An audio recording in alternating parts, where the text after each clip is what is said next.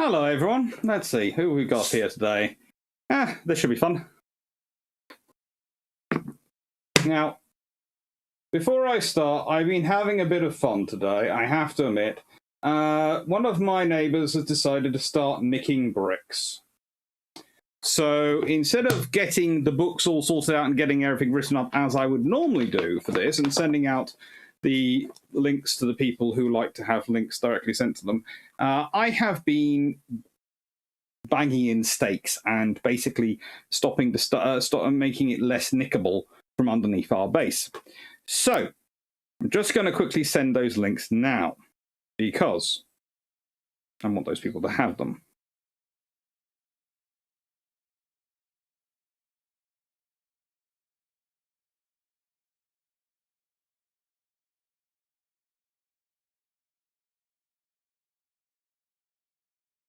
So, sorry about this, but as said, I've spent the afternoon fixing, well, annoying things.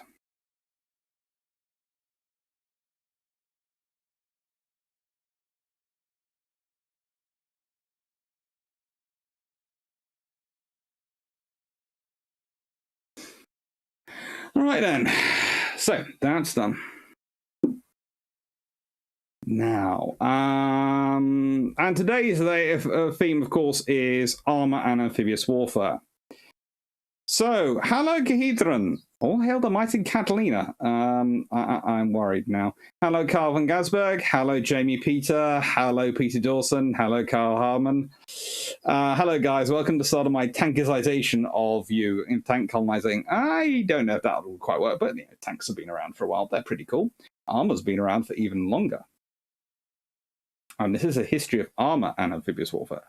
So, Kahedron, I found the chieftain long before I found the good doctor. That's a good time, Kahedron. And hello, Nautical Wolf. Hello, Greg Sowski. Hello, Calvin Gasberg and Rick Versava. Hello, Stafford Thompson. Hello, Yickers.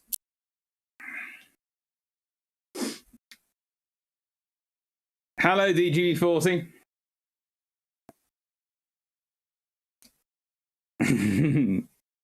Grace asking, what channel is this? This is, as always, AC Naval History. Alexander, that is Clark Naval History. Hello, Bart Forster. I see the doctor has mind control protection on today. Yeah, who knows? Hello, Jespy. Jaden, is Strat kitting you out with a full set of Norman armor? Not quite, no. But if I'm going to be talking about armor and armored warfare, it seemed like appropriately I should armor up. And I had a tank t-shirt to deal with the tanks from the Tank Museum, but I didn't have anything for the medieval level armor. And so I asked my friendly neighborhood pyromaniac, i.e. Drac NFL, if he didn't had something I could borrow. And this is what we've got. Now, we did have a conversation about whether or not it would be sensible for me to have something with a helmet, a visor to come down, some sort of face guard, but I decided that, frankly, it would probably make it even more difficult. And I'm going to see how long I can keep this on for. I think I can keep this on for the full 4 hours, which will probably be today. But if I can't, I can't. Hello, Dr. Clark and followers. I finally got my SMI brew from my local British store, and I got my Jutland book. Cool! Iron brew is good. Hello, Shane F.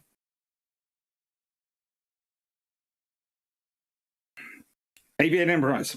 Are your neighbours honouring the tradition of the RN by knocking anything that isn't bolted, nicking anything that isn't bolted down? No, I don't think so.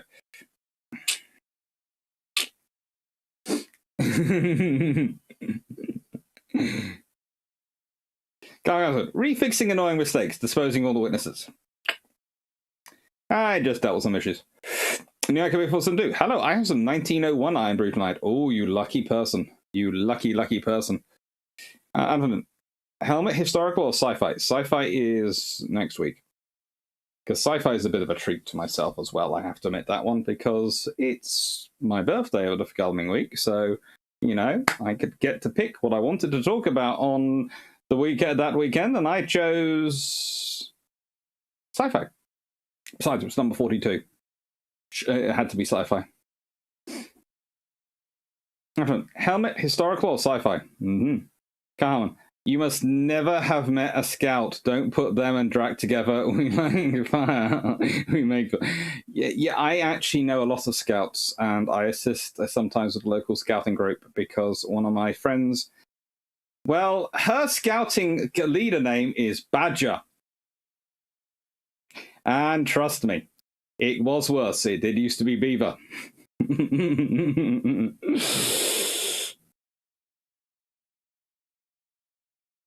Rapid Razor, oh my god, is this time for an invention?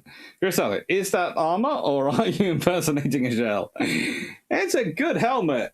It is a good one.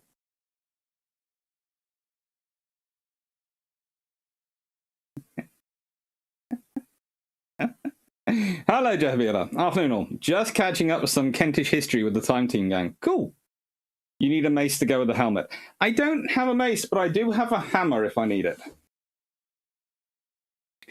Hello, John Shea. Hello, Grace Healthy. So, first thing I'm going to talk about today is I'm going to get the new book, which has come. So, let's see. Let's type this in because this is at about 7-minute mark, so I'll put in new book.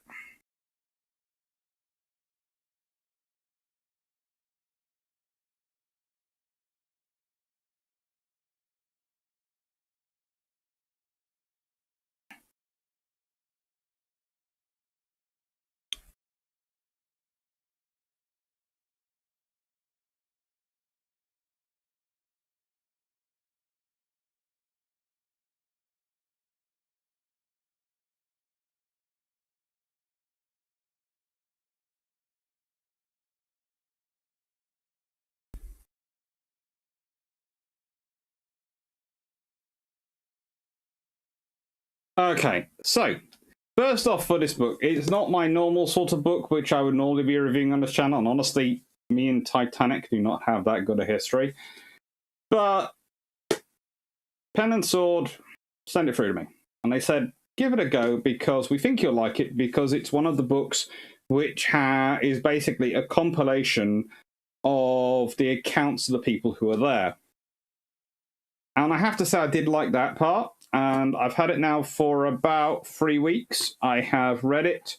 I have enjoyed it. And so I'm putting it on this live and going, yeah, if you're interested in Titanic history and you want to have a series of first-hand accounts telling you what went on. I know this is off topic for today, but it's the new book. And I try and get the new books out as within about 3 to 4 weeks of them coming through to me, because I think that's only fair, because usually most books are bought within 3.5 months of when they are released.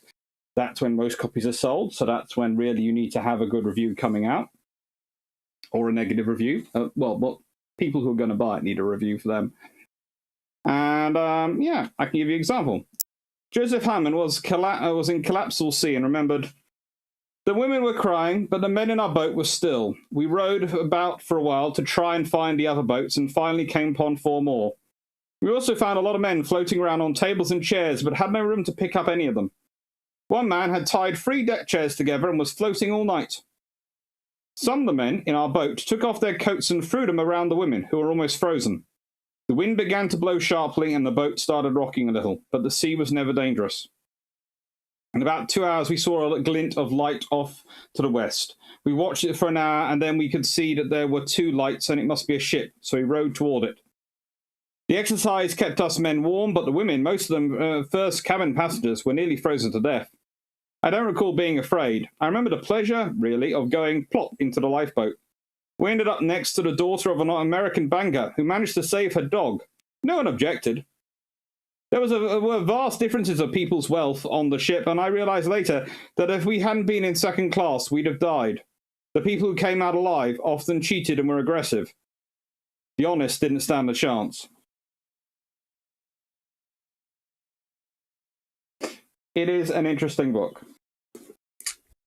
John Shea just got the alert. Cool.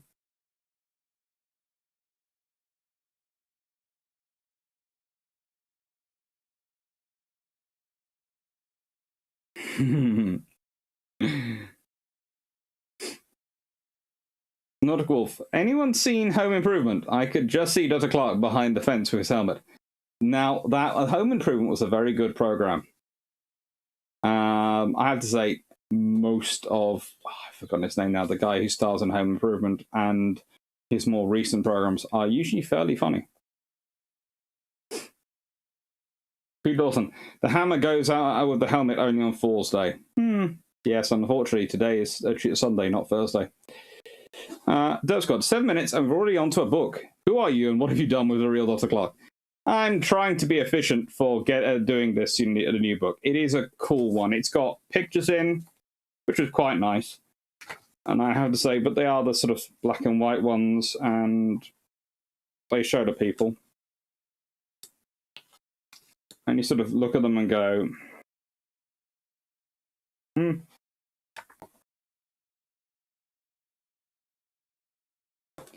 But mainly you find from the accounts is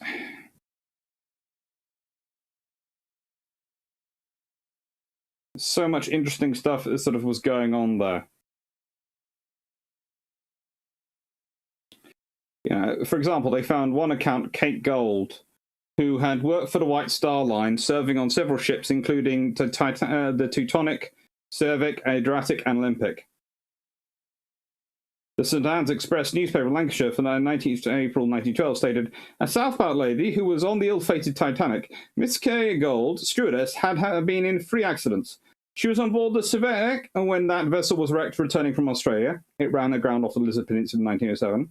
A second experience was on the Olympic 2 or 3 months ago, when that vessel was in collision with HMS Hawke. When she signed on to the Titanic as a first-class stewardess, she gave her address as Glenthorpe Bassett in Southampton. Kate was assigned to cabins on B-deck and was once again working with her friend Andy Martin. Among the passengers who would wait on there were a family whose 2 dogs came to the stewardess cabin every morning to see them. That's travel. Being able to take your dogs with you. I want that back. I want cruise ships where you can take your dogs with you. I'm sure there must be some. Felix B. Seems to be a focusing helmet. Possibly. I agree that the Blackburn Blackburn should be added to the world of warships along with HMS Eagle. Well, Eagle, yes. Hello, my Hamburger. I never have much to give, but I hope this helps with the brew fund. Hope your mother has had a lovely Mother's Day. Yes, happy Mother's Day to all the mothers watching and all the mothers who are putting up with us today. And yes, I hope my mum has had a good Mother's Day. She... it kind of annoyed her what our neighbour had been doing, but other than that, yeah, I think she's had a good day. Me and my sister have tried our best. Jabilla, is Dr. Clark doing Doctor Who cosplay? No. But for Armour and Amphibious Warfare, this seemed appropriate. Because, actually, and this is the point, I'm going to do a little bit of an introductory chat. So I'll put that in as a sort of, rather than a book review for a section, I'm going to do an introductory chat for a second.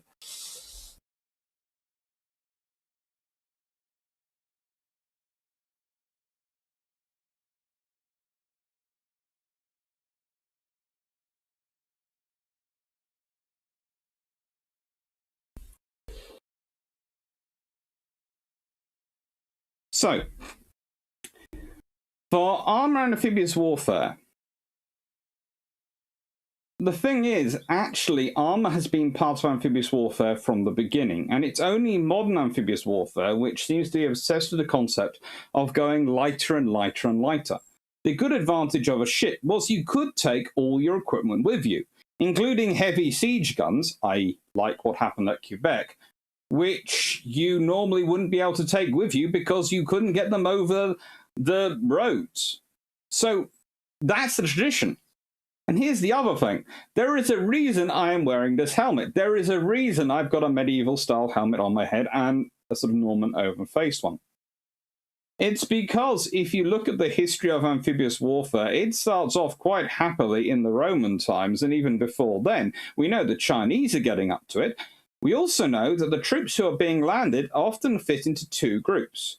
You have your very light troops who do the initial landing. Literally, they are dropped onto the sand to try and secure the sand enough that the ships can be brought up to the beach. They will hit the beach, and then more heavily armored troops would come off. Why? Because there are not that many places in the world where you can pull ships ashore safely. And the odds are those are going to be places which are normally inhabited. And there are going to be people there who aren't going to want you landing. And so they're going to have defensive positions. And you can't hide on a beach. You can't run on a beach. The enemy are there. Your only way of getting through them is to thump through them. And it's quite true in armored warfare, we always talk about the iron triangle. I'm not sure I agree with it always, but, you know, there's this triangle of maneuver, speed, armor, firepower. And it's balancing somewhere in the triangle. Well, if you can't use speed because you can't go anywhere, and speed and maneuverability, you're going to have to use armor and firepower. Well, this is the medieval version of armor. It was a human in armor. So when we talk about armored warfare and we talk about it being a new concept in the in World War I or in the interwar years when they're coming up with Blitzkrieg and they're coming up with Lightning War and all the modern things of armored warfare that we talk about, people go, this is something new. It isn't. You've been using heavily armored people or on horseback, or if you've got the maneuverability and the able to give them speed, great. If you haven't got that ability to maneuver, they're on foot to smash a hole through your enemy for a long, long time. Okay?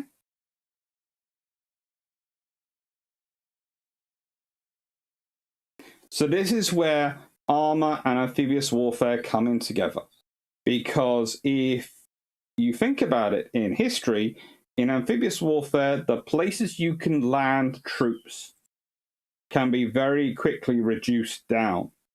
Now, that doesn't mean you usually can't land and there isn't options. There's always options, depending on how far away you want to land or what you want to do, what kind of operations you want to conduct once you go to shore. These things can all change. And the more viable you get landing craft and helicopters so you can land in more places, that's great. And you get self-propelled vehicles which will provide their own armor and organic capabilities coming ashore. That is excellent. But in the end, at a certain point, the reason that amphibious warfare is viable when might say that airborne warfare is not, and I would say actually you can probably still use parachutists and airborne warfare in certain circumstances, even in modern conflicts, is because amphibious forces turn up with the firepower of the fleet to support them, and they can bring the heavy equipment to bash the hole in the defenses that are there. Whereas airborne don't have that advantage.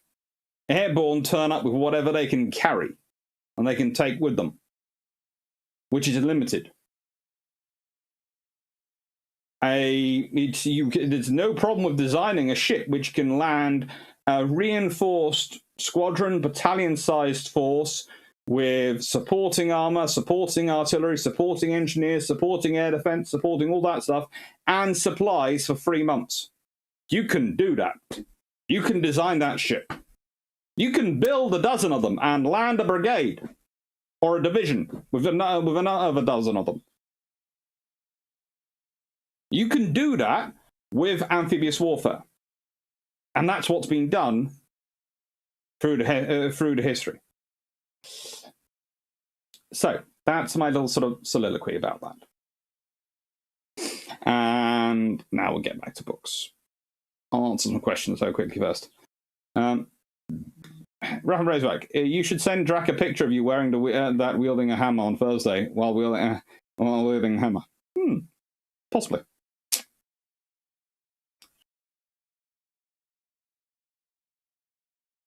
Carl Hardman, are forgotten tanks, guns, and weapons of the 1920s, 30s, 40s, and Dark Ages on the tanks in this? There is a lot of stuff about armor and amphibious warfare in this one, going to be. Carl Hardman, cruise ships. This time, a transatlantic cruise of 2 weeks is a good way to spend quarantine. Yeah. No, I'm not wearing fins. Bart Foster, I just learned that Mother's Day is different in the US and UK. Yeah. It's kind of cruel. Because if you consider it, Shrove Tuesday was a while back. It's Pancake Day. And we ain't got Easter for a while. So technically, Mother's Day falls in the time when, if you consider a large number of people are not eating chocolate, which is rather cruel. Gary Metrovic, is it a book release day? I've been waiting so long, and because I live in California, I have to wait 2 months. Sad. No, my book hasn't released yet. That's going to be the end of the month.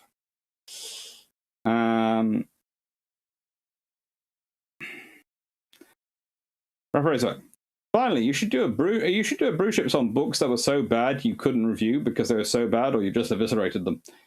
That might come up at some point this year. Depends how much longer. Finally, John Shea Thompson, hasn't your mother not seen a medieval helmet? I'm sure she has.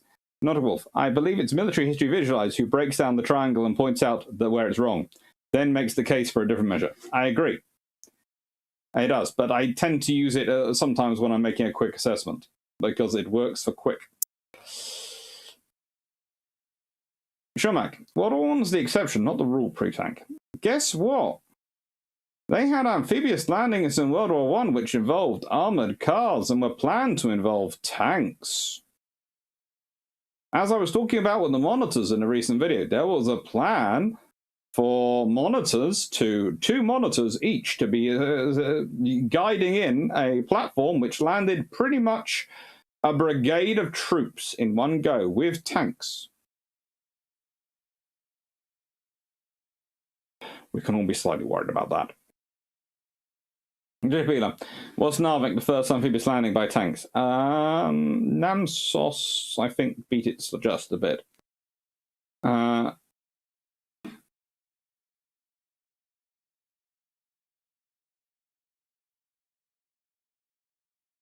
Scott, airborne often comes shortly after a heavy bombing rain, kind of like an initial bombardment from coastal forces.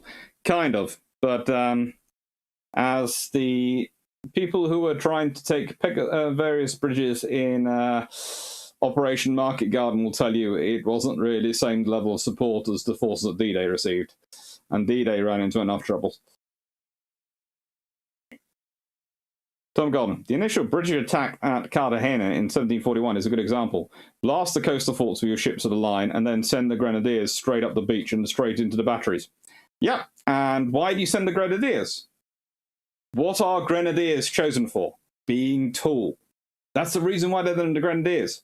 Grenadiers had to be tall, big people because they were going to be carrying grenades, etc. So they literally were picking out the tallest, biggest men they could grab.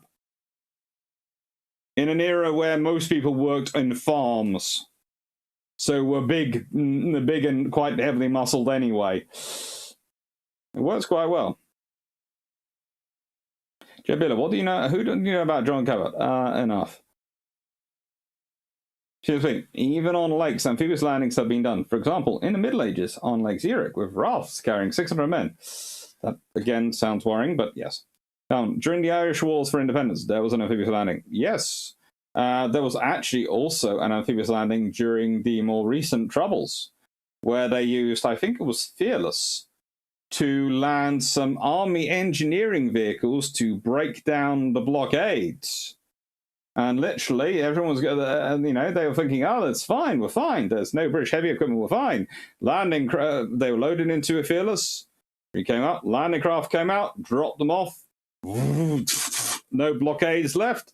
They drove back to the landing craft, went back to Fearless. They're going, where did the British produce them from? Stop trying to blockade in our bases. JB, tanks at Namsos. Do tell, is there a book? Yes. Adrian Carton did get a couple of tanks. They weren't really, I think they were Matildas. I think they're Matilda 1s from memory. But he did manage by hook or by crook to get some tanks. They weren't really that useful. I'm doing this from memory. I think he did. It's a case of I know there were some vehicles landed, and I think some of them were tanks. And I think they go in before the ones that land at Namsos. At Narvik, I mean. Question. What is your response to USMC removing the M1's Abrahams and its tank units? No, that's fine. And my response is, I can understand the USMC removing their tanks, because at a certain point you have to decide what you're going to be. But the thing is, I would have said the USMC are heading lighter and lighter and lighter. And I would be heading for a medium weight force, in which case I would be putting everything into the APC they're building. And I'd literally be going, I want a direct fire version of you. I want an anti-tank guided missile version of you. I want an artillery gun version of you. I want everything on the same hull. And that would make sense to me. That would mean the US Marine Corps are going, right then, the reason we've got rid of Abrahams, the reason we've got this, is we're paring everything down to the same vehicle, which all have them have an amphibious capability and organically. All of them are one logistics line, one training line. That makes sense. If they start doing that, I'll agree with it. If they don't, then I think they're a bit at sea. Could you briefly speak to the amphibious landings on the Great Lakes in the War of 1812? Yeah, I will be covering those bits as well today.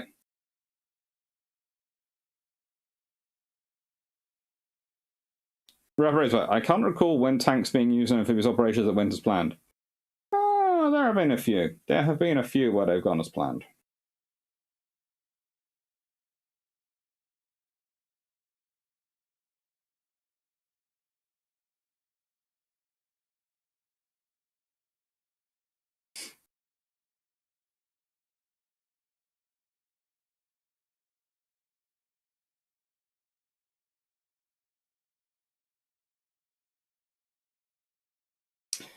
Carmen, I go for CV-90 then from Sweden, then equipped with a gun at then.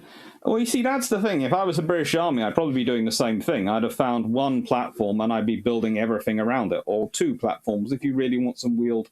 Take one wheeled, one track platform, and everything has to be built on that, and have one division built around the track platform and one division built around the wheel platform. But, yeah.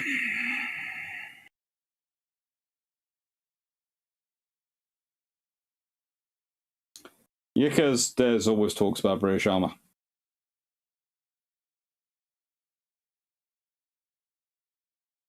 Guy Manufacturer, do you have any knowledge, or can you expand on HMS Nubian's role in launching SPS units? My uncle served on Nubian eventually went in and those units. My cousins even, though they have service, see nothing. It depends when you're talking about. If you're talking about HMS Nubian in the Mediterranean in World War II, yeah, she took part in launching some SPS units in various points in the Mediterranean campaigns, especially when they were doing the mopping up operations of islands and they were going in and inserting them. But there was also a kind of interesting thing where at one point she launched her SBS, she launched her Marines, and they come to another island and the crew just go themselves. They just basically decide they're not going to wait around for anyone else, they're just going to deal with the Italians themselves. They do quite well.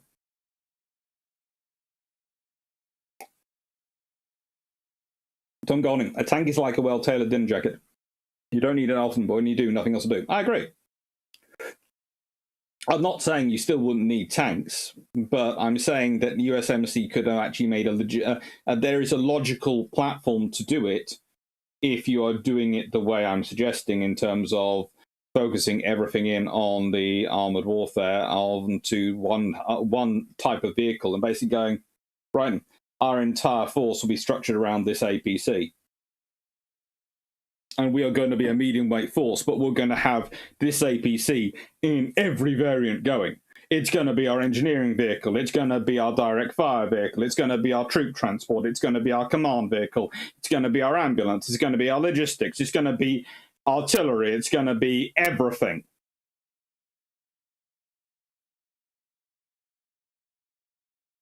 Greetings, Animal. Hello. Javila, I don't remember any armoured units in the War of 1812. Well, yes and no. I'll be getting that. There's a reason. I'm talking about armour and armour. So, you know, I'm managing to wander between two a bit. Can't. But I just want to just go to Sweden and be like, can we buy each design and license bill, please? I'll say yes. Do you know what's worse? It's BAE who builds CV90 for Sweden. It's BAE. Yeah. Like one of the few products they do, which is very good across the board.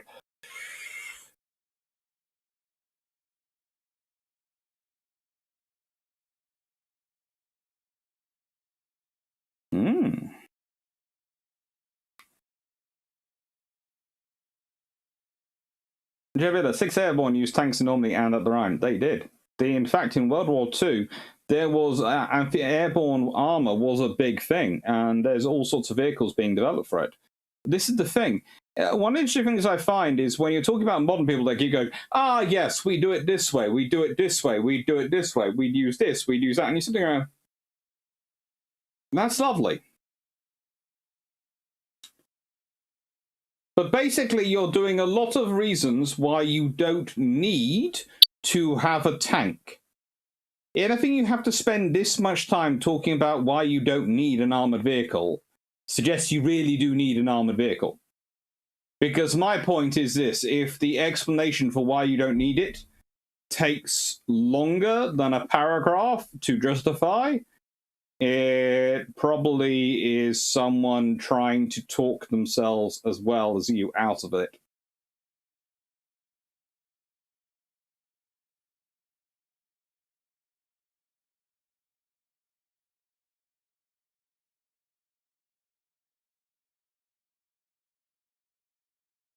That's got look, don't get into it. We are in the process of how do I put this? ISDR and all the other things going on at the moment.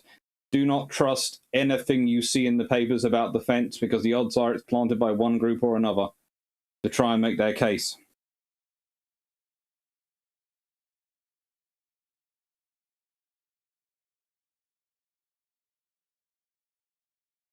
Right, why are tanks tractors supposed to? Well, because they're heavy. And basically, the idea is tracks spread the load under ground pressure far more. So you're less likely to bog down in soft ground. So if your tank is 60, 70 tons moving across, if you put that into wheels, it's going to require a lot of wheels, and you're probably going to bog down at points because it's so heavy it's going to go through the ground. Whereas if you use tracks... Now, of course, with modern, bigger tyres, various things, we've managed to grow the size of wheeled vehicles, which is why modern wheeled APCs are quite so large and quite so powerful. But if you consider how much we've done of that, imagine how capable their tracked equivalents would be. But tracks are more expensive and more difficult to maintain, so there are good reasons for and against on both. Not a wolf. Tanks are more for after the initial beachhead is established nowadays. Well, that seems to be what I was talking about earlier as well. Remember I said the light troops jump off onto the beach first, and then they're pushing and moving the fight in as much as they can. Then the ships are fully up the beach, and then the armoured troops come off and punch the hole through. It is a very simple system, but it's devastatingly effective. Because the attacker gets to pick where they land, when they land, how they land, and how concentrated those troops are. And they might launch a diversionary attack with light troops. They might even send a few armoured troops to another diversionary attack, and then they might concentrate the bulk of their forces in a third place. And your forces will be drawn off here, here, and then whoomp, here. Oh, sugar. Frank Cusack, that is a mighty fine tinfoil hat. I know, it is rather gorgeous, isn't it?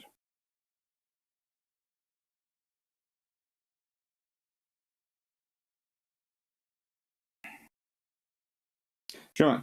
I definitely feel like this whole scrapping the UK tank force is a scam to get more funding when the data scrapping actually comes up. Oh, we won't get into that one. Tom Golding, best thing to do in the integrated review is just not speculate until it all comes out. Exactly.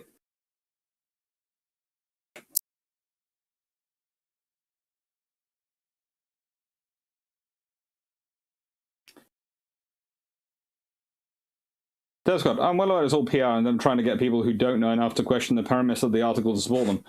Standard procurement maneuvering. Oh, yes.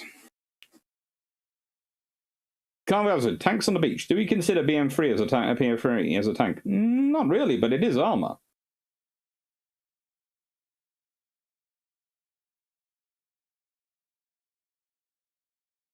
Hannah Flintton. Until recently, the Scarborough lifeboat was launched and recovered by a Centurion Bath. I know. That was so good. That was so cool. Right then. So, we've got to get into this. And so, I'm going to get onto the first group, which we really associate with armor and amphibious warfare. Now, this is where we hope I find my bookmark, which I put in this book.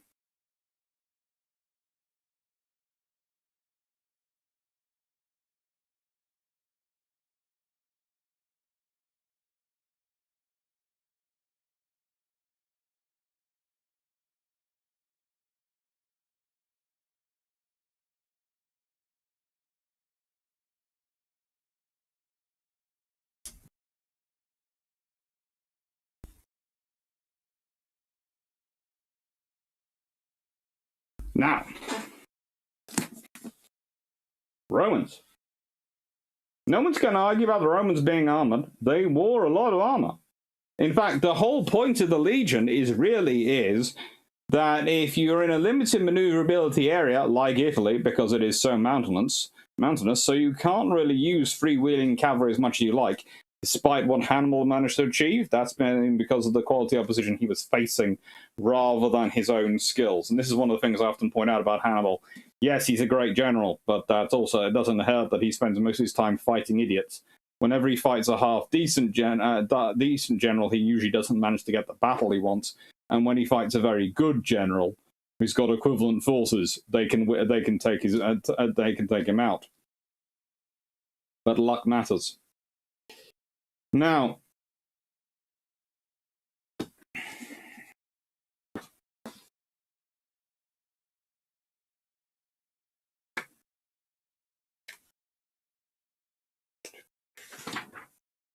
let's see if I can find it. Dun, dun, dun, dun, dun, dun.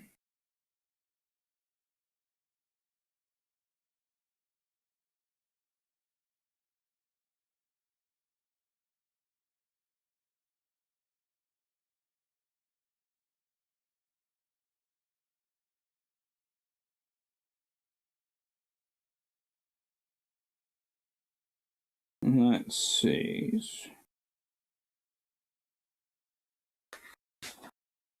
Yeah, we're going to go to it's. Sorry, my bookmark has fallen out. I do apologize for that. So it's 174.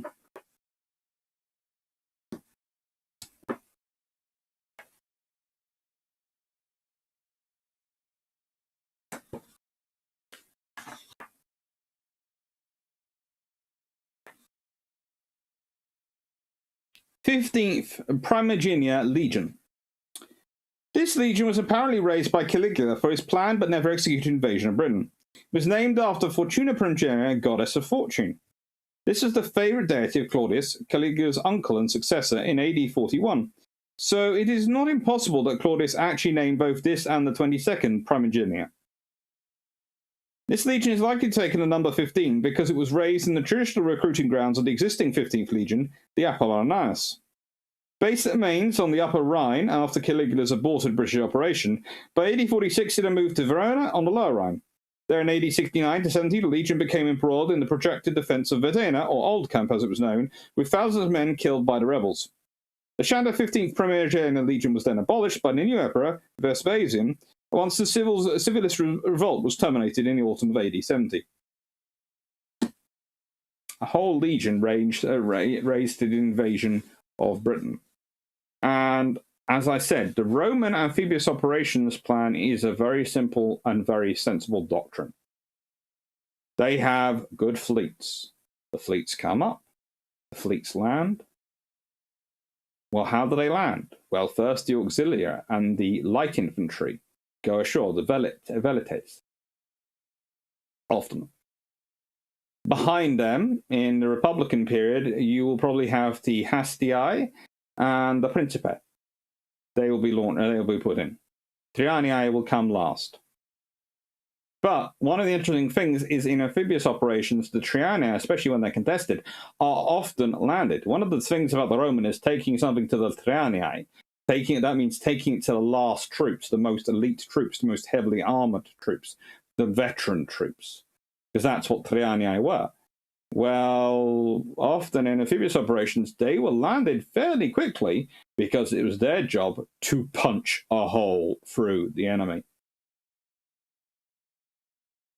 The last long spear-carrying troops, the ones who closest look like a phalanx.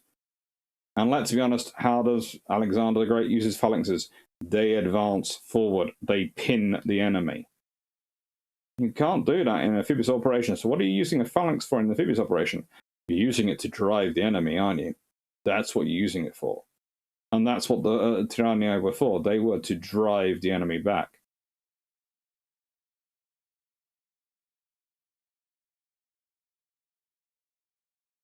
And that is the point of armor. When we start talking about armor and amphibious warfare, one of the earlier mistakes that people make, and the most common mistakes people make, is the idea that we're talking about tanks in terms of after they get ashore. They disconnect the sea battle from the land battle and the amphibious operation. Sometimes they try and treat them as if they're three different things. You see this when you're talking about the Normandy campaign. The amount of people who basically go, well, there's the sea battles to control the channel, then there's the amphibious operation, and then there's the campaign ashore. Nicest way, it's one big operation. It's not a disconnect. The whole reason they're trying to develop amphibious tanks, and some manage to get there ashore, some get taken in by landing craft, and there are so many tanks which are in the first waves, is not because they want to, they're immediately thinking about those tanks are being landed with the idea of fighting the next battle in Normandy, in the Bocage. No, they are landing those tanks to blast through the Atlantic Wall. Because as much as good as the firepower you're getting from the sea is, you also need some firepower with you. And sometimes those tanks, like the Trianii, the legions, or the various Norman soldiers and knights, were literally used as the wall pushing forward to allow the light troops to get forward. How do you get your archers up to a position in which they can fire down on the enemy if they're not on the ships anymore? How do you get your light troops around a position? You put them behind your heavy troops who push their way through. What is armor? Armor's your heavy force. That's why they're wearing armor, because their job is not to avoid or maneuver around a fight. Their job is to fight the fight. And sometimes you have to do it. Sometimes you don't get a choice.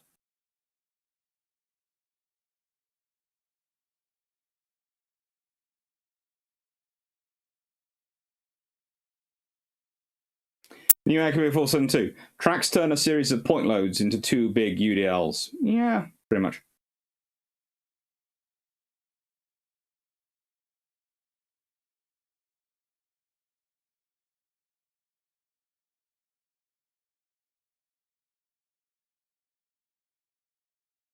Weren't Romans the first to use battlefield unit level heavy weaponry, Scorpion ballistas? Pretty much they lowered that down, yes. Often, curious degree the Punic Wars taught the Romans amphibious operations, given how poorly it went against Syracuse. Yeah, well, there's nothing like alert of failure to teach you what to do.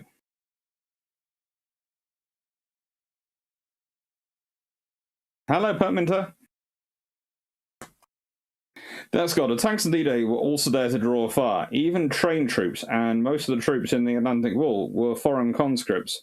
Will shoot at the big scary thing. That is true. It's always good to have someone shooting at a tank, especially if they're shooting their rifle at the tank and they ain't gonna go do anything.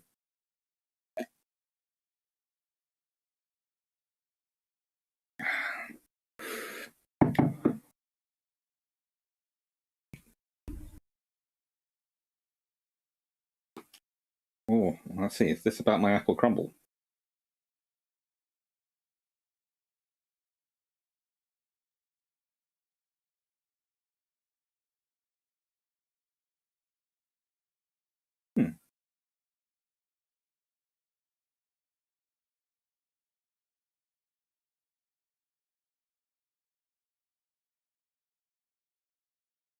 Possibly could be getting apple crumble delivered out here shortly. Sorry about that.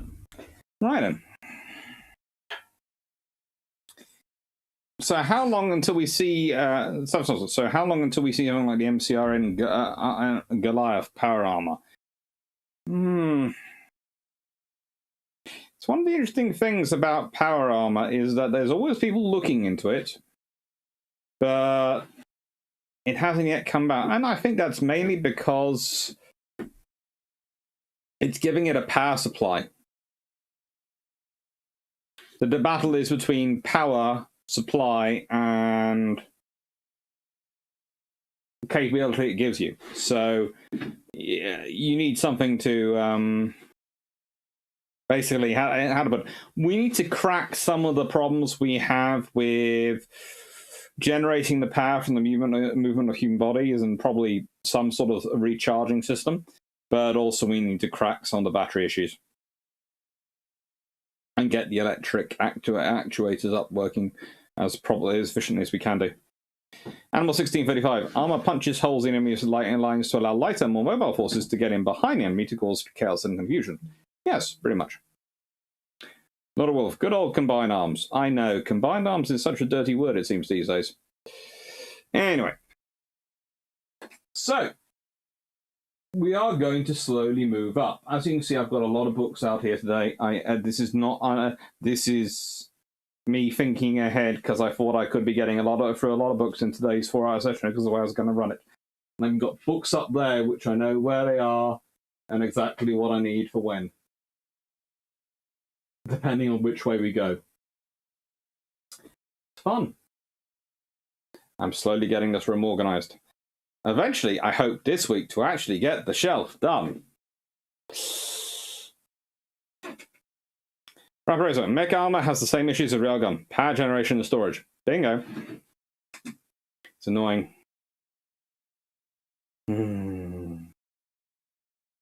I want my battle suit from Supreme Commander.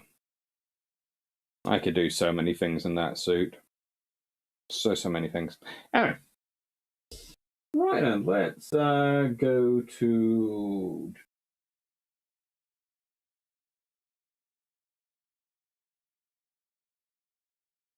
this one, I think.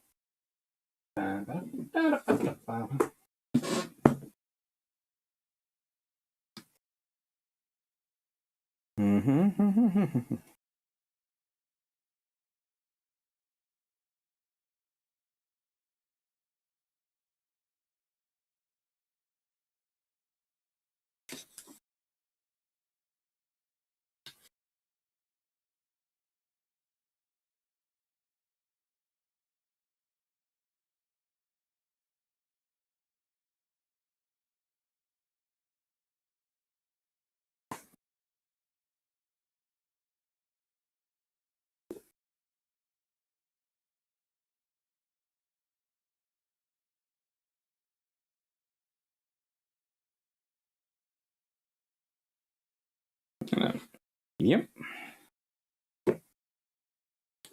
So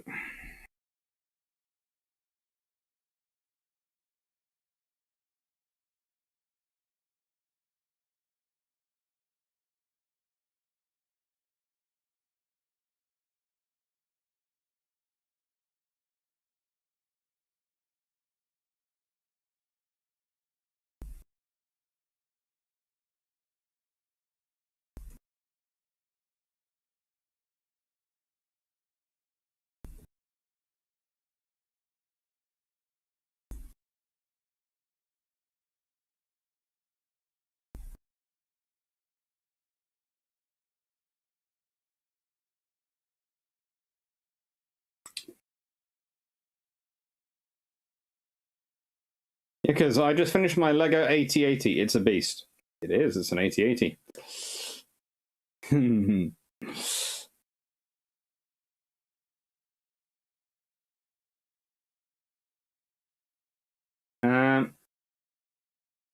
Dr. Clark, listening to you speak about disconnect terms of phase in US warfare ops, I can't help but think of the Dieppe raid. Did they think about how the tanks would get up the Shale Beach, or was it a tragic afterthought? A tragic afterthought, mostly. That's good. Power armor is a great idea when facing small arms, but then someone brings along a javelin missile, and suddenly you're a little more than a nice big target. Depends how big a weapons you can carry, and whether or not you can have some shielding. Crazy Lurker, and here I thought the helmet was protection in case the blasphemous Blackburn fell from the sky. No. Not a wolf. Animal that reminds you of the Soviet animal. That reminds me of the Soviet's deep battle doctrine. Just think if they really double down on it. Ooh. So, this book. Nicholas Rodgers, The Command of the Ocean. Now, Nicholas Rodgers is a good historian. An interesting historian, but a good historian.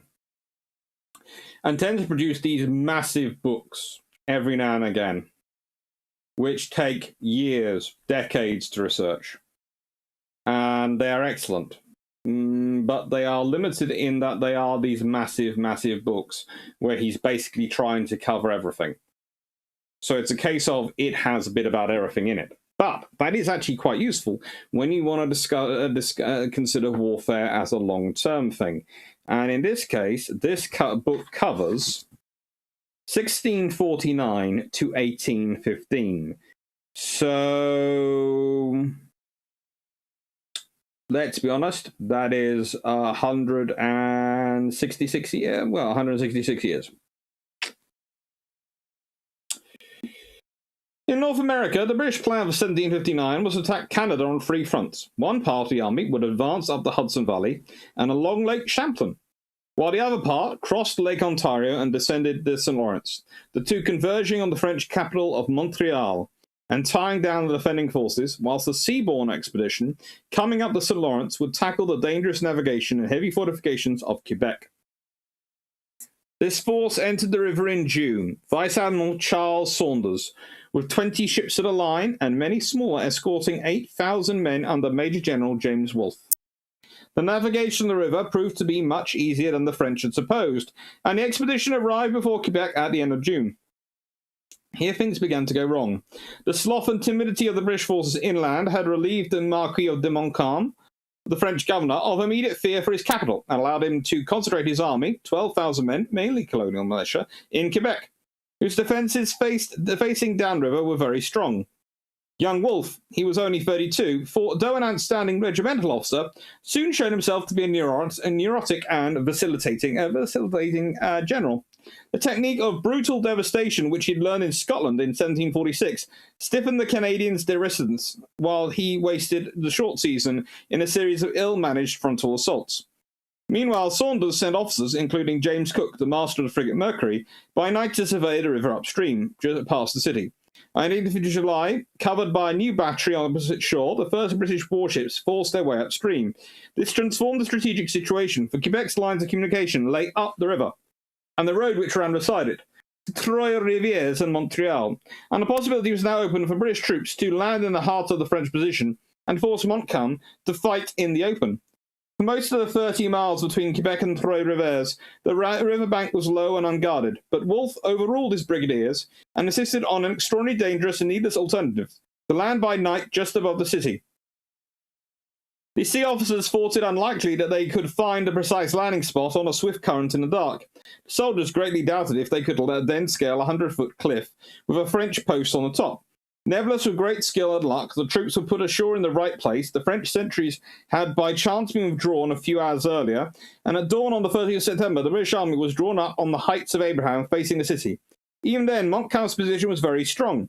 He outnumbered Wolfe. He was behind fortifications, and his best troops were not far up country, ready to take the British in the rear. But Montcalm, too, though gallant and attractive, I do love the way Nicholas Rodgers includes that part, was not a gifted general. He distrusted all Canadians and resolved to come out and fight at once before his militia could run away.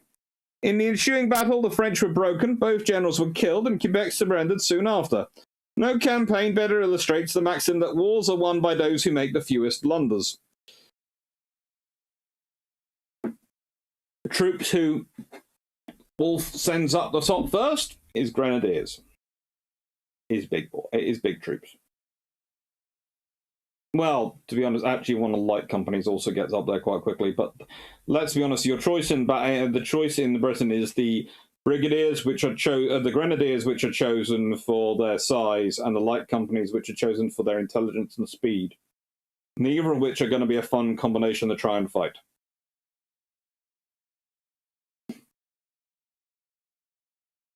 Grace Elsie, I wish he'd finished that series already. I've heard him talking about various parts of his forthcoming book, which was the next one, and the trouble is he keeps adding stuff into it.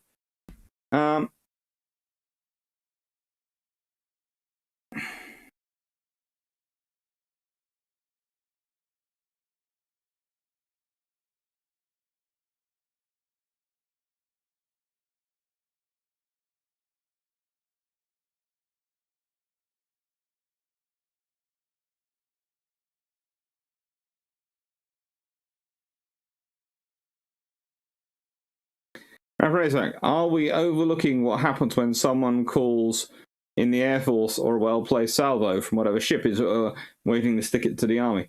The thing is, yes, air support is excellent, and there are all these forms of artillery firepower, whether it's air-based or sea-based or land-based, is all useful, and all the stuff does help. But having a tank... How'd I put it? You're talking about a cumulative force, which will still balance and still capable. And as I said, I was talking about the US Marine Corps earlier. I was going, yeah, medium weight force makes sense because if they've got everything based on the same vehicle, it makes logistics easy and da-da-da-da-da. You still need fire support, and you still want some armor to support your troops, because there are times when you can't call in that fire support, especially with rules of engagement. There's always that good scene in in Band of Brothers. Not quite sure about the actual historical account of the scene, but the program shows that the British officer goes, "I can't fire there because I can't see them, and I'm not allowed. My rules of engagement won't allow me to just blow up a house. I can't do that. So I'm going to have to go on down that road and hope I manage to get the shot off first." Well, that's it. Your rules of engagement, you can't blow up a house. You can't call artillery fire down on civilians. Now, these days, what we might do is send in a javelin team, infantry javelin team with a javelin, have them get in as close as they can, and then blow the tank up from a range of a few hundred yards. But even then, that's not exactly a fun position to do.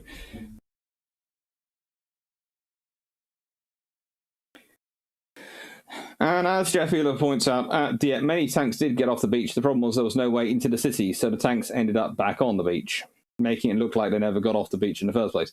Yeah. Dieppe wasn't a raid. It was them trying to get a beachhead that the British would have to support him, and the idea was Dieppe was going to get them a port, which they could then do. Because basically Dieppe is a British trying to get something within an area they could support that would then enable them to carry out operations and actually slowly build a bridgehead themselves back in France.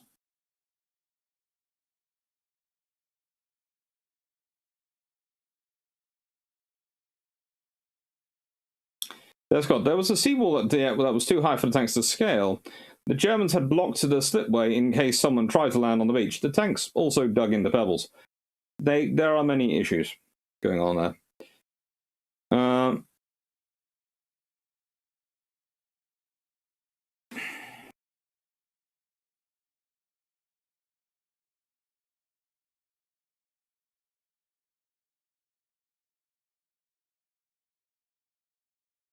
Mountbatten had many, many dreams. The trouble is, he very rarely understood their realities.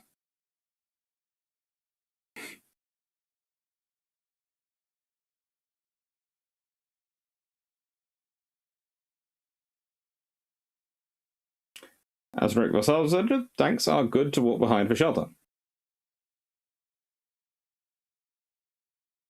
The javelin actually offers a few thousand meters range, but the hit is not guaranteed. And again, you don't want to fire through houses. And the javelin doesn't really turn right angles down a street and then turn another right angle. So you're going to have to get quite close. Hello, Eric Calvin.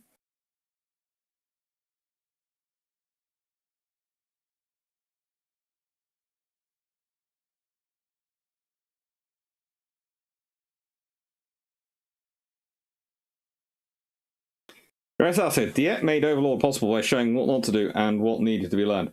The trouble is, you can argue those lessons had already been learned in Norway and were already being applied, and also that the staff which was planning D-Day was Ramsay's staff, who had nothing to do with Mountbatten's staff, Combined Operations Group. So yeah, there is a bit of a difference going on, because there is combined operations who are basically supposed to be planning commando missions, etc. And Mountbatten is making a bid to try and take over planning for D-Day. He certainly would like it, but Ramsay's got that firmly locked up, and Ramsay's basically going, no, no, no, keep away.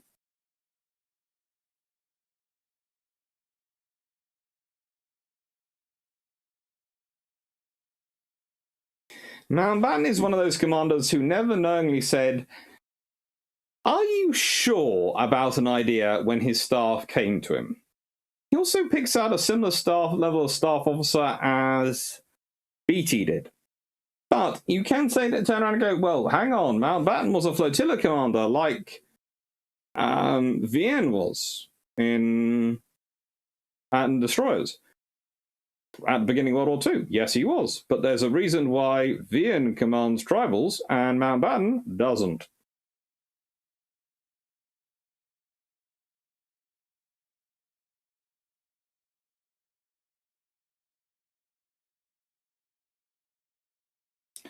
New York 472, are you going to do a counterfactual on how to make Dieppe successful? Possibly. Tom Golding, personally, I think Mountbatten gets a very hard time. His ideas might have been a bit dated, but they weren't so bad, so to speak.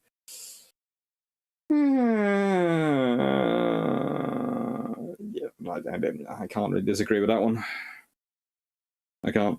But I do have to recommend this book. It's a very, very good book.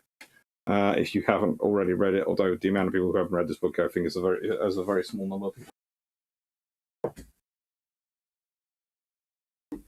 Now we're officially getting out of the sort of the medieval era and the legions and the infantry bit, and getting into the proper armor as we understand it. So I'm probably going to remove the helmet at some point, mainly because it's not heavy, but because on Drax's advice, I am wearing underneath it a hat, and it's incredibly hot. Hence my head is turning red. It's almost as red as my t-shirt. So yeah, it's very comfortable. I have to recommend this type of helmet. Very easy to wear, felt very secure, very safe, but with hat on, very, very hot. It could be the fact that the only hat I had was a Finsulate one, so very, very warm.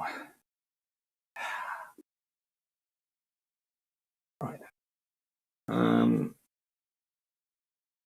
Where am I going to put you so you can keep an eye on everyone?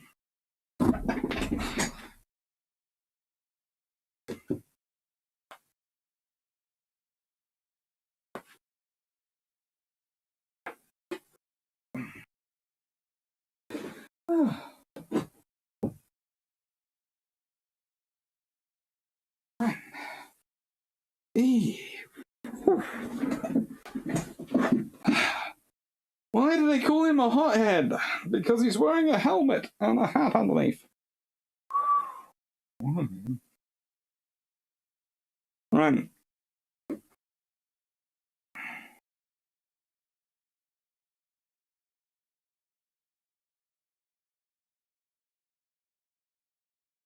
I can't actually, the Javelin anti-tank gun is a top attack one going near ballistic course, so probably close to ideal, but there are the active tank countermeasures. Like driving into a house, actively activating smoke grenades, claymore mine, like see out close in weapon systems, you name it. Yeah, there are lots of different options you can do. Getting close is fun. Tom Gordon, one of my favorite books, eagerly waiting to see what we all are. I said, I think it was in a conference about 4 years ago, maybe 5. No, longer. That's the first conference when I finished my PhD. So let's see. Must be 2013. And then he said, oh, I've been doing this now for about, this research, this book's been coming up for about a decade, so God knows how long it's going to be till it comes out.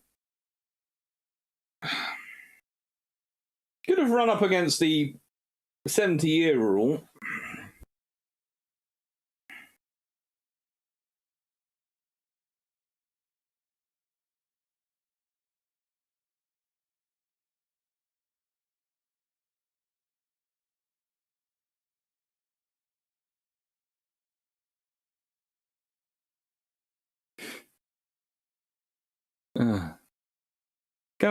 Dr. Clark, same reason I have cruiser clips in the destroyer.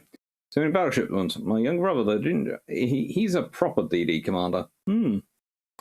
Third squad. When Mountbatten adopted Prince Philip to allow him to marry the Queen, he boasted that the House of Windsor would become the House of Mountbatten. Churchill shot him down hard. Many people shot him down hard on that quip.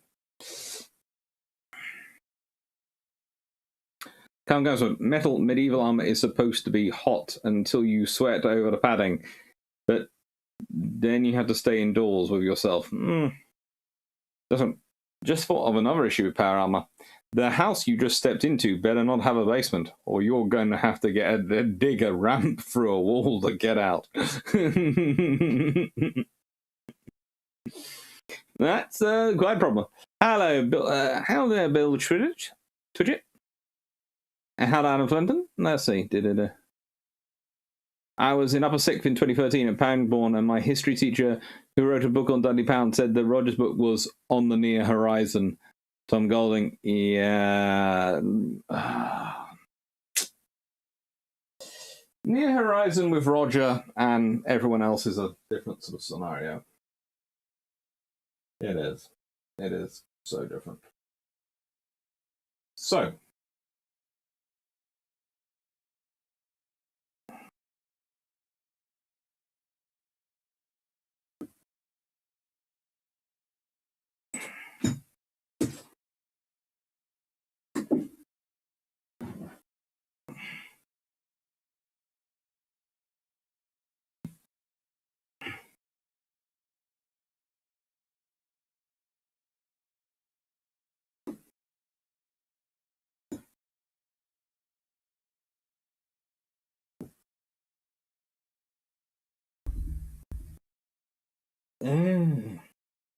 You're the reason that's done. Okay. So.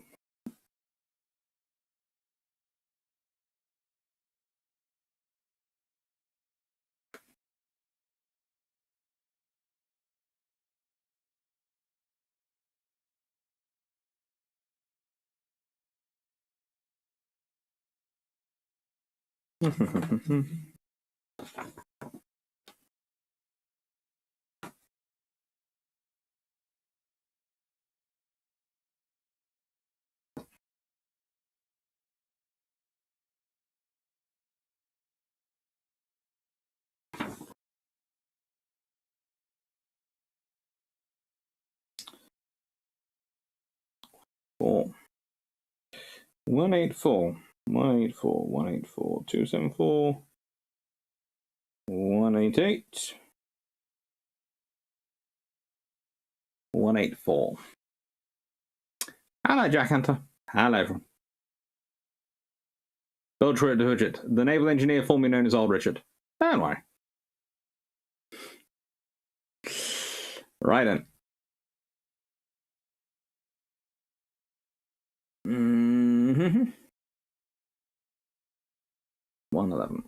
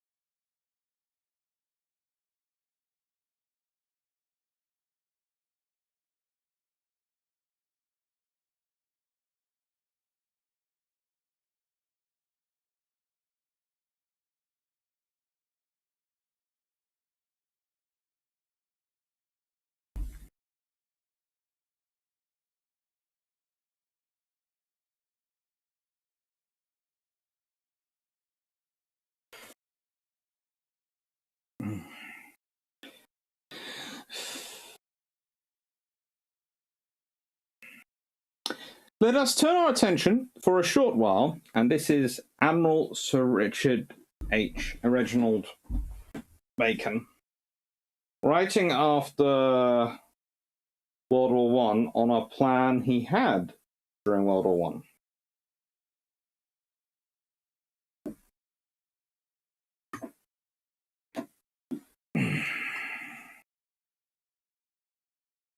The writing is old and the paper scripted, so if you don't mind, I am going to be using a torch.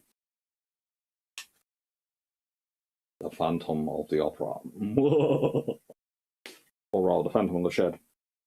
Let us turn our attention to the short strip of Belgian coast which lies between Ostend and Westend.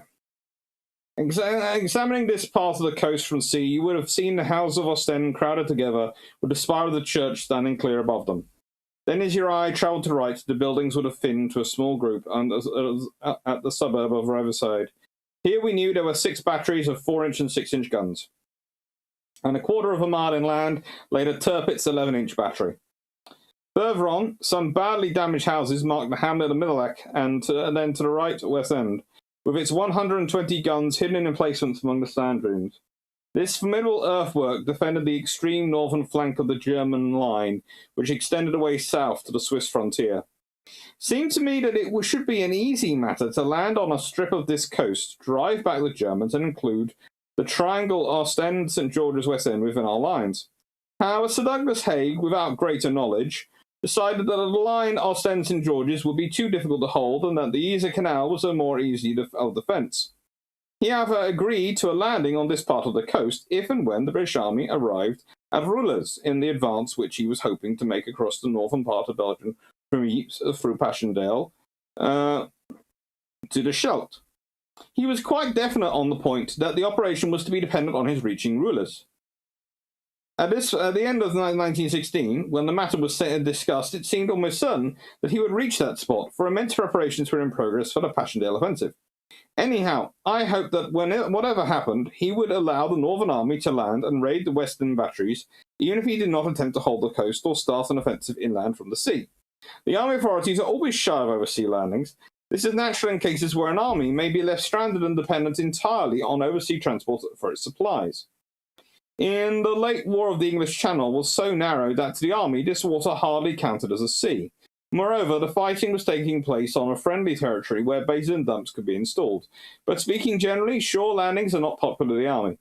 However, in the case of the Belgian coast, I pointed out that 1 hour after landing, contact with our main army should be established across the Yser Canal, so that the main objection to a shore landing was non-existent, provided always that the troops would not be directly under fire while disembarking. If you had walked from Ostend to Westend, you would have found that a good sea wall had been built for nearly the whole way, with a broad walk on the top. You would have further have noticed that as the tide receded, the sands became dry for some 200 yards out to sea. How was a landing to be effected in the face of these difficulties? It is well, when solving problems of this nature, to start by laying down the most desirable conditions. Then to eliminate one by one all those which are impossible, and to substitute for those which are impossible others which may be practical. although perhaps these may fall somewhat short of the ideal. Most desirable method of landing troops is to steam a transport alongside a jetty and disembark the men over a multitude of landing stages. There were, of course, no piers for us to use on the Belgian coast, and the shallowness of water prevented the use of transports. Monitors of shallow draft we had. Monitors then had to take a place of transports. But how about the piers? Could we build floating piers and turn them in? Perhaps, but then we should have to moor them. And in order to get the monitors alongside of them, they would have to be preposterously long. So not only would the pier have to be of sufficient length to stretch from the shore out to a place where there was 14 foot of water at high water, but would have to continue for a distance equal to the length of a monitor, viz. Some 250 feet. Why not then disembark men over the bow of the monitor onto the pier? This would disembark the troops too slowly, and it would be extremely difficult to keep the monitor end of the pier in a tide such as the time of high water swept along the coast.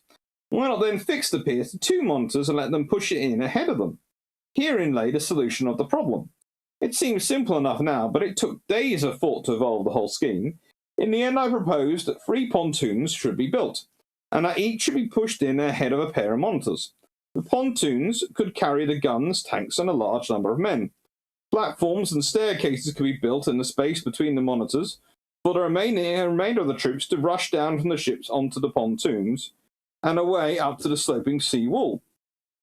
But what had to be the shape of the pontoon? Well, at the extreme end, it must be as shallow as possible, so that it could be pushed right up on the slope of the sea wall.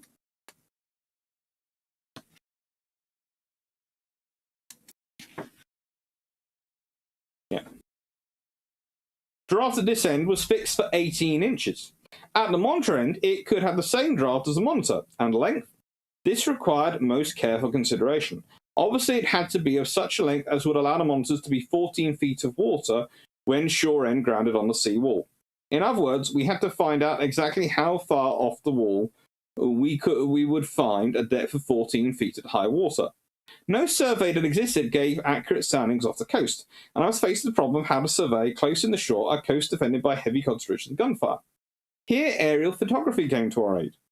If you were to look down from an aeroplane when flying along the sea coast, you would see distinctly the exact line where the edge of the sea lapped against the sandy beach. This line would have moved gradually inwards towards the beach as the tide rose, and recede from it as the tide fell. It is the exact position at that moment could be photographed from the air. Let us suppose that photographs were taken at each half an hour as the tide rose from low tide water. And for the moment, let us further suppose that the tide rose 1 foot in each half hour. Then, number 1 photo would show the line where the edge of the sea lapped the sand at low water. This at high water would of course be covered by the sea to a depth of 12 feet, i.e. 6 hours at a foot on each. Number 2 photo would show the line which would be covered by 11 feet of water at high water and so on. Thus, the 24 photos would be given a complete record of distances from the shore of the places which would be covered to a depth of 1, 2, 3, or up to 12 feet at high water. These can be plotted in the same way that contour lines are plotted on the land survey and the slope of the beach can be obtained. This is exactly what we did. 2 modifications were however necessary. The tide did not, of course, rise exactly 1 foot every half hour, nor did we know exactly how much it did rise, nor its rate of rising. I therefore sent Lieutenant Wardell Yeoberg to submerge in his submarine at night close to the shore off New Point with orders to remain for 24 hours and measure the rise and fall of water over his boat, each quarter of an hour as the tide rose and fell. By this means we attained the curve of the diagram showing the rate and extent of the movements of the tide as springs and neaps. After this had been attained, it was no longer necessary to photograph the beach at exact prearranged times, provided always that the time of the taking was recorded on each photograph. The height of the tide at that moment could be attained from the tide curve and compared with the position of the sea line on the photograph. One other precaution was necessary. The airplanes did not always fly at the same altitude, so the scale of the photograph was liable to vary. 2 points were therefore selected, shown A and B in the photos, which were also marked on the Belgian ordnance map. Distance between these two gave a definite datum by which to fix the scale of each photo. The slope of the beach was obtained at 5 places along the coast. 3 of these were finally chosen as the best suited for landing to take place, The length of the pontoon necessary to reach the seawall from a spot where that was marked, where there was 14 feet of water at high tide, was found from the photographs to be 550 feet.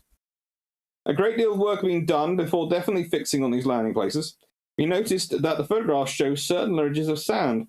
The height of these and the depth between them had to be estimated by their rate of drying and filling at the side, fell and rose. All this also, the whole system had to be checked to make certain that photographs, also from 14,000 feet up in the air, gave results that were sufficiently accurate. This was done by carrying out a similar survey of the coast to the eastward of Dunkirk. The beach was accurately surveyed by a competent surveying officer, and the result was compared with that which had been obtained by the photographic method. The coincidence was found to be almost exact, for the result of these two surveys agreed within 6 inches. Not bad for photographers taken from 14,000 feet up in the air. After concurrence of Sir John Jellicoe and Sir Douglas Haig that had been obtained, steps were taken at once to build one Pod 2 for trial, and the press forward with the details. Mr. Lillycat, one of the most talented of the naval constructors in the Admiralty, was detailed by Sir Tennyson Danicourt, Director of Naval Construction, to work out the details of the pontoon. And you'll be glad to know there is a full example of the pontoon here, and the monitors pushing it.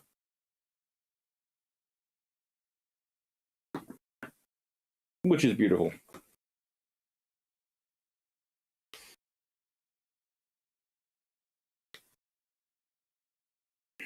One laugh is it also lists out how many tanks they were carrying. And there were supposed to be 2 male tanks and a female tank forward. So each one was going to land 2 male tanks and a female tank. Female tank, of course, is one which carries all sorts of machine guns rather than what we call main guns. So basically, female tank is probably the forerunner of the infantry supporting tanks.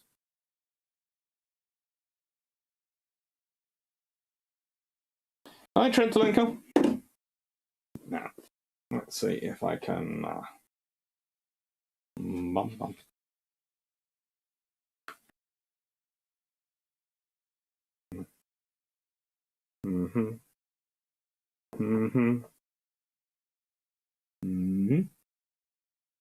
There you go. There's your pontoon.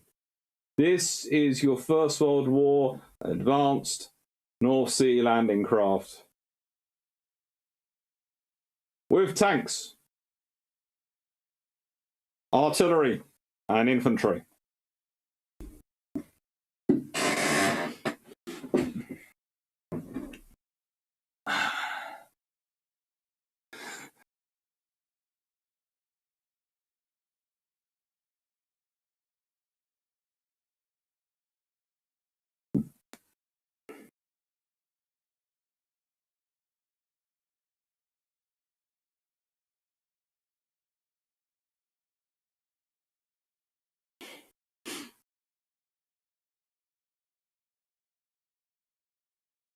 Very saucy.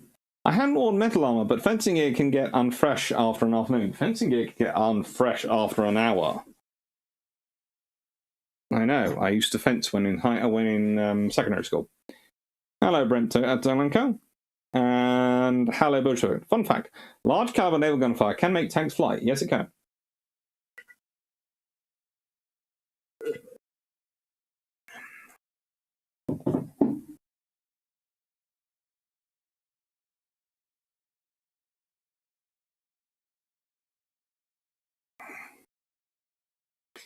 I'm just imagining the face of people going, they've landed 9 tanks and about 3 brigades of troops, plus artillery on our shore. And basically they've put in pontoons.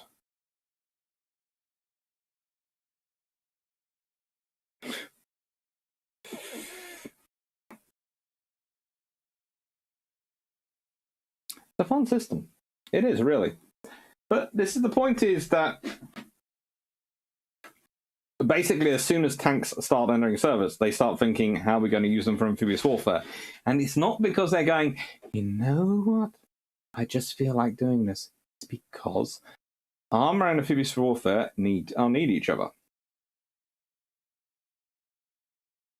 New IQ 472. How did they intend to get the long pontoon across the channel without being swamped? luck.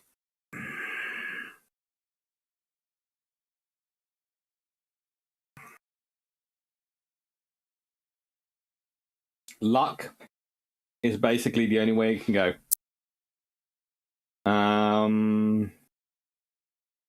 They hoped the channel wasn't going to be that rough. They thought they could make it. I was supposed to be having crumble delivered. Crumble hasn't arrived yet. And yet I am hungry.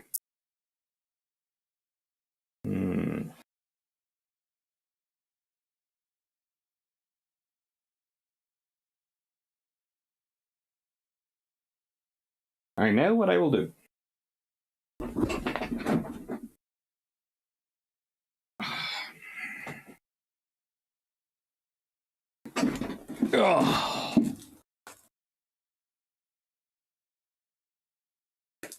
Also, how do they expect that someone wouldn't take a ship and sail through it? I think they were one shot. I don't think they were expecting. I think they were literally thinking they would steam it up in the middle of the night at high tide, offload the troops in the night, put them ashore, and then sail away. And if the pontoons were still there at next high tide, great, they'd land more troops that way. If not, they'd be coming in by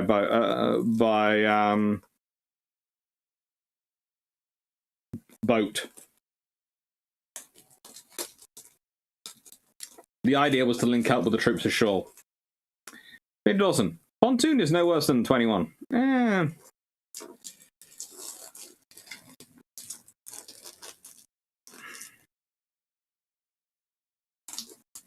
I imagine this sort of attack would need to be part of a general offensive to have any chance of success. Yes. That was the plan. It was certainly the plan. The idea was that the army was doing their Passchendaele offensive, and this would go in with the Passchendaele offensive. That's good. Also, how do they expect that someone won't take a ship and sail for it? Well, as I said, it's not basically there.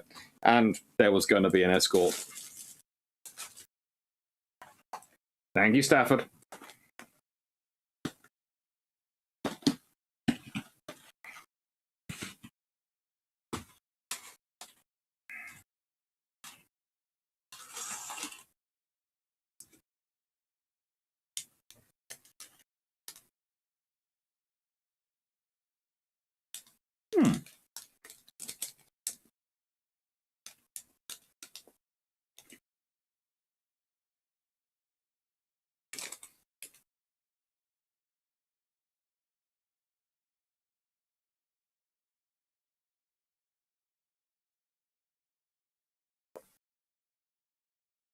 Well,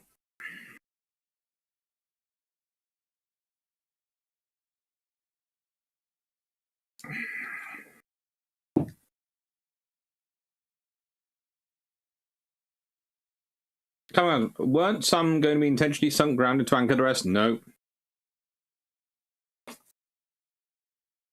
Eventually they might have done that, but they were planning on literally building 3, possibly 4, hooking them up to monitors and letting them go. 6 of the loyal Clives were going to do it. That's one, misunderstood. I've been looking at stuff to do with pontoon bridges, and my mind went to a stupidly long pontoon bridge. No, this was, how do I put this politely? Well,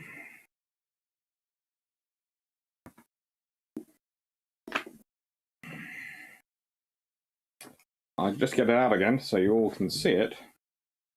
I managed to get it up properly last time.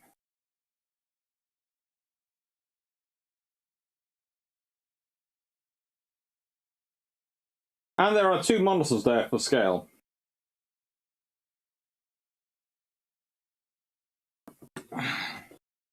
And nope.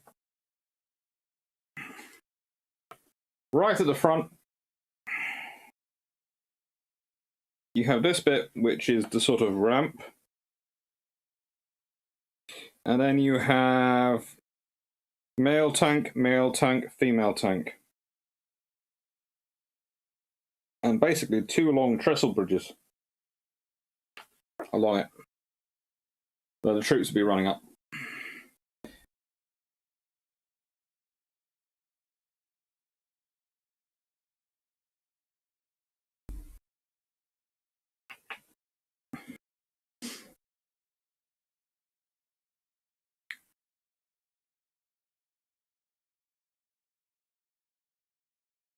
That's good. Misunderstood. Can't blame that on autocorrect. That one's dyslexia. It creeps up on all of us at some point. Landlin, at least with that many Claude Leclercs, you had a close-in fastball. Oh yeah, you would have had. Basically, there's 13 and a half. There's those guns sitting off that close to the shore. Okay, how far are those 12-inch guns off from the shore? 250 feet. 500. Well, 500 feet. Okay.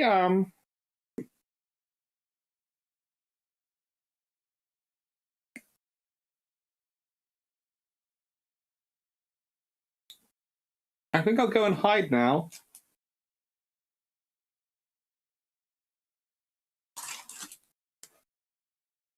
It was a very comprehensively planned operation.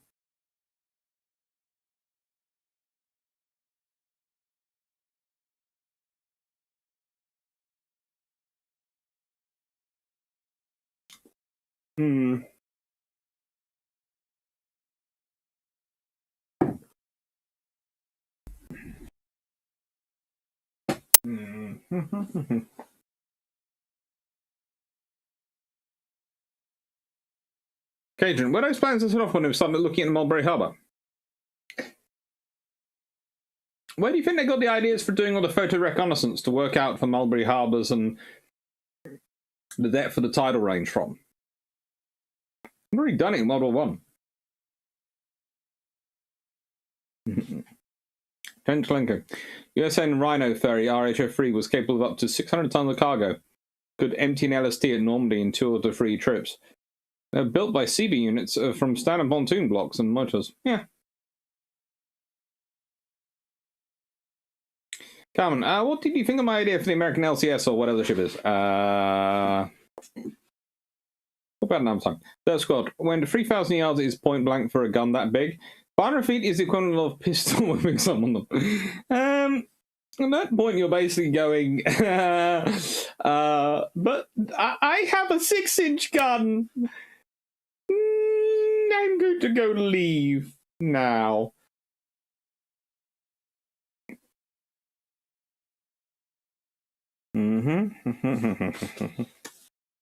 Let's see.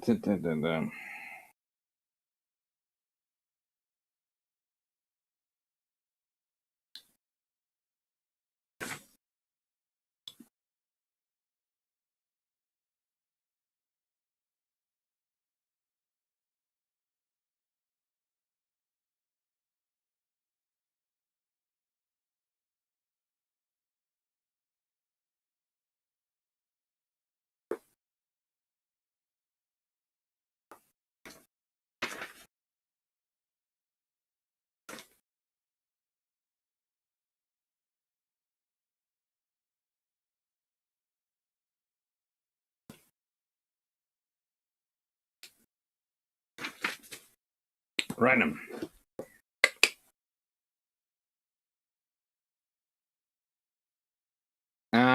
Seems like you disagreed, Tom. Yeah. I just... I have ideas. And I look at your ideas and I'm thinking, may work, may not. Hello, Melanie6040. You missed, actually, because I was wearing that until it got too hot for my head.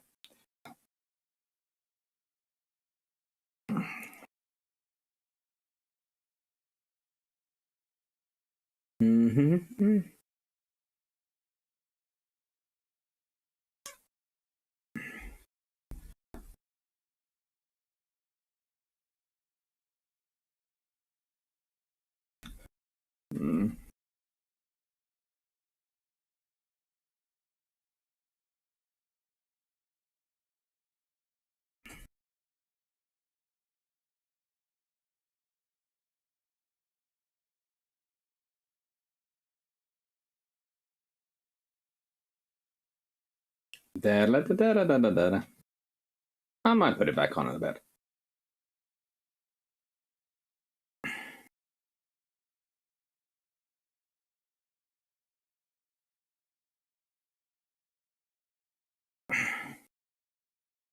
What is that exactly? I'll be generous.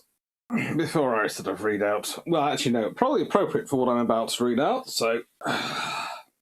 But it's not going to stay on for long because, as I said, it was baking my head.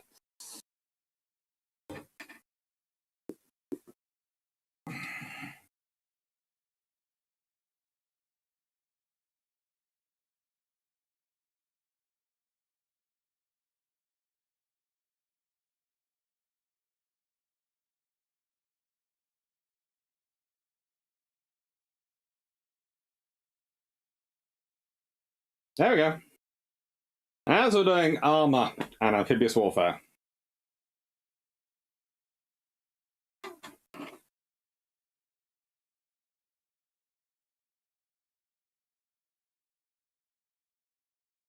Discords. Any orders would probably have to be given for a meaning of imperative dance due to temporary hearing loss. I just said no, they're firing at that range. They're not so much being used for their explosive force as the sheer amount of kinetic energy as they go past would probably take out most things. Tom Gardner, the British developed a similar concept to 7 Years' War. They had barges that could deploy a whole company in column formation straight onto a beach. Yeah. It's a bassinet. Mm-hmm. You did not just manage just to use an amphibious armoured force at Quebec and during the War of 1812. Yeah, we try.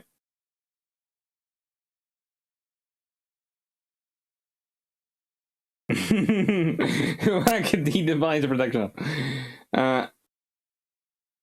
If it doesn't, do you have any more half-baked ideas? Not quite yet. I always got some ideas going on. I don't not let them out till they're fully baked. Right then. So, next book, Mud, Blood, and Poppycock, and it's mainly because the very good comment, but that often comes up about the army not learning anything. The ill-fated Dardanelles campaign was an example of the primacy of political over military concerns. In January 1915, the Tsar had asked the Allies to mount an operation against Turkey to draw pressure off the Russians in the Caucasus. The British and French governments were concerned that Russia might be tempted to make a separate peace and agreed to do something to help. The War Council, effectively a subcommittee of the cabinet, considered what might be done. Kitchener realised that Russia did need some assistance, but emphasised that Britain's reserves of manpower were still small and would be needed in Flanders. Of course, that's the military primacy area. Anything to help the Russians must not involve large numbers of soldiers. Lloyd George floated a grandiose scheme that involved shifting a large proportion of the British Army to the Balkans, where in concert with Serbia, Romania and Greece it might be used to knock both Turkey and Austria-Hungary out of the war. As Serbia was all but defeated and neither Greece nor Romania was a belligerent, and would not be until June and August 1917 respectively, and as the cooperation of Italy would be essential but was not yet assured, Italy wouldn't join until May 1915, this was a highly speculative plan and Kitchener was fortunately able to squash it. Churchill, First Lord of the Admiralty, and like Lord George, always seeking a clever way to outflank the Western Front, suggested the Navy should land a British force at Zeebrugge and Antwerp. This too was rejected by Kitchener. The Navy could certainly land a force there, but it would be far too small to achieve anything. Having pointed out that any action on another front would need a minimum of 150,000 men, who could not be spared, Kitchener reluctantly agreed at least to consider an operation in the Dardanelles. This horrified Sir John French, who saw that the only way to make troops available for an adventure away from the Western Front would be to reduce the number of divisions available to him. Then Churchill struck again. He now proposed a purely naval assault on the Dardanelles. The Navy could force the Narrows, knock out the Turkish forces, and sail into the Sea of Marmara and bombard Constantinople. Turkey would leave the war, and the Allies could use the attack. Could attack the Central Powers through the Balkans. It seemed to answer everyone's problems. It would help Russia. It would not need any troops, and would preserve the Western Front as the main theatre on land. Now, here's the thing. I like Gordon. He's a really nice guy. I've met him at the British Commission for Military History, at their talks and all sort of things. I have to say I disagree with him on one thing. The point is, keeping Russia in the war was always a good strategic idea. It's not politics, it's a strategy. And the fact is, Russia doesn't have logistics which will get things down from Archangel. And you can't supply Archangel most of the year, even at this point. So this is not the Russia post several 5-year plans. This is the Russia of 1914, 1915, 1916. It's not great. So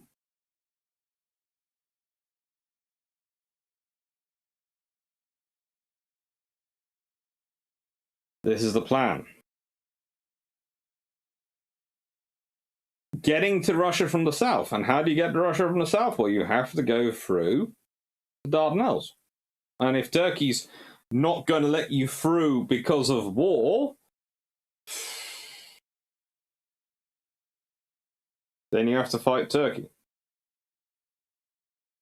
Churchill goes with a wholly naval plan. Now, actually, I think a wholly naval plan would have worked, but they would have had to do several modifications to the pre-dreadnoughts. They'd have had to put in what the equivalent of torpedo bulges, quick and dirty modifications somewhere in the middle of the Mediterranean. They'd have slowed them down, but I made them far more likely to resist mine hits and able to take the mine hits and keep on going. And they would have had to be prepared to lose some pre-dreadnoughts because that would have helped them keep going and take more mine hits, but they still lost some. And if they had done that and managed to blast their way through, they might have done it. But I think the whole thing should always have been a combined operation with troops, and the troops should be landed and and the Navy force used kind of like amphibious armor, going through, blasting the targets on the beaches as they go past, blasting through at the forts while the troops charge up at them. So the ships take the attention while the troops go in and land, and then get up. You might not have needed as many troops then. That's certainly what the operation which a certain Bacon would have carried out and wanted to carry out. So, you know. Hardman.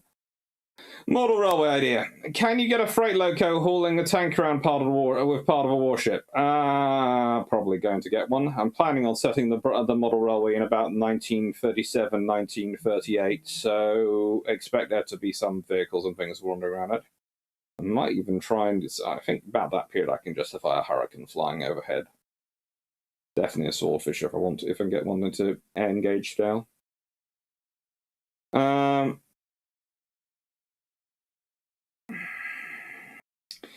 Don't worry about explosive shells. If you want to take out enemy troops near inshore, let the mess cutlery trays, load in the mess cutlery trays, a couple of powder bags, and an impromptu 12-inch grape shot.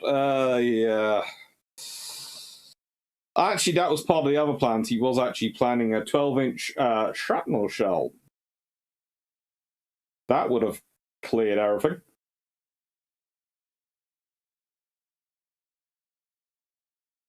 Tom going, Sir John Thomas Duckworth is screaming from the afterlife at the Churchill's plan. Churchill's mainly reacting to Kitchener, and Kitchener going, no, we need all the troops of Western Front. And look, I can understand the Western Front is this main theatre, but the thing is, the Western Front becomes a lot more secure if you can keep Russia in the war.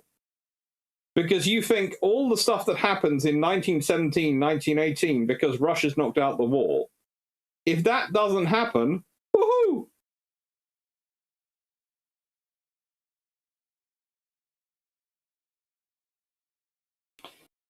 Third squad, could they have built a quick and dirty spaced armor full spar on a couple of pre-dreadnoughts, maybe out of old boilerplate or something? Well, they could have done. They could have taken them in dry dock. And I said, I'm using torpedo bulges as the example, but they would have had to build basically a compartmentalized secondary bow unit around it. Just sort of secondary around the hull and just let them go.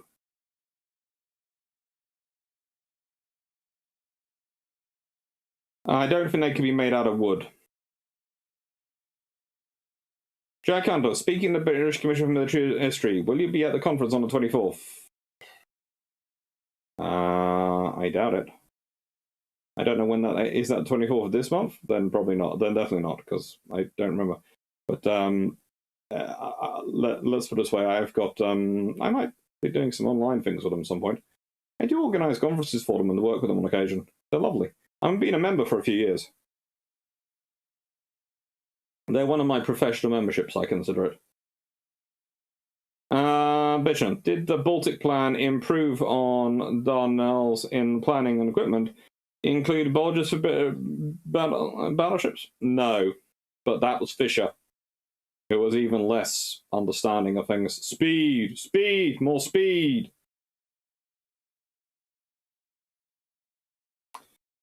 Jan Clinton, or just build a long pole out front to support minesweeping cables. Well, that is the other. Minesweeping cables or something to do it. Do it sort of out of cables around the ship. There are many options you could have done, but you needed to do something, not just send the ships in as they were.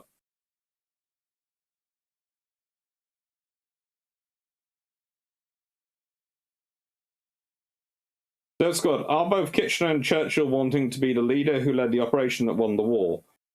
Very useful for any post-war and ambitions in even politics or anything else. Not really, but both Kitchener has an idea of how to run the war, and that's the way he ran his campaigns. And Churchill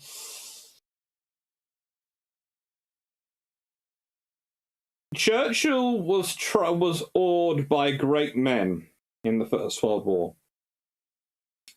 He was awed by Fisher and he was awed by Kitchener. And in the Second World War, it's almost turned around to the point at which he doesn't get impressed by people and is no longer able to. So he's less likely to listen to people. It's one of those things. In the First World War, the problems with Churchill is that he's too eager to listen to the great men. And in World War II, he's too eager to go. He's after the experience of the First World War, he's too quick to necessarily dismiss other people's criticisms. Carmen, I'm jealous of your British military history things because I don't know if that's public. No idea where I stand with where I work. They're fun. So going, it would be interesting to see what would happen if Gallipoli had been done with more regular units of the BAF and the Indian Army. As Corrigan suggested, the idea of a strategic level was on a strategic level was soundish. Well, Corrigan puts forward the idea that he thinks it's a political campaign rather than a military one, but it is a sound on the strategic level. It is sound on it. Again, if you had been using regular units, if you'd had someone like Bacon who understood amphibious warfare as the naval commander, it could have been very, very different in terms of if the operation we put together properly from the beginning. They'd had the troops in place, they'd had the ships modified, they'd had everything gone and go, then, yeah. Hello, Blue Shirt Buddha. Because even a few ironclad battleships with minimal crew and most compartments filled up with empty barrels and then welded shut. Yeah, there are all sorts of options you could have done to get the mines out of the way if you've been prepared to do it.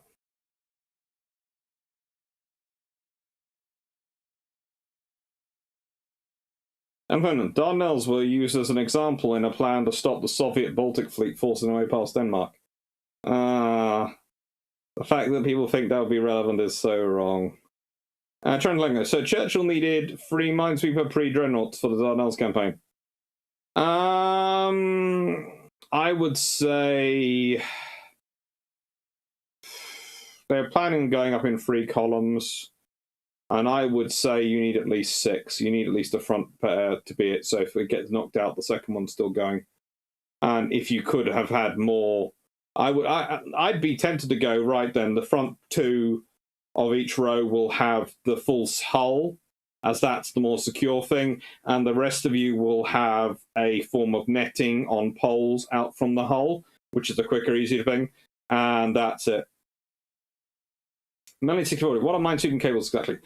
Well, the concept is basically you have cables, either steel cables or thick, heavy rope, suspended on poles and framing outside. So imagine a modern armored vehicle which has that mesh built around it, or steel, basically steel fencing almost, put around it so that it sets off an explosion before it sets off the explosive device that's being fired at before it actually makes contact with the hull.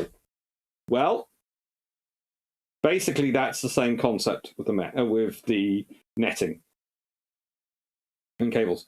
Scott, my concern with the Dardanelles push by Churchill is what happens when they get to Constantinople? Do they have enough troops on the ships to take the city? His idea was they would use the sailors and marines. And Dirt Squad, how do they deal with any local resistance? Sailors, marines, 12-inch guns. When all you have is 12-inch guns, does everything look like an enemy ship? Do they shell Constantinople? I wouldn't be surprised if they did.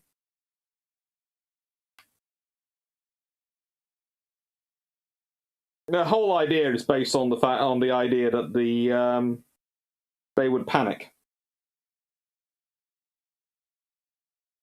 I'm not sure if the Turks would panic, but I think if you've done, it's kind of interesting. I think if you hadn't had the troops, but you made those modifications, you'd have got through. Then you'd be faced with an issue. You'd have probably still won though, because I have that much firepower appearing off Constantinople. No one wants Constantinople to get shelled. And remember, this is the First World War. Even in the Second World War, shelling of the civilian areas happens. Mostly it's done by the Germans and Italians, but the British and Americans do it on occasion, as the Japanese do it on several occasions. These things happen. Like, this helmet feels good, but hot.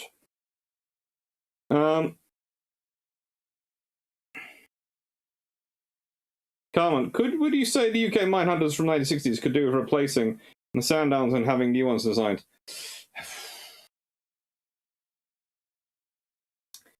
I think the trouble is with the, especially with the plastic hull minesweepers, they are very good ships, and their internals do not reflect their externals.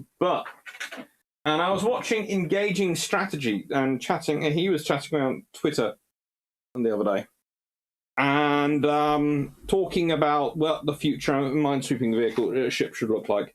And honestly, the idea of a protector-like ship being converted makes a lot of sense to me, because minesweeping is going to be done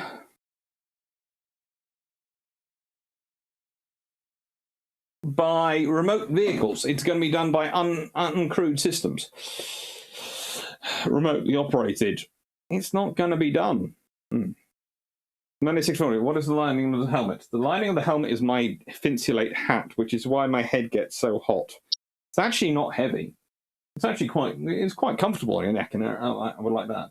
But it gets very, very hot with a Finsulate hat. I should probably have managed to found one of my thinner hats. Chris Alsay, battleships would have torpedo nets already fitted. Okay, Chris, yes and no. They'd have the sort of nets which are fitted, which can be put up for when they're in harbour, especially pre-dreadnought battleships, but not ones for movement at sea. Added to that, torpedo nets versus mine cables are very different things, because you have to remember a torpedo is actually a smaller explosive device at this time compared to a mine. The mine carries more explosive, more firepower than a torpedo. So, yeah. There's one. Torpedoes only really work when you're stationary. When you're moving, the momentum and water resistance cause nets to effectively float. Yeah. So that's why you need cables, and you need a different sort of metal structure for them.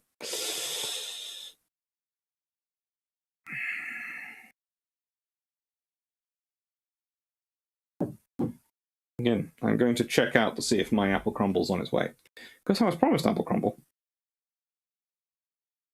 after the skating final. I'm coming second to their skating final. That's just rude. It's terrible. watching a skating final rather than bringing me out my apple crumble. Oh, I feel spurned. I really do. Oh, I have to console myself with an after 8 minute from Stafford. Thank you, Stafford.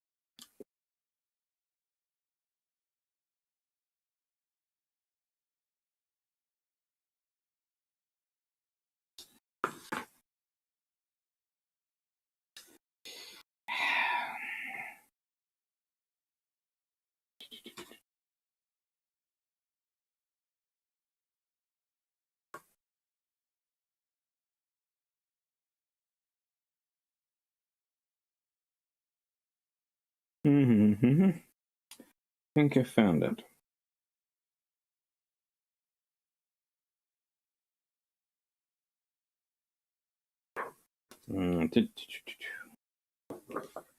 Page 126 to 77.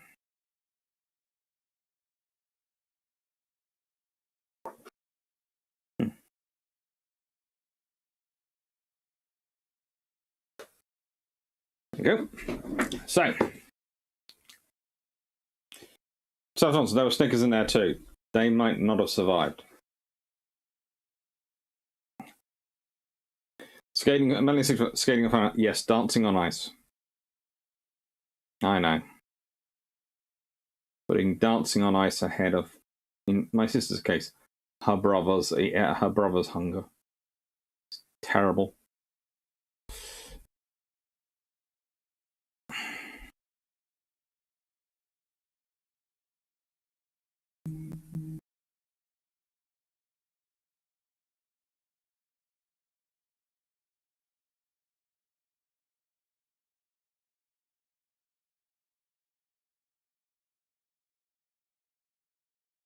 Now, this is one of my favorite books I think I've ever read on armored warfare. I really do love this book, and I would love an equivalent book to be produced about American armor divisions, because I think it's just exactly the right tack to take. Before we get into that, I'm just going to answer this question. Carl Hardman, I saw a report today where the Army claimed the Navy and RAF are bankrupting the MOD with F-35s, multi-million, with a claim cost per unit, and £60,000 per hour flight claim. Cost they claim also the order will likely be dropped to 45. What do you make of it? Well, here's the thing. You don't order F-35s in a whole-up order. It's kind of like you don't order modern warships in a whole-up order. You order them in batches. So I have no doubt that Britain will probably only have ordered 48 by the end of this parliamentary term. After their in the next parliamentary term, another government may order more. They may not order anymore. I hope they do. I think we need about 96. But I wasn't expecting anyone to order more than roughly 48 by the end of this parliamentary term. So the Army is, so whoever is leaking that is talking twaddle. As for the rest, well, the Army's main problem is this, and I have seen this happen quite a lot. The Army haven't produced a coherent plan for what they are going to do, what their capabilities are. They keep producing a lovely, beautiful mind map, but they don't actually explain it in a coherent form. So they've resorted to attacking the Navy and the Air Force, who have produced a coherent strategy. The Royal Navy is talking about presence and carrier strike. Presence, carrier strike, and sea control are what the Royal Navy keeps talking about. Sea lines of communication, all these things keeps coming up. That's what the Navy's sort of basic stuff.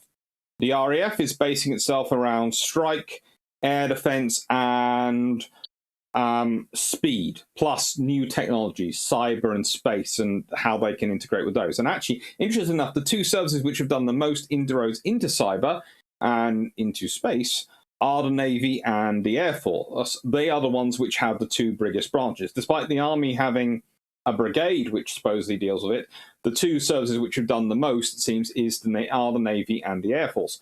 So it's sort of a case of you're watching someone, the force which has the most trouble making the case for itself because they haven't really come out with a coherent strategy, floundering. And if you want a good example of that, there was actually a paper which came out today, which was from the Ministry of the Select Committee on Defence, who basically have gone through the last 20 years of British Army vehicle procurement and gone, it's atrocious. And it's completely mucked up. And they have no logical rhyme or reason about what they're doing anything. And there are lots of people keep going around going, oh, it's not the Army's fault. Well,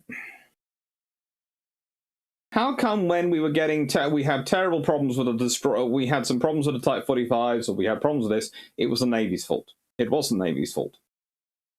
Because the Navy were in charge of those programs. That's their job. Once the government's made a decision, they're in charge of them. Their responsibility. You can't pass the buck. And then that's what the problem is. Right.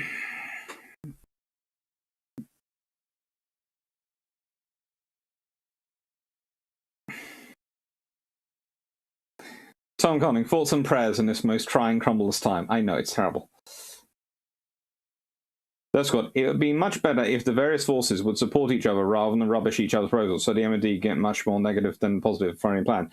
Well, here's the thing. Actually, if you consider it this time round, there hasn't been much Navy bashing Air Force or Air Force bashing Navy. In fact, they've managed to work together quite well. And you could almost argue that the Army's upset because it used to rely on the Army and the Navy and Air Force taking potshots out of each other to kind of support their case and get them the funding. And now when the Navy and the Air Force are no longer taking potshots out of each other, they've forgotten how to make a case for themselves. So anyway, want the helmet, goes to my sword. Trade you World War II? It's Drax's helmet, not mine, so no. You'd have to ask him.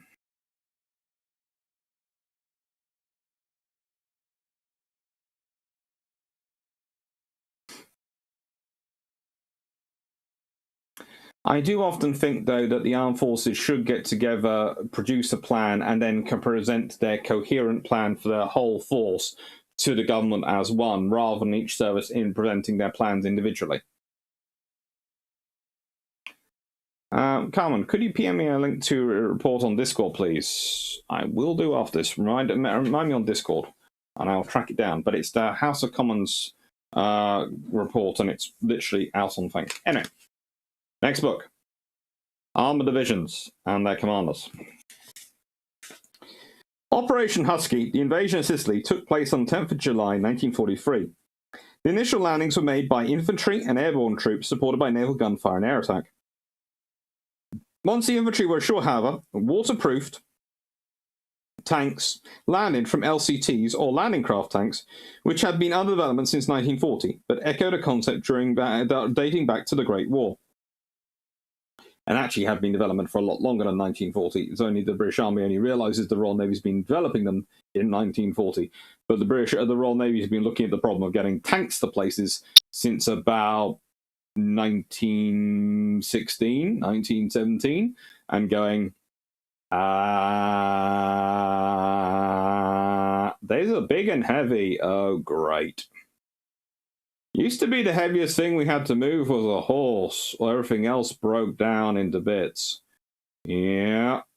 Can we break these down into bits? No. Can we land them at ports? No. Blooming army and their blooming equipment, it's so massive. They're working on.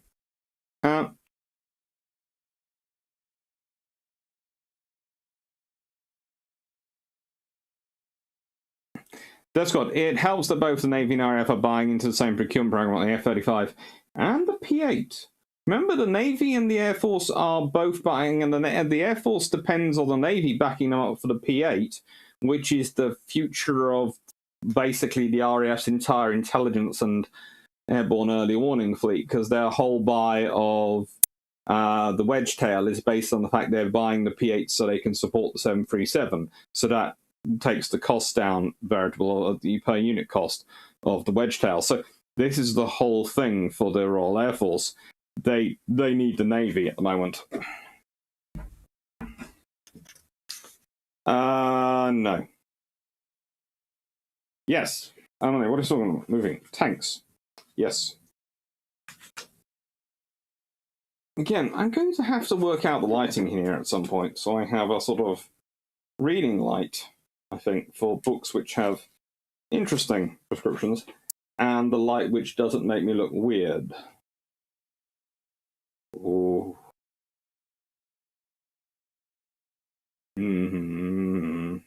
Actually, what I should do is that.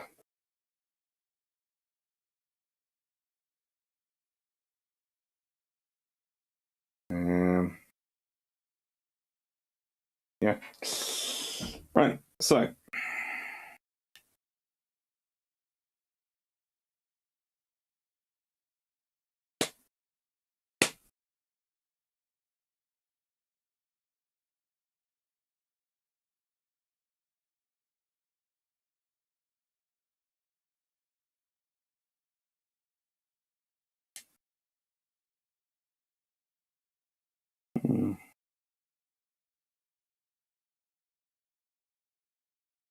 Presume you are running out of power already. Well, we'll plug you into the charger. You had to do a lot of screwing earlier, so it's not really your fault.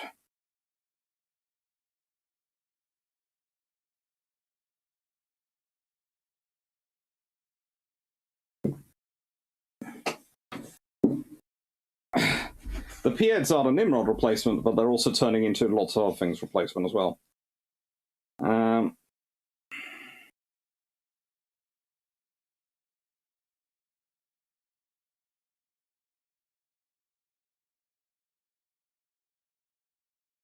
The lighting makes you look very fatigued. The older you get in the morning, you need reading lights. Yeah. And I thought doctors are a history of mature individuals. God, no. We're the biggest kids going. That's why I keep telling Drac you should get a PhD. You'd fit right in. So.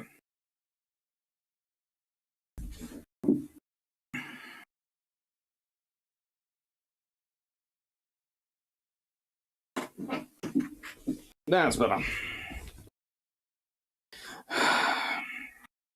The invading formations were from British and American sources, with Canadians joining the British element.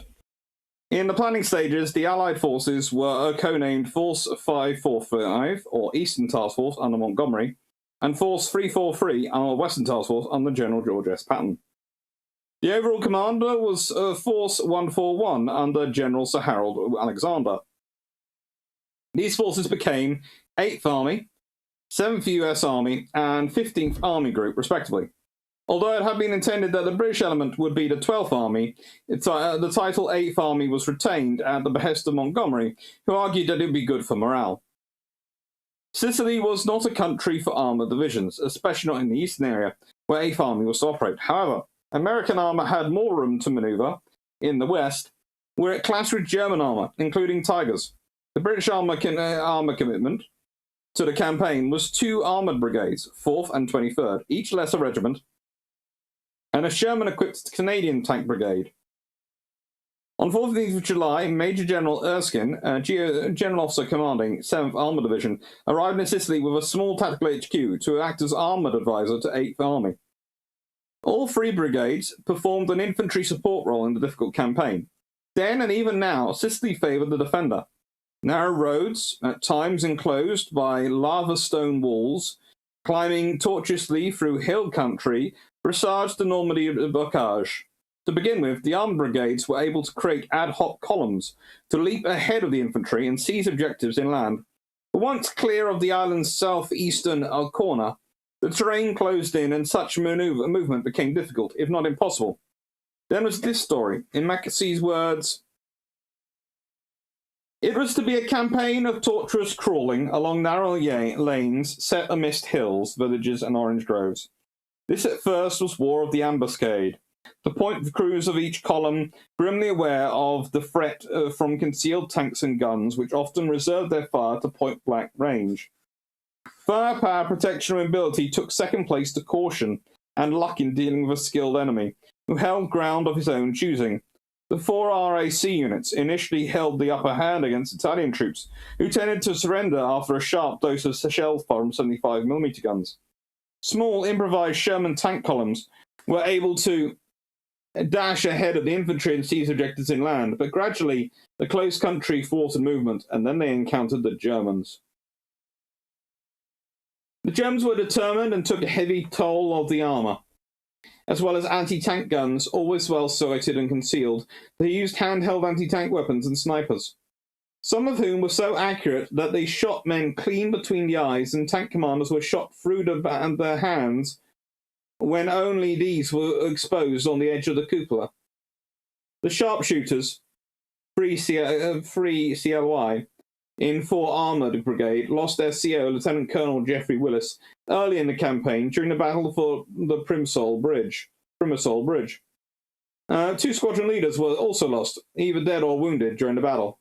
As the fighting moved into the hill country around Monte Enta, the advancing elements of 8th Army's 50th Northumbrian Division were formed into columns, the advance guard of which included a reconnaissance troop, a section of sappers, and armour from the sharpshooters.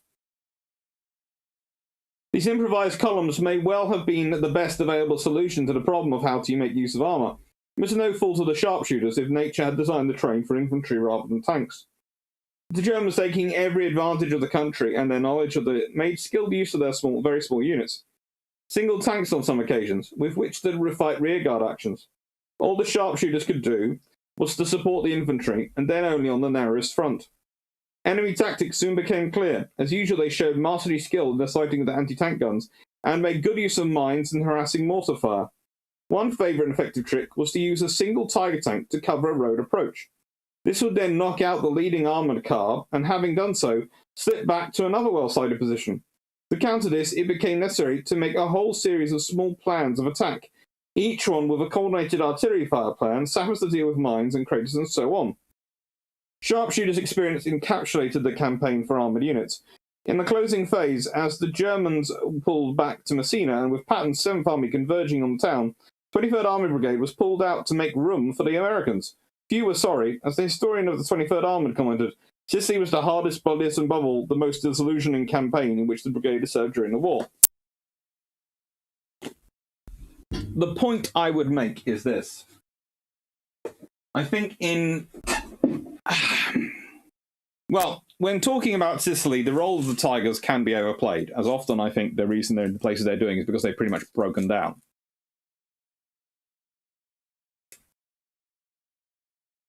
Secondly,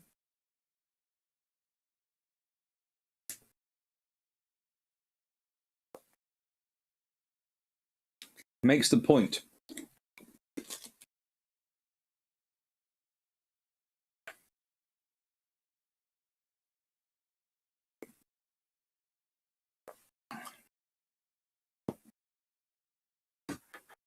transitioning from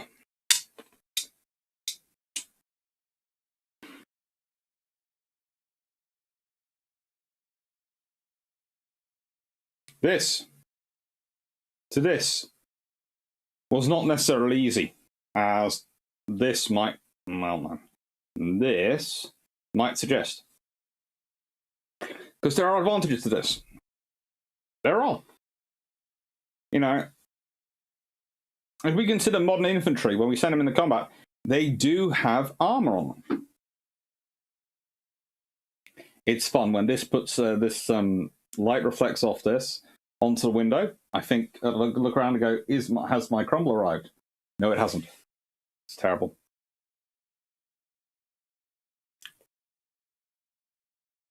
Razor, wait till the good doctor needs glass and bifocals. Hopefully, touch wood.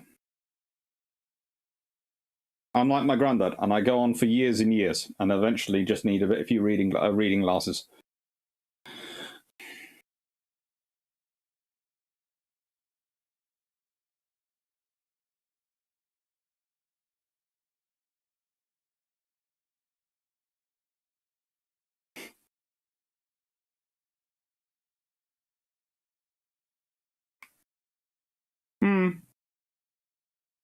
Guys, if we buy them with that capability, if we buy them the capability to do a standoff missile strike, and if we buy them missiles they can carry. Hello, Juno 191.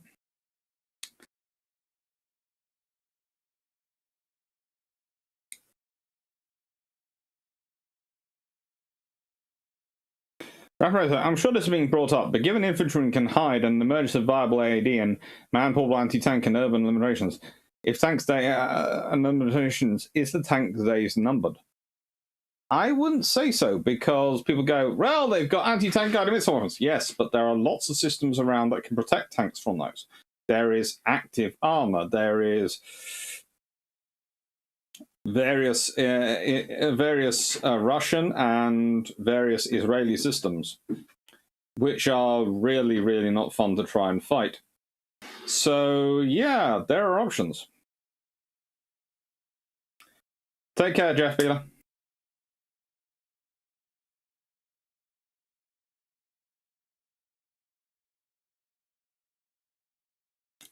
Money 6040. Why would mount the armor plate on your skull when you can mount it upon tracks and stand with it? Really?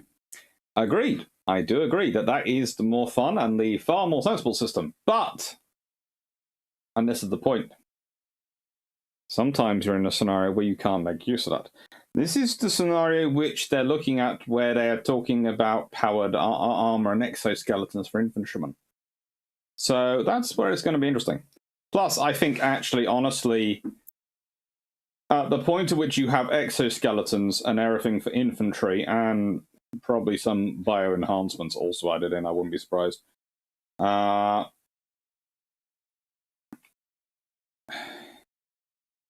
Any arguments about, oh, but, you know, is it, you know, but women are weaker and all this sort of stuff will completely be gone. They're already silly enough now, considering your average female infantry soldier is pretty darn capable. And considering modern weapon systems, it's far more about what's up here. Yes, you still do need a healthy dose of pack mule in your bloodstream to carry some all the stuff, but just as important, in fact, even more so in modern combat, is what's up here, as well as what's here in here. Even though I can do that. Well, you can really do an emphatic shrug when you just summon up them.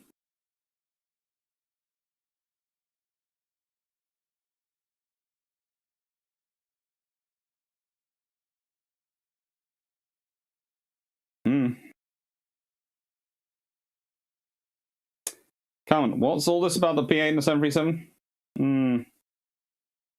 Fun times. Tank bomb planks.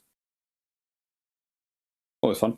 Translinking. The transition of UK armoured units from desert light armour car recce patrols to small stage assaults in close terrain was something every Allied tank unit had to learn in Northwest Europe. Yeah.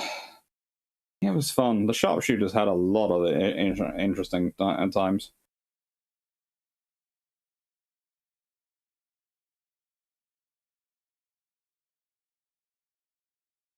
Peterson Khan, he was saying how the RN and RAF don't fight each other like the good old days, but tend to cooperate, unlike the Army land. Yeah, basically they've got enough things in common they're gonna not get involved with it, because, you know. And actually, the thing is, the Army keeps being annoying about saying things about F-35, but here's the real problem. Right. We consider the Army strike brigades. They're going to be short on armor, they're going to be short on lots of things, they're going to be dependent on air support. The Eurofighter is lovely,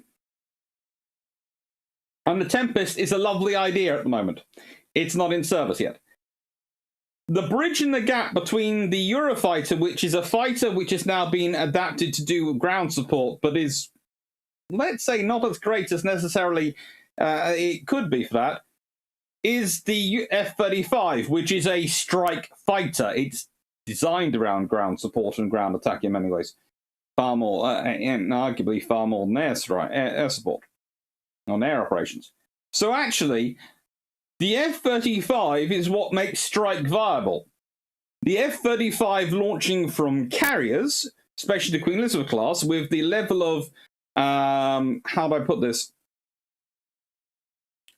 The number of sorties they can generate per day from their air groups are what make it viable as an operation worldwide.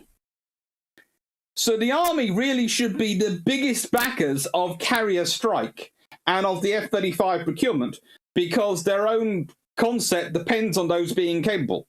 But actually, the Army are spending half their life attacking those things to try and justify their concept, which in itself is not viable. This is one of the interesting things about the Army at the moment. Yeah.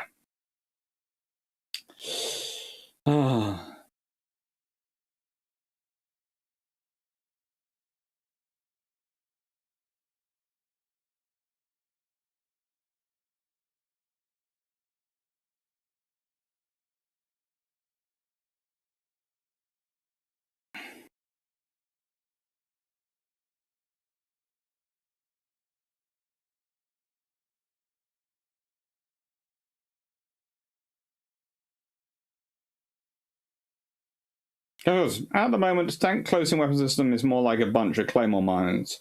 But 360 vision, or at least missile detection, is way more important than hard kill. Yeah. You need to start gauntlets and start screaming out about elderberries. Nah.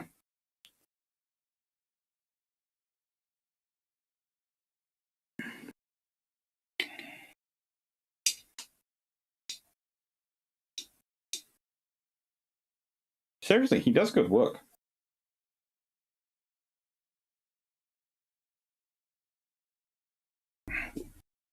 An army helicopters of Queen Elizabeth. Yeah. But the trouble is, again, Apaches don't have legs at the moment, really, for the long-range operations off the Queen Elizabeth that they'll be operating from. If they're operating from HMS Ocean, type in shore, that'd be capable. So this is another reason why the Army should be really supporting the littoral strike ships and probably LHDs to replace Albion and Bulwark, because those are going to be the ships which they will get most likely to get, providing close inshore support for their helicopters.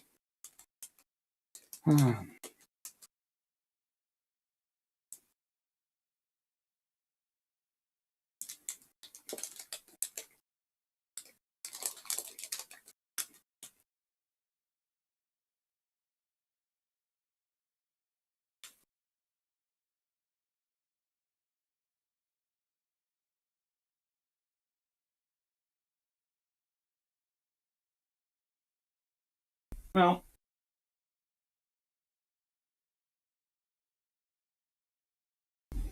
I think that helmet's been very well looked after and and maintained by Drac NFL. So that's why I'm saying good work.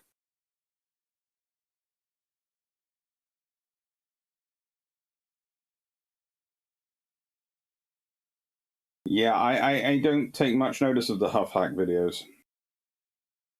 There are some very good ones.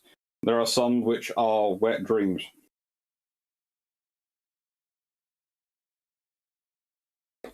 Hardman, that's our asking the British Army to remember those things. It's like they just about remember Dunkirk, but that's been tried to be turned into a victory rather than defeat. They forget Norway. They forget all the other ones going on around Dunkirk. They forget Crete. They forget Greece. P-8 is the maritime patrol variant of the aircraft that Boeing produces, based on, I think it's the 737 or 777 liner. I think it's the 777, isn't it? Or is it the 737? And then the E-7 Wedgetail is the AWACS produced on the same airframe. Slightly different airframe models, but similar enough that they have logistical similarities to make life easy.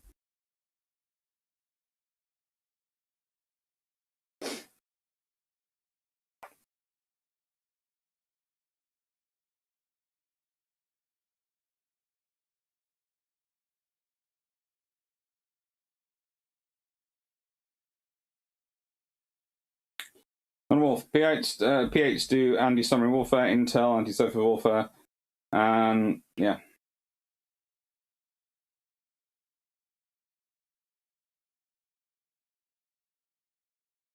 That's good. It's a lot of fun when you talk about armored warfare and amphibious warfare. There is a lot involved in armored warfare and amphibious warfare. It's when you land the armor. It's how you land the armor. As I said, when we're starting out in Roman times, this is what they mean by armor. Okay, this helmet isn't what I mean by armor because they don't have something as lovely as this helmet. If your average Roman legionnaire got this helmet, they'd be very, very happy. This would be a very, very strong helmet to have, and you could fit it with a face guard or something to protect them. They'd love it, because remember, most Roman helmets are a top metal bit with then flaps down. Although we do have the classic legionary helmet as pictured.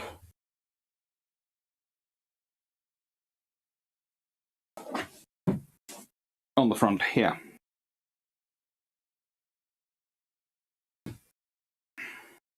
This offers more protection, but it also does have one sort of slightly more problematic than that, because I've worn the Roman helmet and I've worn this. Sorry, I'm just cleaning up, polishing off. And I've worn helmets like this before, and I have to admit, the Roman helmet does allow you better hearing. Honestly, I'd be happier. If I was out skirmishing, I'd be happier wearing the Roman helmet. If I was about to fight a time-pitched battle, like they thought, then I'd want to wear this. But if I'm out skirmishing, Roman helmet. It's well maintained, not necessarily fairly new, but well maintained. Did the army forget torch? The army's forgotten all sorts of operations. Come on, again, I will say, mod, please, CV90. Yeah. That is the off-the-shelf option for getting we can get everything on the same hull without any development. That's the same with Boxer. There are so many variants of Boxer. That said, I might not like Boxer because I think we should have gone for the USMC APC program, because I'd have said that would make more sense for Britain and its approach to expeditionary warfare. But that's a strategic decision. Going for Boxer makes sense if you...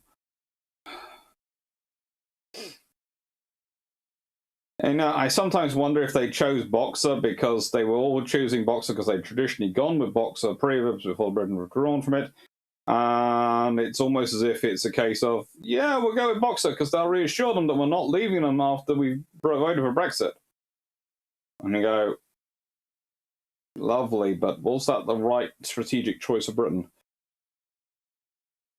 Trenton, why is it so hard to understand that expeditionary sea lift means heavy equipment? Tanks over the beach until a port is captured or built. It gets old seeing flag ranks forget this. It gets old seeing everyone forget this.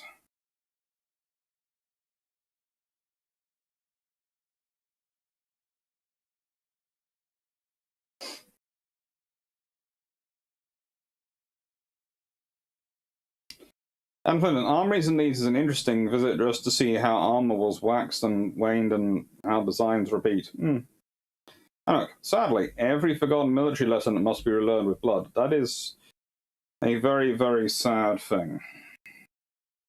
Trudeau.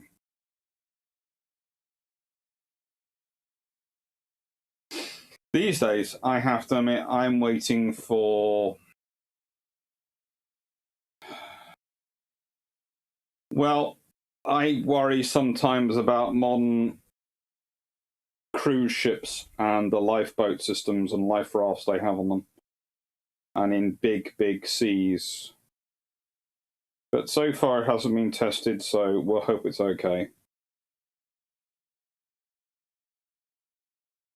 See, Dr. Carmen, off the shelf is fine if it's a quality product, which I believe the CV90 is. It is.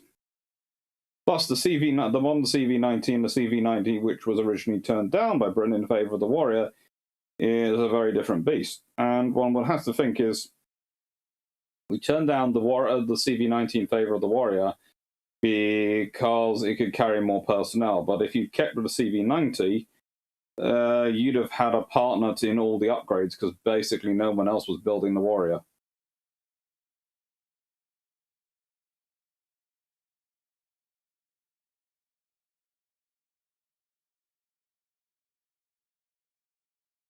I think the army's worried about many, many things. Man, why do you worry about the lifeboats? Well, I don't worry about the lifeboats. I worry about the life rafts for at-sea operations.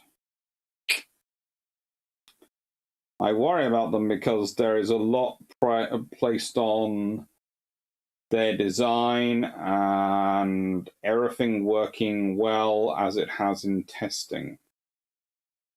And I know that sounds oxymoronic to say, well, it's worked well in testing, so now I'm worried about it. Well, the thing is, tests are organized, everything's set up, everything's right. I worry sometimes about their maintenance in terms of, is it enough? Is it viable? But as long as they manage to use the regular lifeboats, the big proper ones they carry for everyone, and they can use both sides of the ship to get off, they're fine. So, they're backup systems. And the lifeboats on ships have bizarrely killed more people than saved.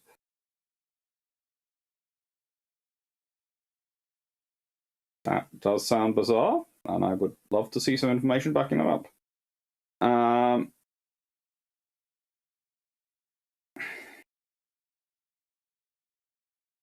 So many different nations use the CV90, it wouldn't just be Sweden. Well,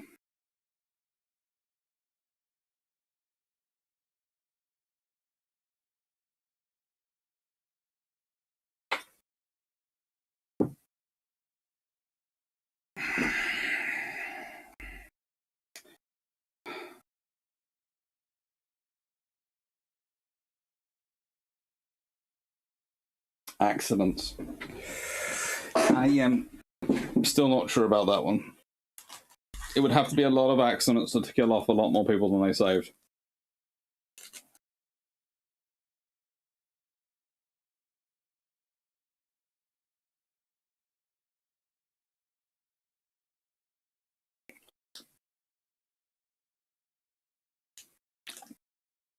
When you say Ralph, so you're talking about the inflatable? Yes, the inflatable ones.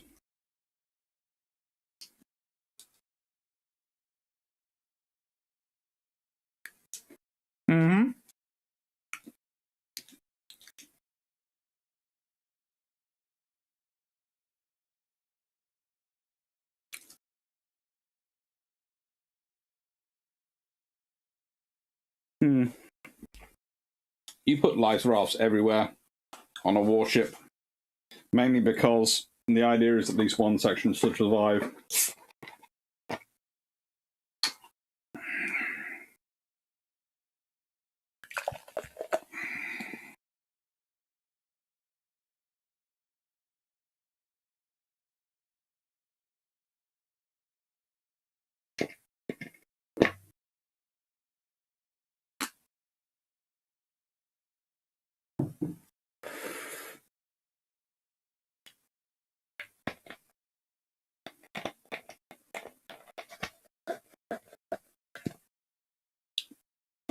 Also, I always wondered why you couldn't get, and I used to have this conversation with my dad about an inflatable sort of hull panel that you could inflate up and then strap down over the hull to cover a hole.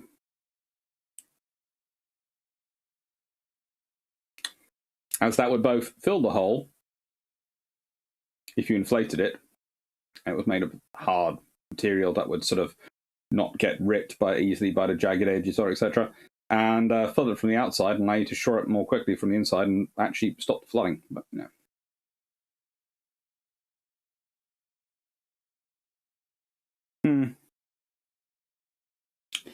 Anyway, let's see where we're next going.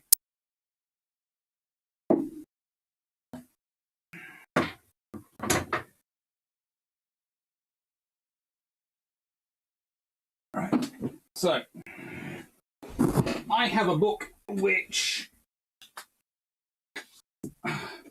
well, for starters, thank you to Paul from Chicago for these. Well, I found them. They are very, very cute. And they will be found a place.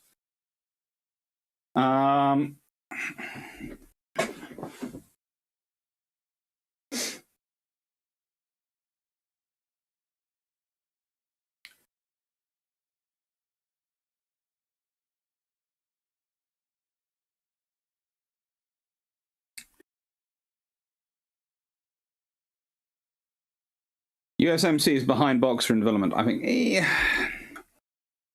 yes, it is, but it isn't in that it's based on the Super AV from Italy. So it's not as far behind as you'd think. And in many ways, the USMC has been slow walking it because they kept trying to go, but we could go for a lighter force, an even lighter ship. An even lighter thing. And you're sort of going, really? You can? Really? Super AV is fairly advanced. Super AV has been is more recently developed than Boxer, but it's in service.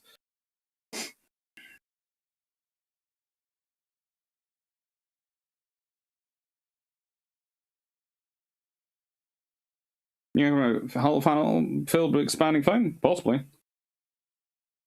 Something you could put over and quickly get going and just go, done. And now we can work on the inside. So you use the pressure to sea to actually push it into the hole from the outside rather than trying to fight against the pressure to sea to do it from the inside.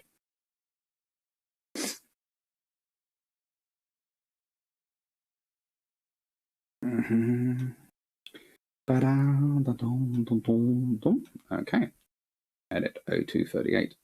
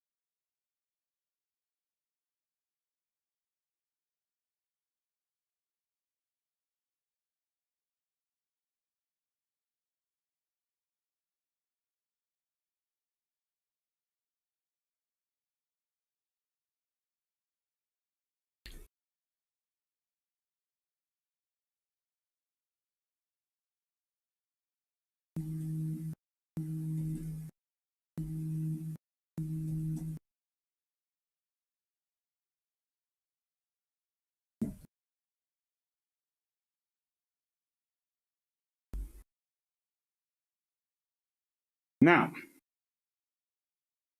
I think I can hear Apple crumble on the move.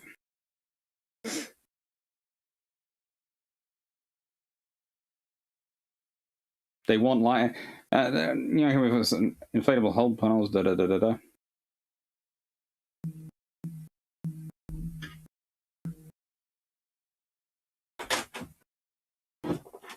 Hello, hello. I brought pudding. You brought pudding. Hello.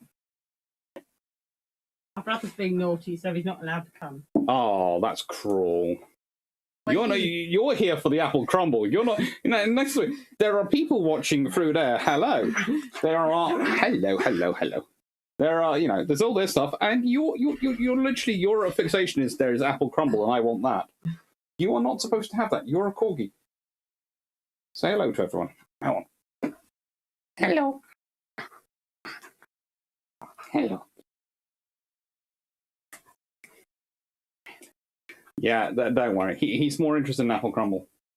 Not necessarily my arm. Yes, this is the trainee fluffy research assistant. Well, the trainee assistant fluffy research assistant. But, you know, we might promote a certain poodle to senior fluffy research assistant when we're just one graduates. So this one will then become the fluffy research assistant. Hello. Hello. Hello. Hello. Hello. Oh, you're cute, aren't you? Yes, you are. You're very cool. Now, is he a Pembrokeshire or a Welsh corgi? Pembroke. Well, it's Welsh. Welsh. Welsh. Pembroke. Welsh Pembroke. It's Pembroke or Cardigan. He's Pembroke. Yes. You're currently working out how to get your lead off, aren't you? Yes, that's what all he's interested in. People think you're being adorable, but actually you're trying to pick your lead. He was being adorable. He did bring your crumble. Yes, he did. He did. Oh. Your viewers are now interested to know what your crumble is. Yes. Well, I'm going to get on with the book quickly. Yes, that was Zebedee. He's going. Can you down? Can you get down? He can get down. Trust me, he's gone flying off there when he wants to. Yes, but he's being frightened today. I think he's just trying to get more carries. Cuddles. Yeah, he likes cuddles, and you can possibly eat your hair. Bye-bye. There you go. Yes, you see, he got the hair. You thought he was going. He was being nervous, but he's going for your hair. It's a clever dog. Sir Raleigh will be a Killick soon. Yes. Okay, right.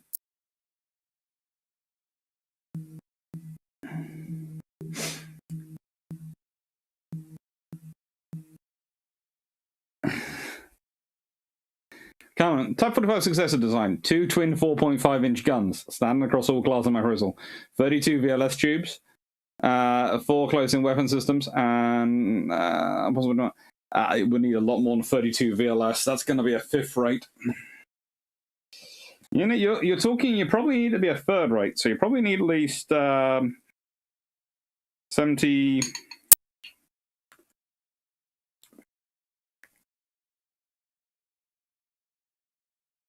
74, 72,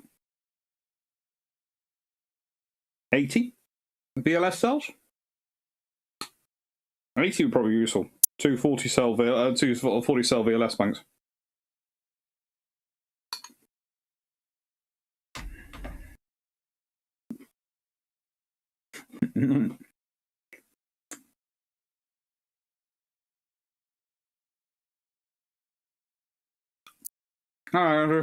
There is no way I can keep up all this, but amphibious warfare is obviously vital today because of Taiwan and Black Sea.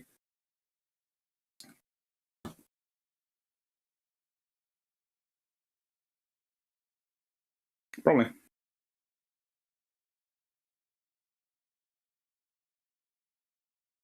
Type 45 currently has 48 with space for 24 more. 48 Asta 50, Silver 50 systems and Silver A50s and space for 24 Mark 41 VLS.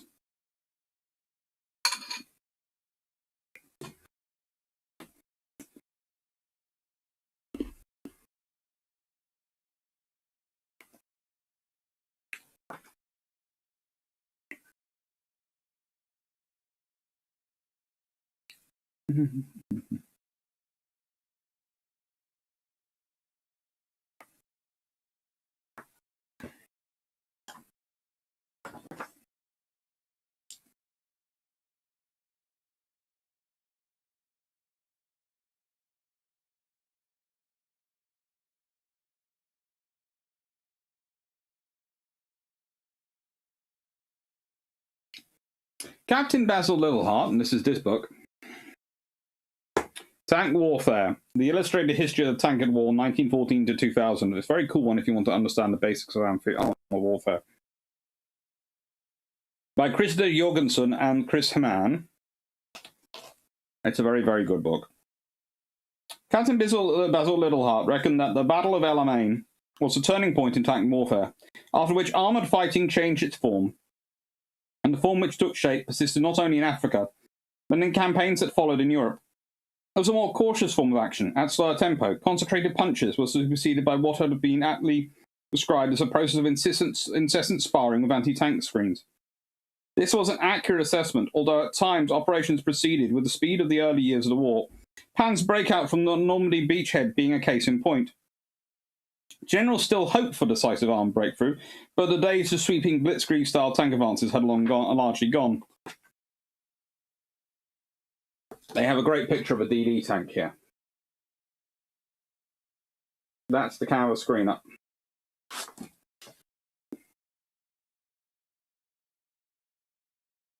This is a DD Valentine tank, by the way, that picture. Normally, there were a number of reasons for this, such as the difficult terrain in Normandy and Italy, and perhaps more importantly, the increasing power of anti-tank weaponry and tactics, which meant that tanks had to become more cautious. The British officer Captain Ralph Ingersoll provides an excellent description of the approach the Allied armoured forces were forced to adopt in Europe. Tanks do not rush forward in the mechanised version of the flying wedge. They advance hesitatingly, like diffident fat boys coming across the floor at a party to ask for the next dance, stopping at the slightest excuse, going back, then coming on again, and always apparently seeking the longest way around. When they do have to cross a plain, they postpone the evil moment as long as possible by clinging to the lower slopes of the nearest ridge until some invisible force pushes them unhappily out into the open. When they follow a road, they zigzag in a series of tangents to it, crossing it occasionally and staying on it only when there is no other way through the difficult country. They are timid creatures. Armoured warfare had indeed changed. Now, the thing about amphibious warfare and armed warfare is really Hobart's funnies. This one. They are the cool ones. They did Valentine DDs. Yes, the British did Valentine DDs. The British did everything with Valentine tanks. Everything was done with a Valentine tank first, including one officer who had a Valentine tank deliver roses on Valentine's Day to his wife. He sent her a Valentine with roses on Valentine's.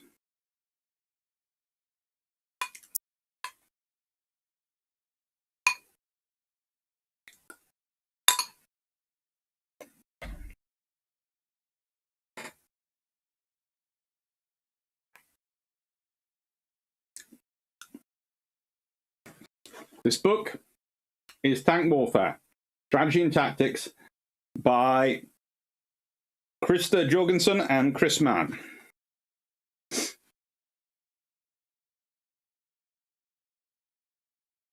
Trent Langham. Seneca's island assault will be shore to shore. Range-wise, Taiwan is a ship to shore. The latter is much harder with rapidly air-laid sea mines Taiwan just bought.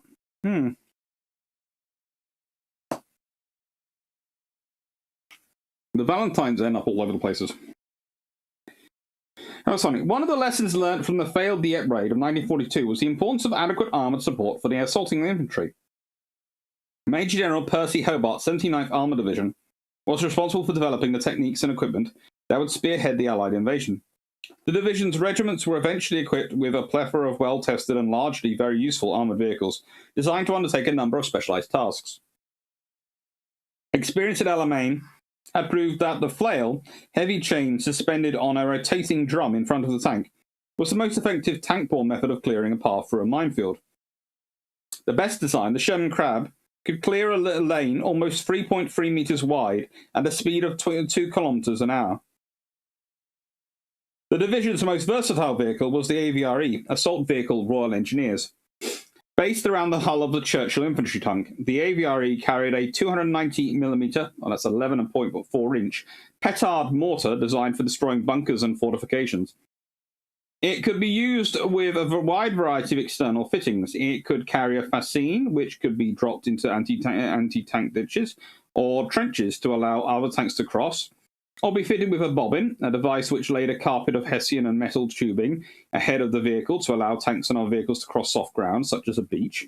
Furthermore, it could lay a small box girder bridge with a 40-ton capacity over gaps up to 9.1 metres, or could push mobile bailey or skid bridges into position. The AVRE was also able to place GOAT demolition charges up to 817 kilograms or 1,800 pounds of high explosive against an obstacle or fortification before reversing away and detonating the explosive. These tanks equipped the 1st Assault Brigade Royal Engineers, consisting of 3 regiments of 60 AVRE each, and were to play a key role during the landings. Amongst the most fearsome weapons deployed by Hobart's division were the flamethrower-armed Churchill tanks, known as the Crocodiles, which proved horribly effective against the dug-in defenders and their bunkers. The most important problem was how to provide the 1st Assault Wave with armoured support. The specialist armour would also need the protection of direct gunfire from more conventional tanks as well.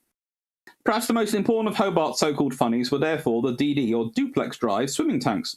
The DD tanks were the product of engineer Nicholas Straussler, who developed an amphibian tank kept afloat by a collapsible canvas screen and driven by 2 small screws powered by the main engine. When the tank reached the shore, the buoyancy screen would be lowered and normal drive engaged. It would then operate as a conventional gun-armed tank. This was carried out on a Tetarch light tank and heavier Valentine, but the Sherman was the tank of choice for the Normandy landings. Used by a number of units of the 79th Armored Division, the DD Sherman was also the only funny tank used by the Americans, equipping the US 70th and 741st Tank Battalions.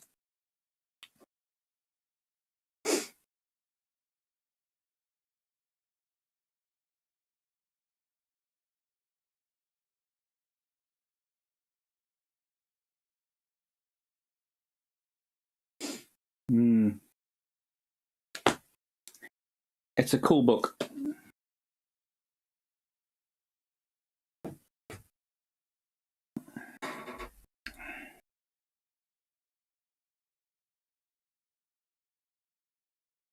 Right then. Carmen. Hello, I'm Valentine Tank. Happy Valentine's. Have some roses now. Off to what I go. Yeah.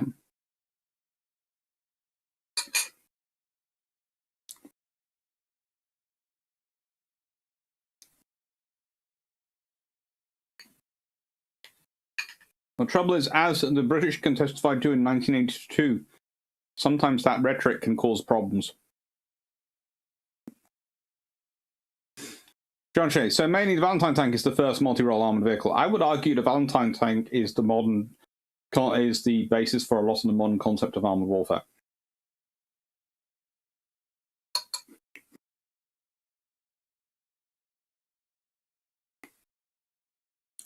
Pretty awesome. Good book on tanks is British Battle Tanks by David Fletcher.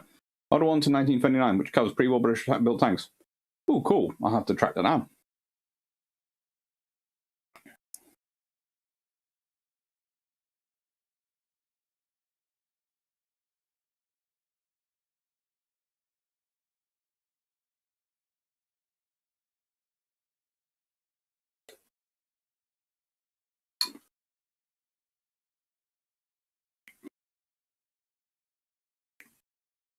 Well, just look at the US Space Force and the US Navy fighting over who should have a goat as their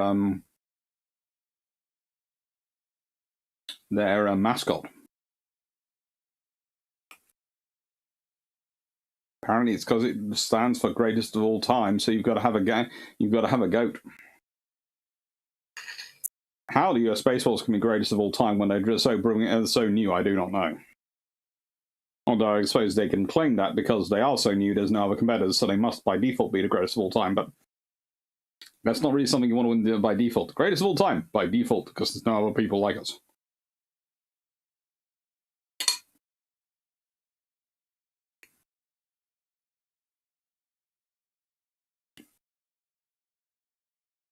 As I recall, the DD tanks were not particularly successful and sank quite easily. They didn't sink easily, but the channel was rough, far rougher than they were supposed to be spec'd for. So the message went out to land them straight in with their landing craft. And one American unit seems to have not got the message, so they still let them go out. But, saying that, they were used at several other points for wide river crossings, etc., and they proved very, very useful. And the British were planning on using them in Singapore.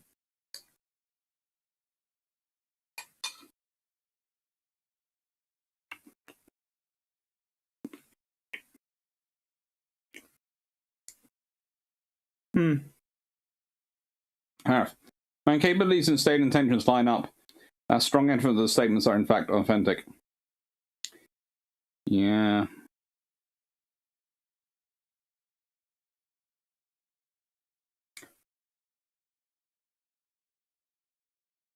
Not Wolf. Keep in mind what is published in English is not what is said in Chinese media per se. Oh, yes.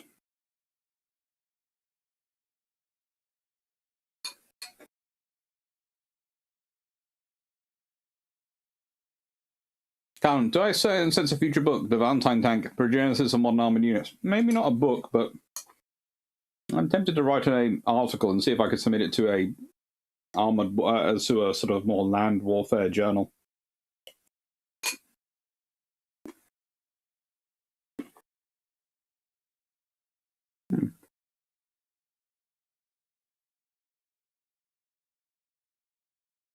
He doesn't. Historically, the goat means speed. The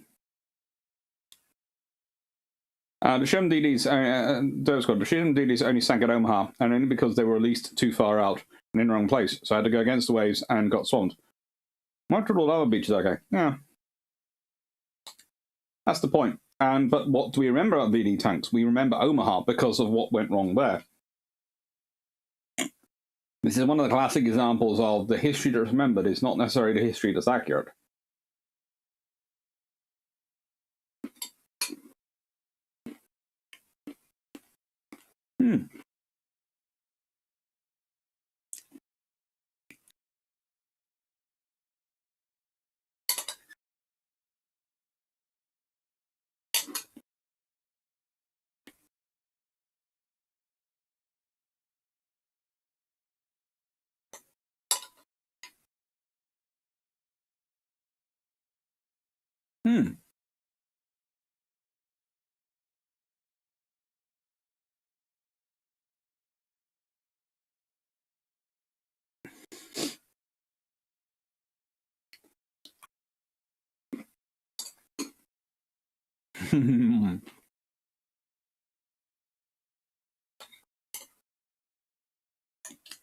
Russian domestic military media is interesting.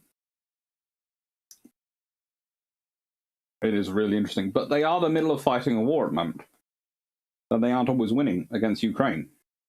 So perhaps you can understand the propaganda, whereas the Chinese army isn't really.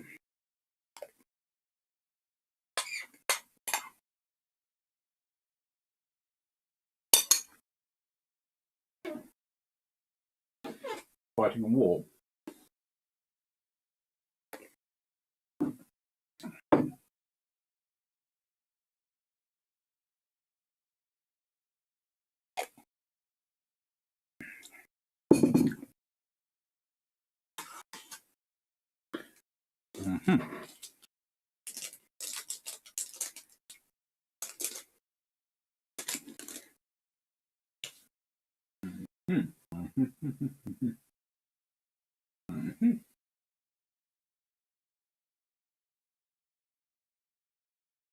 Lift them up there.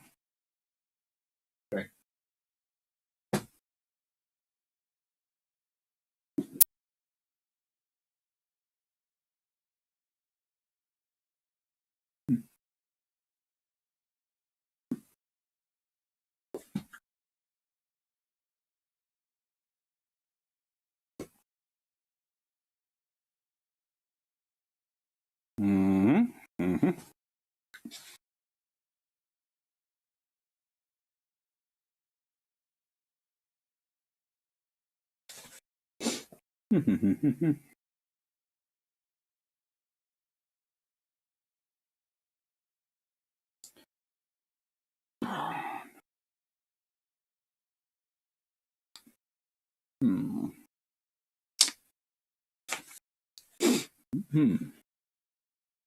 I'm not being rude. I'm just sort of quickly finding out which page I need to turn to for this one.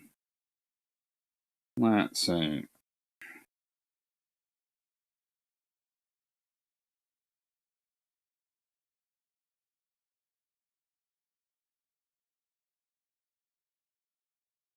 Okay, here we go. So, On the right page.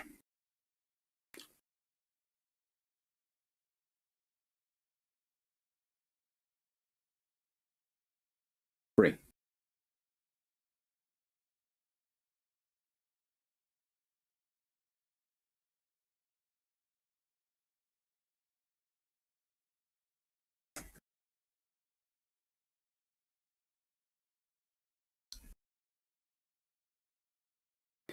Now, here's the thing, this book.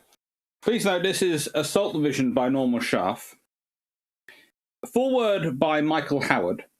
Original foreword by Field Marshal Viscount Montgomery. Tells you when it's originally written. Also tells you the quality of the sources.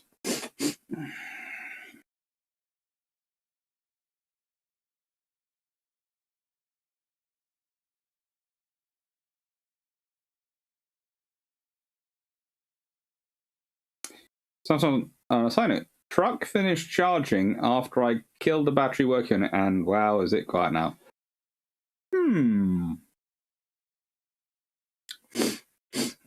So, let's see.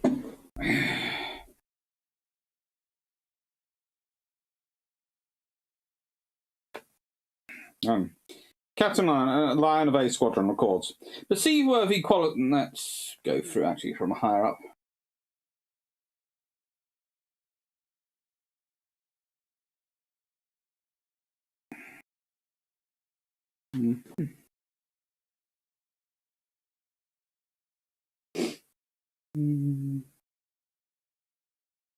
Let's do it from here. Major King's action was akin to Wolfe's at Quebec, almost 200 years before, and worthy to remember with it. Advancing in front of the 4 infantry companies, the crews of the D.D. Shermans, A and B squadrons of the 13th and 18th Hussars, had reached a position 5,000 yards offshore, where they thought their tanks stood a chance of swimming for it. In less heavy seas, they would have been launched 7,000 yards out. L-15 tanks of A Squadron and 9 tanks of B Squadron struck out for the shore. Admiral Talbot has paid a just tribute to the determination of these young crews to use their amphibious tanks in the manner for which they had been designed. Forward with this group was an FOO from each of the field regiments. The job of these FOOs, forward observation officers, was to observe the fire of their regiments upon the selected part of the beach strong point, cod on the East Yorks beach, and make any necessary corrections. The LCPs of 33rd and 76th Field Regiments were sunk, but the FOO of 33rd Field Regiment was picked up by the LCP of the 7th Field Regiment, and the fire of the division artillery was observed from the craft. The other FOO, Captain Joe Daniel, our artillery, was killed. Close behind the swimming tanks were the assaulting infantry, and also landing craft tanks containing the flails, bulldozers, and armoured vehicles, Royal Engineers of the 8 gapping teams and 4 obstacle clearing teams. Behind them were the rocket craft and then the divisional artillery. It was now past 7 o'clock, and H.hour was 7:25. Steadily, they drove on together. Captain Lion of A Squadron records, "The seaworthy quality of the Sherman DD astonished me. But it was necessary to adopt a zigzag course to avoid getting beam onto the tide. The squadron appeared to me to be keeping excellent station. Nevertheless, they were retarded some 5 minutes by the rough sea. This may have been the reason for the AVRE flotilla's attempt to overtake, driving right across the port bows of A Squadron. The beach was now obscured by bombing and artillery concentrations, and about 10% of the drenching rocket fire from the LC landing craft tank rockets, whose decks grew red hot, were observed to fall short. It caused the AVRE flotilla to go full astern together, and when they overtook the Shermans a second time, led to the ramming of 2 of A Squadron's DDs. One of the victims, Captain Denny, reported, at about 800 yards, I was rammed by an LCT, and we sunk immediately, the tank going over on its beam and sinking for about 25 feet, ending up upside down. Although the crews were wearing LTA and May West, they never appeared again, as I did not see them during the 30 minutes I was in the water." The same officer, describing the short range of some of the unmistakable rocket concentrations which fell among them, says, "The squadron kept going and kept good station in spite of these intrusions. The moment the squadrons breached, the enemy opened fire and 4 tanks were disabled. 5 more were swamped in the breakers. Thus, there were only 5 effective Shermans on the East Yorks Beach and 8 on White Beach. The latter were joined 40 minutes later by the 5 that had been unable to launch at sea. The idea was that the DD Shermans should land just ahead of the assault infantry companies and the Royal Engineering gapping teams and keep the enemy's heads down while the infantry went in at H-hour to finish off the enemy, enabling the gapping teams to work undisturbed at least by any small arms fire. But the DDs had been slowed down by the heavy sea and they all landed roughly together at about 7:30. Although the front line of obstacles was awash, the tide was rising fast, flowing up the sand at a visible pace, and those armoured vehicles, Royal Engineers, that landed ahead of the DD tanks and infantry were some minutes without close support planned. They were not likely to give that a second thought. This was the time for calm thinking and swift action. To clear the beach of those obstructions, both the inanimate and the very animate, was the job. To make haste for the next wave of men would break and flood up across the sand in a few minutes, and succeeding waves would develop the regularity of Atlantic rollers advancing over the shore. These RE gapping and obstacle clearing teams all succeeded in disembarking, with the exception of one LCT carrying a gapping team for White Beach. After the first flare was discharged from its class, a close enemy anti-tank gun hit the second flare, which jammed on the ram door, while a second hit caused an explosion aboard and killed Lieutenant Colonel A.D.B. Cox, commander of 5th Assault Regiment of Royal Engineers, the man who was in command of all beach clearance and gapping teams. While terrific barrage and bombardment lifted on ahead as our infantry assaulted the beaches, and just as the East Yorks and the South Lancs felt the relief of the solid sand under the feet, the Germans were emerging from the solid and comfortably furnished underground shelters, which seemed to have given them good protection from everything but shock. Within a few minutes, the enemy were applying the fire of rifle, machine gun, mortar, and field gun to Queen Beach, particularly to Red opposite the Cod strong point. The South Lancs on the right had severe casualties in A Company, Major Harwood, the company commander, being mortally wounded. One of his subalterns, Allen, killed breaching the beach wire. They sent C Company left to assist the East Yorks on the reduction of Cod, while Lieutenant R.W. Pierce, Military Cross, took command of A Company and directed it right towards Leon-sur-Mer. On this beach, the gapping teams had opened 4 exits at the end of the hour, despite heavy casualties in men and tanks. On Red Beach, C Company of the South Lancs were engaging the active Cod, when the HQ and the remaining companies of the South Lancs landed almost on the strong point.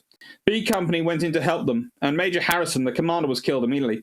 So was Bell Walker, who assumed command and led an attack on a pillbox. Battalion HQ moved up towards the sand dunes near an 88mm position, and the battalion commander, Lieutenant Colonel R.P.H. Burberry, was killed by a sniper's bullet as he directed this assault. Red Beach gapping teams suffered crippling enemy fire, lost most of their tanks, and were nearly all reduced to clearance by hand. Their first 2 exits became blocked by damaged tanks. They managed to open one gap with a lateral communications after an hour and a half, and 2 more within the next quarter of an hour. No mines were found on the beach itself, though the exits and strips behind the dunes and beside the streets were thickly inlaid with them. The obstacle clearance teams fared worse. Their work was more formidable, even than they had expected. Their first discovery was that every ramp-type obstacle and a number of the stakes and steel hedgehogs and concrete tahandra were armed with a telemine or anti-aircraft shell with pushing niter to operate against the first craft that fouled them. The situation was aggravated by the high tide and swell. By the time the unarmoured element of the obstacle clearance teams got ashore, the seaward ramps stood in 6 to 8 feet of water and were about to be submerged. Enemy small arms were still active and mortar fire was coming down. Men on Red Beach were swimming in an effort to remove the mines and shells, and a number were dislodged and dropped to the bottom. Then, as more LCT ran ashore, it became impossible to work at the deep obstacles. Fortunately, it had become evident that the obstacles were not preventing the discharging of craft, and some of the mines were failing to detonate. During his early task on the beach, the casualties to the flails, AVREs, and bulldozers amounted to 50% of the machines. 5 Assault Regiment Royal Engineers suffered heavy casualties among their officers, and 629 Field Squadron lost nearly 20% of their men, some of whom were drowned.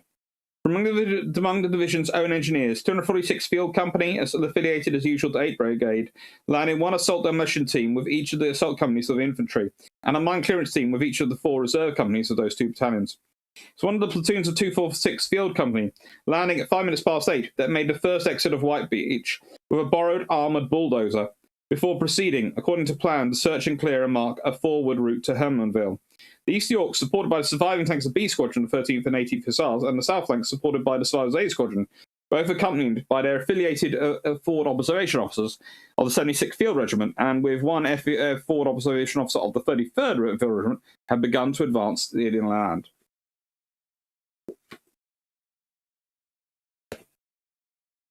This is a good book. This is a very, very good book.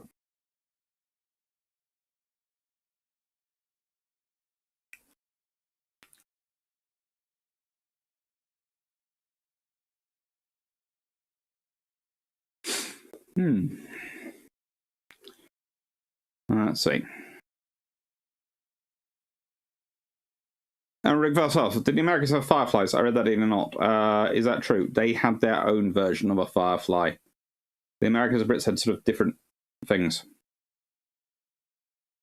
The M48-3EB. No, M4A3EB. That's hierarchy, but actually made me confuse it with the first typo. It sort of looked like it, and I read it out and I went, that's all right. And then, yes, but incorrect. M4A3E8.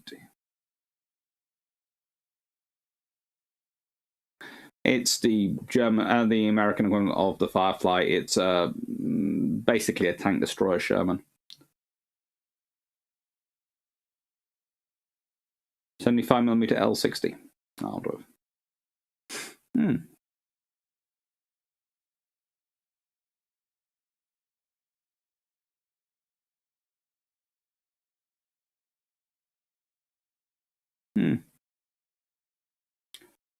No, it was a 76mm gun, and the E8 program was just about the super suspension. 76mm on the M4A3 was the E6 program. Oh.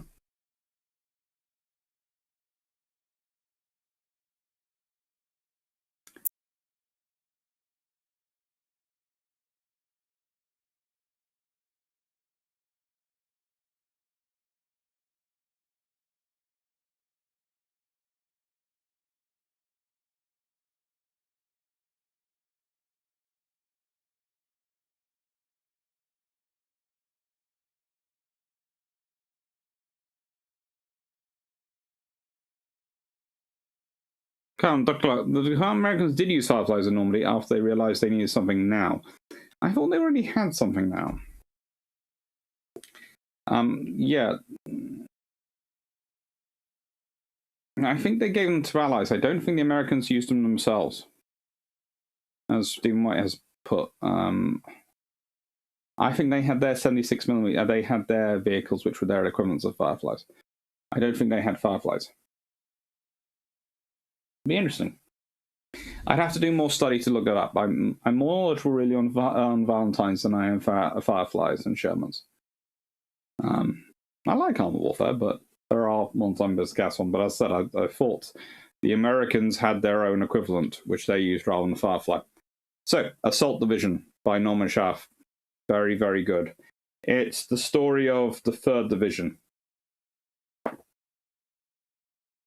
It's got maps in.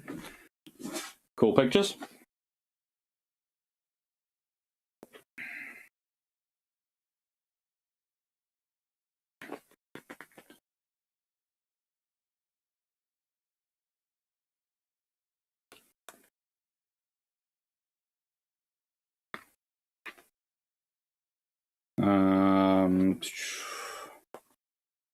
Maps all over the place. Pretty good quality ones. And it's a good book.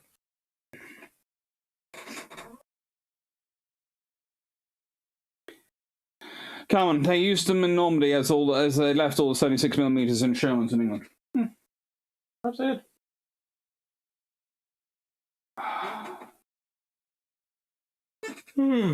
Sorry.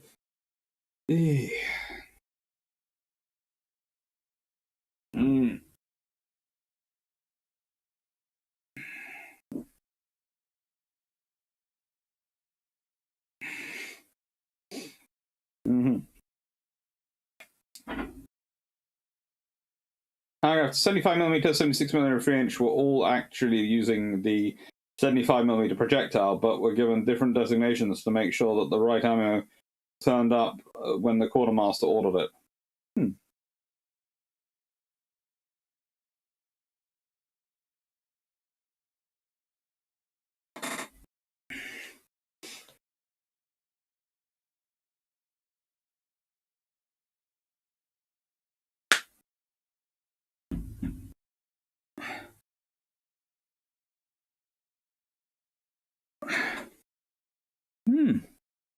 Sherman. They did the 76mm Sherman, but they didn't bring it into Normandy. Although the 76mm Sherman was a line replacement of the 75, not a supplement like Firefly was. Huh. They also had a whole load of tank destroyers. I don't have my armored book with me, but there was a really cool American tank destroyer in World War II, which was not too dissimilar to it. I think it was the A10. Let me have a look it up.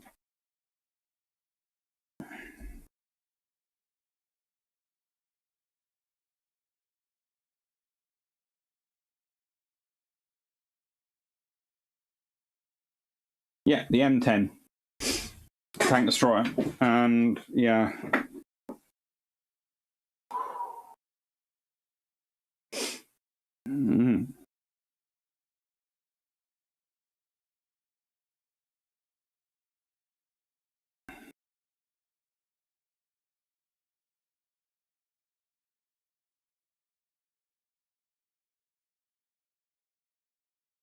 And they got into a lot of different operations, the M10s did.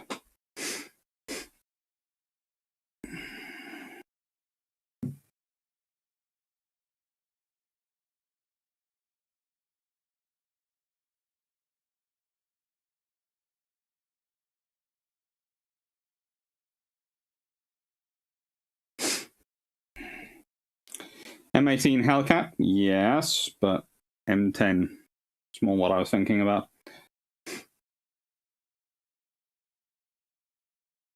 Oh, you like the interim one? In? Yes, I do. I think it's a good vehicle.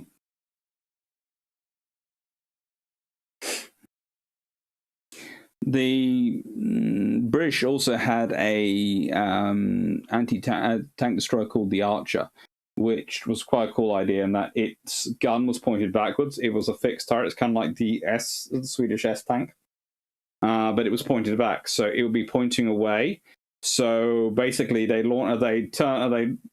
spot the enemy, turn around, reverse towards them, line up their targets, fire, bang, bang, bang, and then race off. And they'd already have the driver pointing in the direction they wanted to go and go away. So they were great for ambush tactics.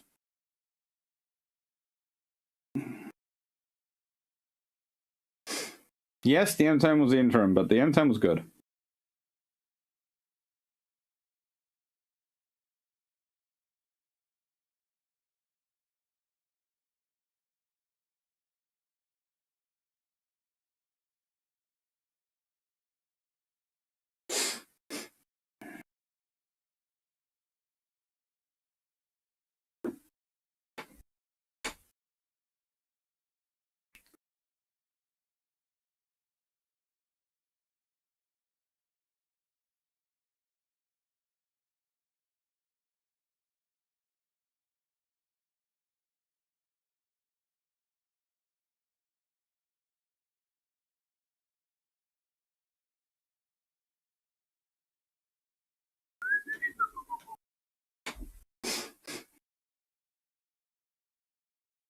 That's the Archer. Let me see if I can find a picture of it.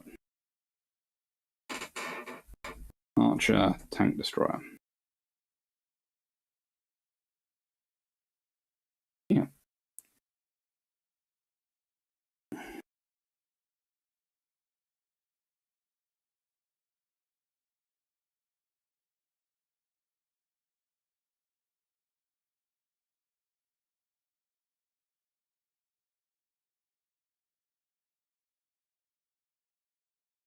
Now, the thing is, this was a variant of the Valentine tank. That's the really cool thing. It was basically, okay, we have all these Valentine tanks. We need to come with some. We have all these hulls. We need a way to make use of them. Oh, let's produce this. This being the Archer.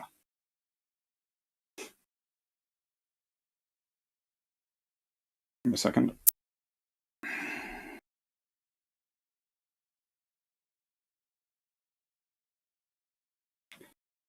Armed with a 17-pounder and 39 rounds, plus a 303 brain gun. It had a maximum speed of 20 miles per hour on road, 8 miles per hour off road, and a operational range of roughly 140 miles on range. They were still being used in various roles, in various wars. Now, here's the thing. The driver's at this end. Yeah. As you can see, that's a Valentine's tank, and what they've done is they've put the 17-pounder on there. It's pointed backwards over it. It's a really cool system and a really cool idea.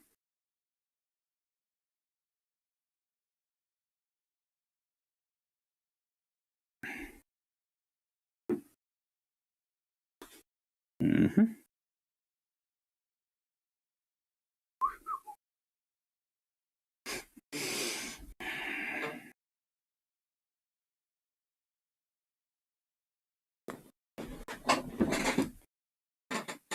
Also, open top means better situational awareness, even it means perceiving better the cold, the rain, and strapping fuckballs. Plus, it was found open tops against the Japanese with their anti-tank targets was problematic.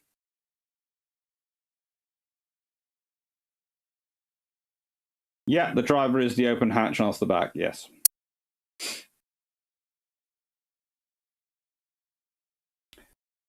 And yeah, our engine block also helps with armoring, because that's the engine block is pointed towards where the enemy are.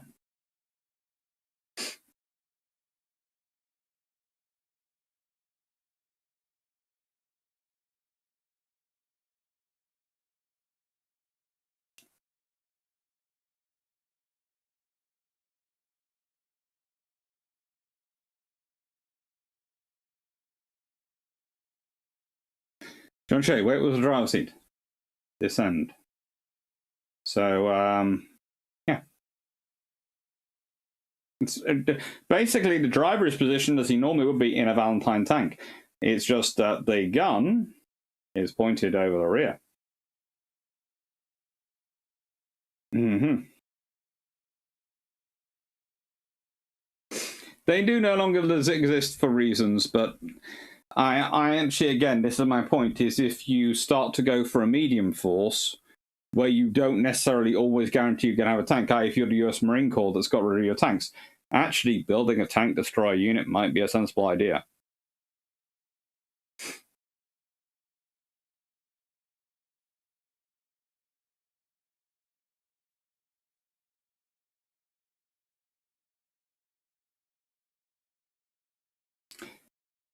Third sort of, Rodger is what an Apache, if not a fast-moving, heavy-hitting tank killer. Touche, Dirt Squad. Touche, Dirt Squad. And as I said, if you look at certain forces, there are tank destroyers. If you're looking at some of the forces based around CV-90s, etc., there are still tank destroyers out there. They're missile-based, maybe, but they're tank destroyers.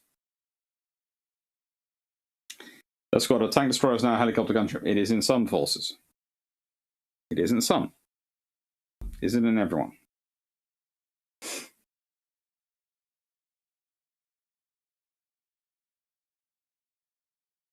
The Italians do have some TDs, but they're wheeled.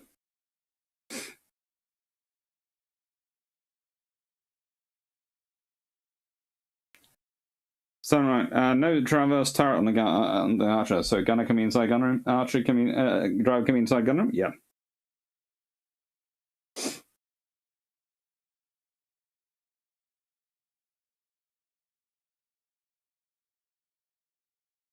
Let's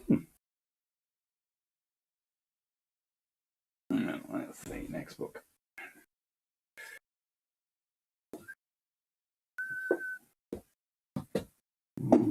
Oh,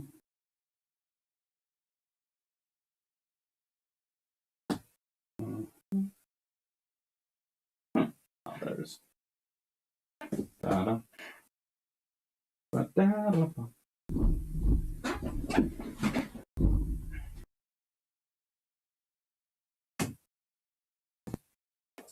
As you can tell, this week has been a much more discursive Bruships, but it was always going to be from its structure. Although I think I've got a few books. Not sure how many though. I had a mental list of up to 20, and I got through 2, 4, 6, 8. Not the speed of 10th.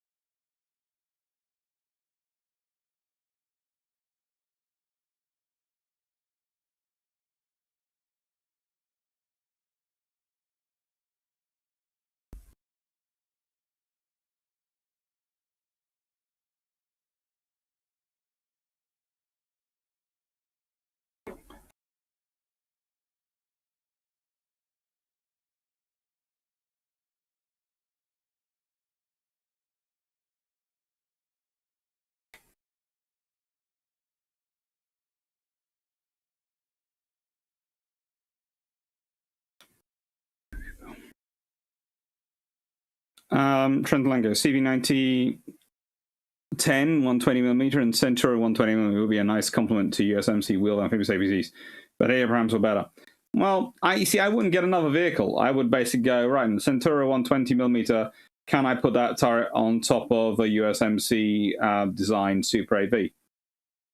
That would be literally what I would do. I would not start adding in more vehicles. If you're heading for a medium weight force that is going to be an ultra deployable expeditionary medium weight force, there is a legitimate argument for getting rid of the Abrahams in terms of, right then, can we pair all our armor down onto one vehicle? Can we put everything onto this vehicle type? I mean, command, control, air defense, fire support, troop movement, logistics, everything onto the same vehicle type, or the same vehicle. Then that makes sense. Yes, a tank. Yes, an Abrahams is a better tank, but strategically, if you've got everything coming off one, right, Jack Hunter, have to head off. Take care. My voice is starting to go, so yeah.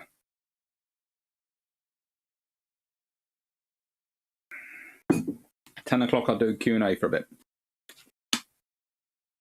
and then I will have to go. So. Tankmen.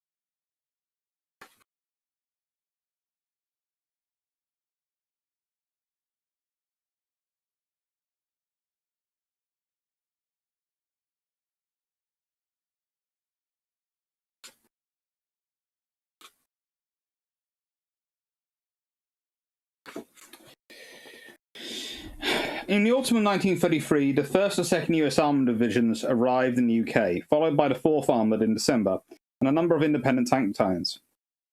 By the following month, it was said that every 10th male in the UK was an Allied soldier. 2 million US soldiers settled into 1,100 locations, occupying 100,000 requisition building, constructing another 160,000 Nissen huts, and erecting thousands of tents. Remember what I said about Lend-Lease this week. American tank soldiers were confident in the Sherman, convinced it was the equal of anything the Germans could field. Charles Evans of the 3rd Armored Division recalled its introduction. After what we had gone through, it was like a blessing.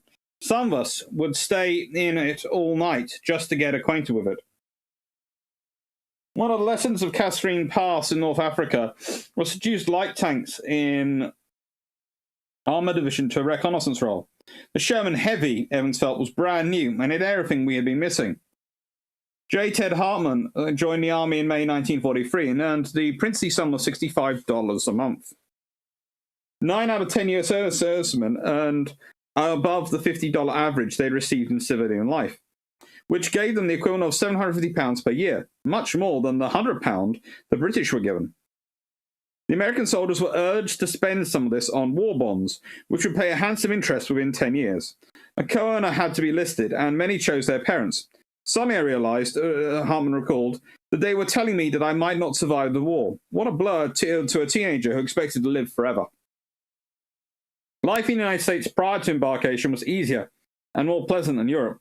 Civilians were generous to soldiers in uniform, and Hardman recalled that many of his minor bills were frequently waived. The home front was tangibly seen to be supporting the war effort.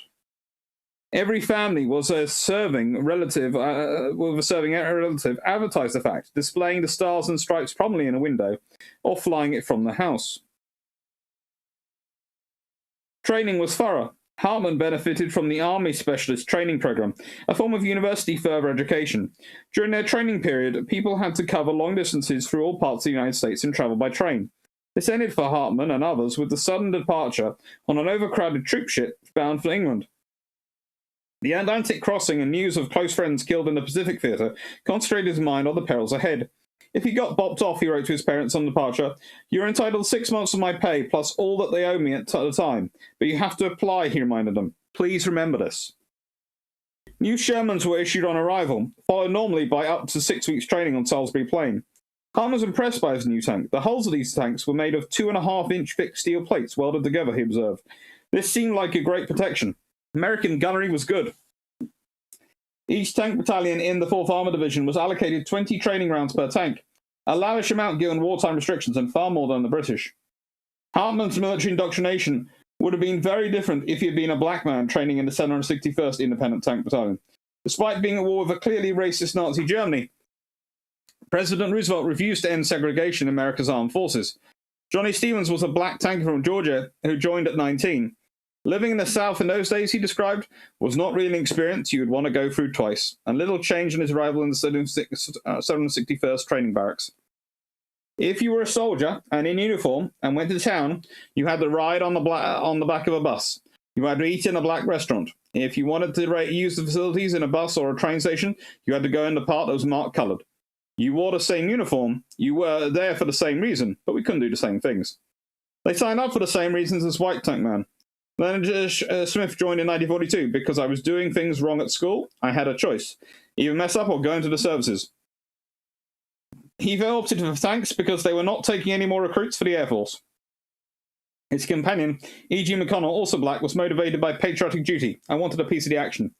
McConnell looked so young that he stenciled a pencil-thin moustache with eye makeup on his upper lip. His mother, who accompanied him, remarked to the recruiting sergeant on passing over, "You take care of my boy." Good God, I was so embarrassed, McConnell admitted. They're into old troop train journals, as for Hartman, but Stevens had to ride forward where black people normally sat, where you got all the smoke and smut on the funny fumes. They were cautioned to lower the blinds because redneck hillbillies had taken the shooting at black carriages as they passed. There were official reluctance to end segregation, but awareness that they needed black people for the war effort. Reluctance to employ black soldiers in combat kept the 761st Tank Battalion training in the US until crippling American tank crew casualties resulted in their passage to England in October 1944, becoming unavoidable. On arrival, they learned the army had spread rumours about black troops. Johnny Holmes remembered, "When we landed in England, they told English people, or whatever English European people we came to contact with, we were monkeys. We had tails and we couldn't fight, and we were just bringing up the tanks for the white boys to fight with. You wouldn't think your own countrymen do this to you, but they did." It was a beautiful spring in England. Stretching ahead for the tank crews was a period of limbo, living on borrowed time, insecurity underscored by the wonderful weather. There was uncertainty for the uninitiated and skepticism for veterans, weighing up the chance of death and injury. The mixture of questioning and stoicism permeated the waiting camps.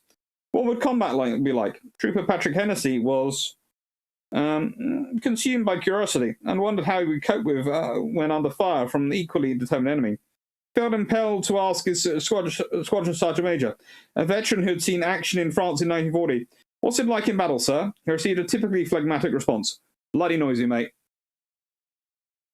Air raids were a concern to everyone. Sociological surveys testified that motivation had little to do with abstract notions of freedom and patriotism, but much with protecting personal values, sweethearts, wives, and families. In addition to conventional bombing raids, the arrival of V-1 flying bombs over London in late June was a great worry to those of us with families in the capital, declared tank crewman Stephen Dyson from North London. Although it was a worry for lads from the smoke, London, a certain court-martial awaited anyone caught AWOL, attempting to go and see their families.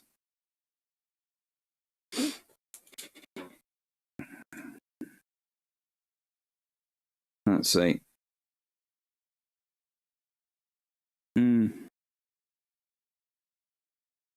I'm still surprised that Japanese torpedo tank has not been mentioned. Actually, honestly, never really heard of that as an idea, so I'm presuming it doesn't exist. If it does, send me pictures. I want to be horrified. Jack Hunter, take care. Depth Squad, do you think USMC will end up going for something like the Amtrak with turret on top? I doubt it. They've got the Super AV USA APC system, which they'll probably use.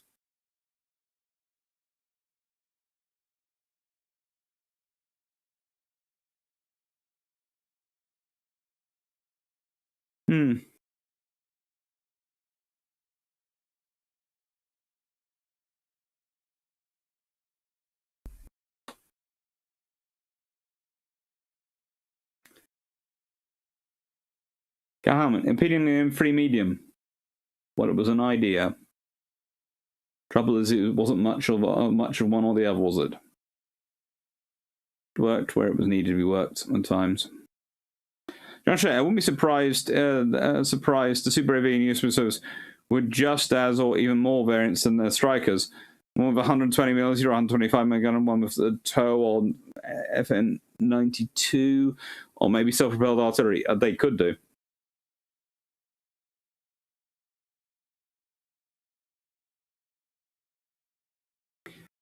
Tom Golding, in South Wales around D-Day, my grandmother maintained a liaison. I never found quite the nature of it. It's your grandmother. Do not ask. With an African-American soldier. Lots of the local Welsh girls did to get extra rations. I doubt it was quite so cynical. That's just about extra rations. Similar home concerns disturbed the teenagers of the 12th. Yeah, I'm not going into them.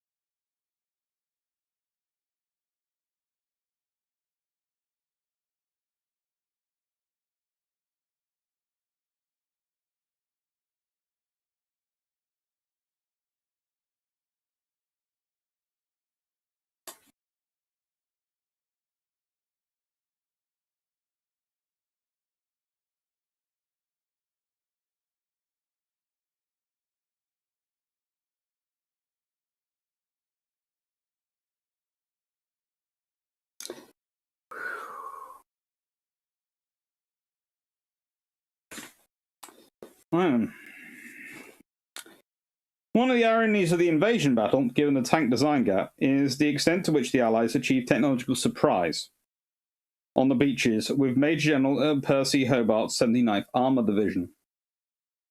Swimming DDs, or duplex drive tanks, preceded a variety of specialized armed vehicles nicknamed Funnies that crawled over the supposedly impenetrable Atlantic Wall in Normandy. The need for such vehicles had been dramatically illustrated by the disastrous performance of the Canadian Calgary Tank Regiment, equipped with new Churchill tanks at Dieppe in August 1942. Marooned on the Pebble Beach, the tanks were unable to break through the German obstacles, leaving the assault infantry exposed to withering fire. Successfully landed Allied tanks in Normandy 2 years later were to be equally surprised by the excellence of the German heavy tanks and anti-tank guns they were to encounter inland. We just could not understand, declared SS Lieutenant Fritz Langard, a Panther commander with the 2nd SS Panzer Division, how countries with the highest degree of industrialization, sitting apart from those European powers killing each other for so many years, would not come to Normandy with the very best tank in the world. We just couldn't understand it. The Americans had rejected the M26 Pershing of a 90mm gun in favour of more numerous Shermans. Yet when Allied tank crews saw the technical vision exhibited by the Funnies, there was no reason to doubt that the Shermans, as they had been assured, would equal the German tanks. Moreover, as the floating harbours and other technical innovations supporting the landings began to unfold around them, it appeared that victory in Europe could soon be in the bag. DD tanks wore canvas flotation collars raised on steel arms and were equipped with rear-mounted propellers powered in the water by the tank itself. The tank commander needed a periscope to see over the floating screen side. Entering the water was perilous. Then there was the danger of water swamping the screen once underway. Crews were unenthusiastic. Being a bloody sailor in a bloody tank was taking patriotism too far, was the majority view expressed by Lieutenant Stuart Hills of Nottinghamshire Sherburne Rangers Yeomanry. Lance Corporal Patrick Hennessy recalled the doleful view of the chief petty officer who taught them underwater escape drills. Rather than you and me, mate. The task of the DD tanks was to land just ahead of the infantry and engage beach pillboxes and to provide supporting fire as they attacked. Next in line were the Crab Sherman flail tanks with massive chains revolving at high speed detonating mines, creating gaps in minefields for the assaulting infantry. This concept likewise elicited scant enthusiasm from crews, warned to anticipate a two-thirds casualty rate. At least 16 of the troop might be wiped out, recalled Lieutenant Ian Hamilton. Nor were we to stop to care for any wounded. Not very cheering. They were less happy to discover that the tank gun had to be reversed during the vulnerable operation, and they would be completely reliant on other tanks for protection. When the assaulting vehicles reached the seawalls, Churchill AVREs, Armoured Vehicle Royal Engineers, armed with a 290mm mortar, ejecting a 40-pound projectile called a flying dustbin, would engage pillboxes and blast obstacles at close range. Other AVREs were to follow with fascines to fill anti-tank ditches, lay bobbin non-slip carpets of coarse materials and negotiate slippery slopes, and other mobile trackways and ramps to climb up seawalls and bridge gaps.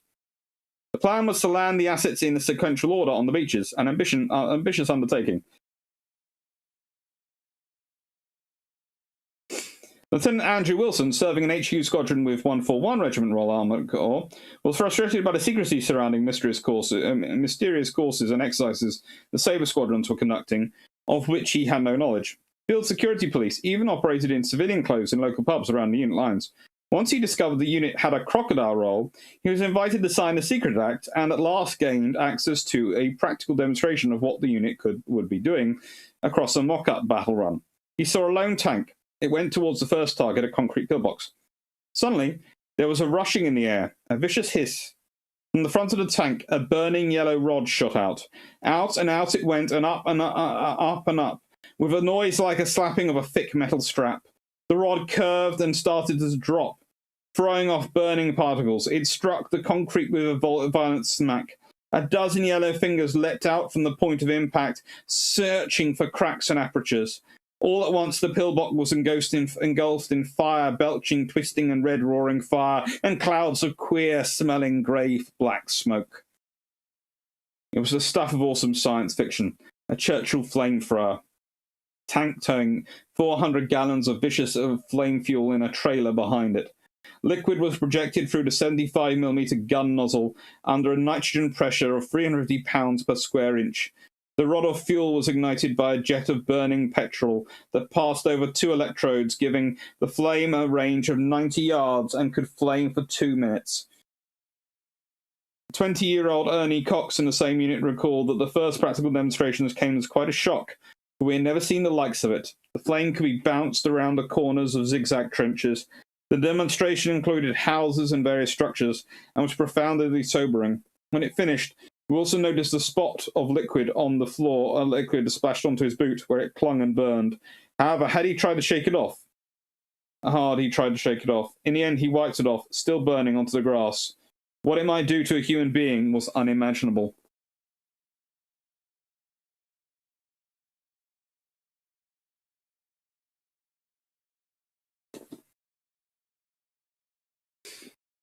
This is a good book. Right, let's see.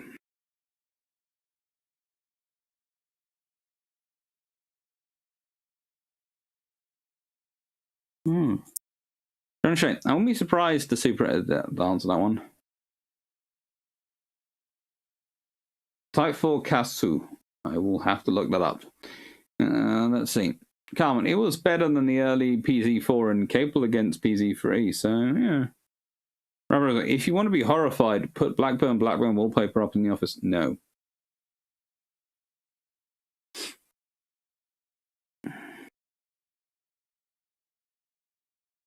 No, it wasn't the Hangraph. Hadrian, if you do something on airborne troops, could you include the triple nickels? Possibly.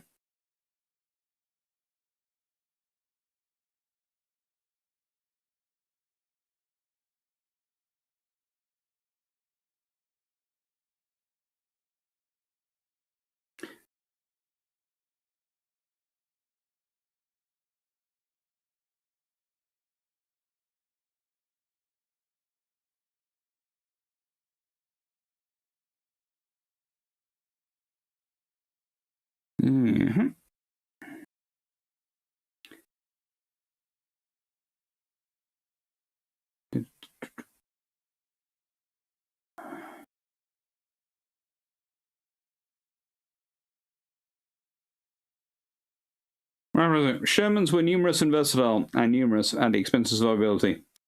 Yeah. Watching you dub language on the fly for the kids is amazing. Amusing. Yeah, I got my little cousins watching. I know they are. They're allowed to stay up late to watch their Uncle Alex.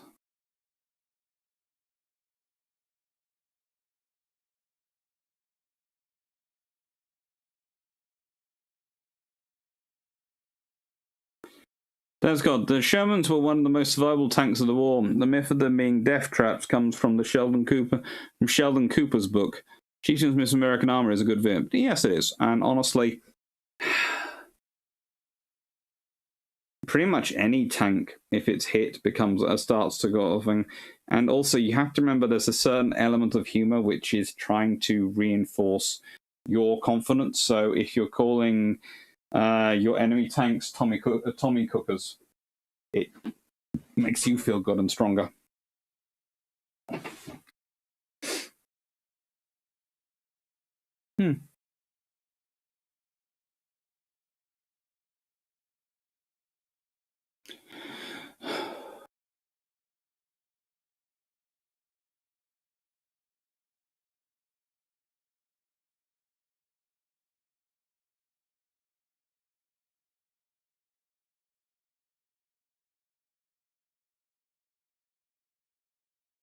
That's good. Off the top of my head, something like 0.2 dead per Sherman knocked out and 0.8 injured.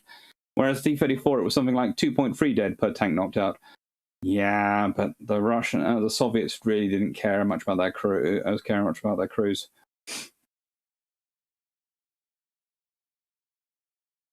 Agreed. The Sherman gets a very rough tank. In reality, it's a very good tank. Yeah, it's kind of like.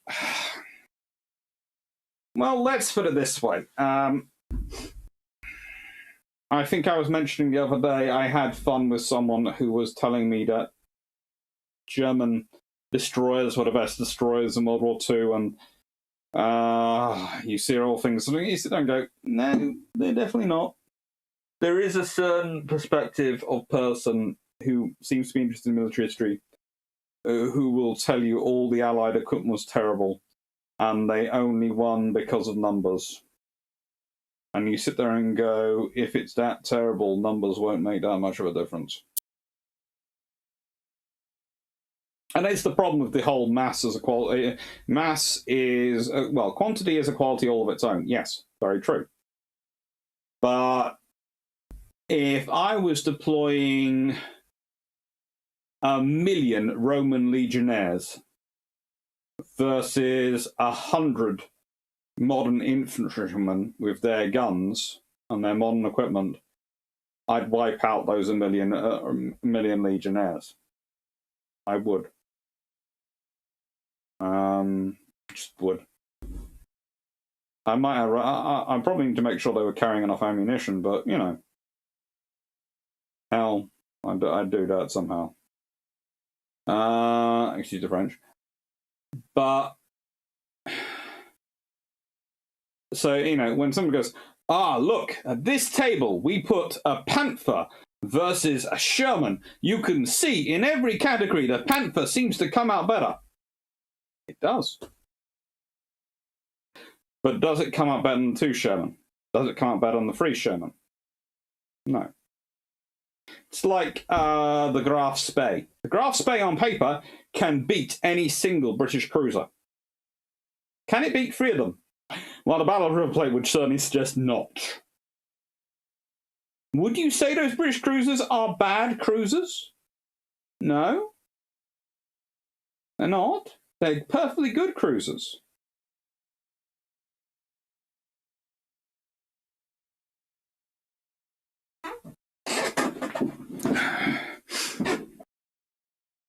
Mainly, I had problems with Exeter, but we'll leave that to one side.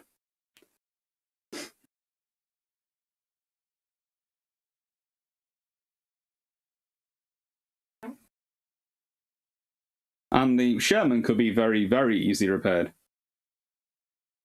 Yukos, have you heard of the Western Front Association? Yes, I have.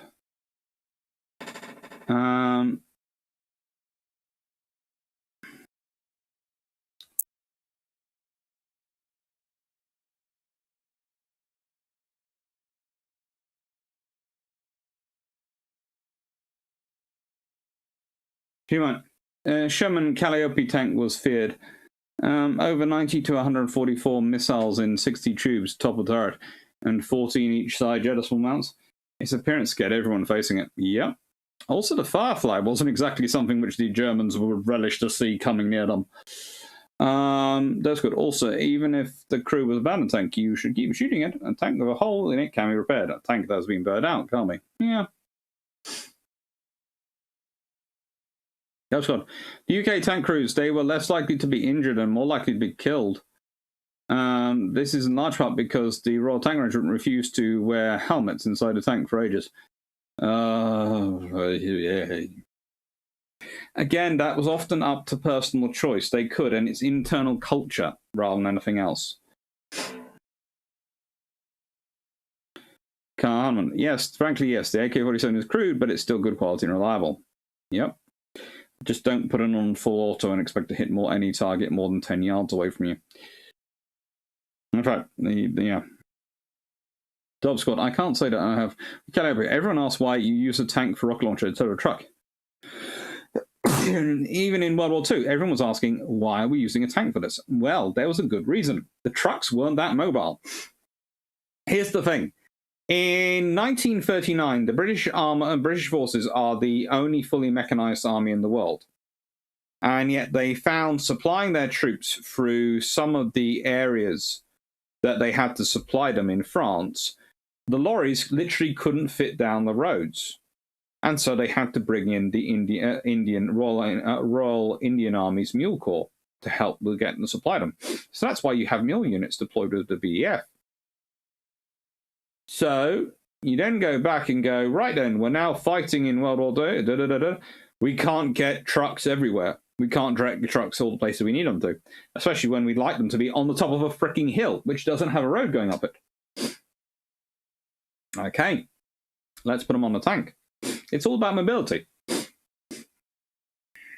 Yes, some lorries can, but some of those lorries are actually more useful as logistics assets than they are as fighting assets, whereas a Sherman, you're going to want a Sherman in that area anyway. You might as well just add some firepower on top of it, turns up, blasts away, woohoo, done. Then you've still got a tank.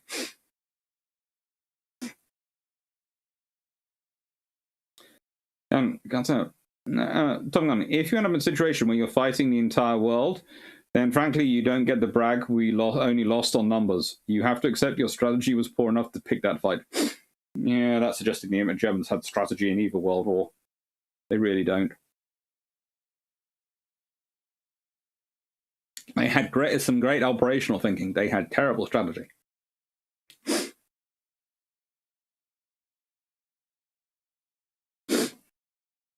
It does, but do you have a panther here, and here? Or with 3 friends? No. No, you don't.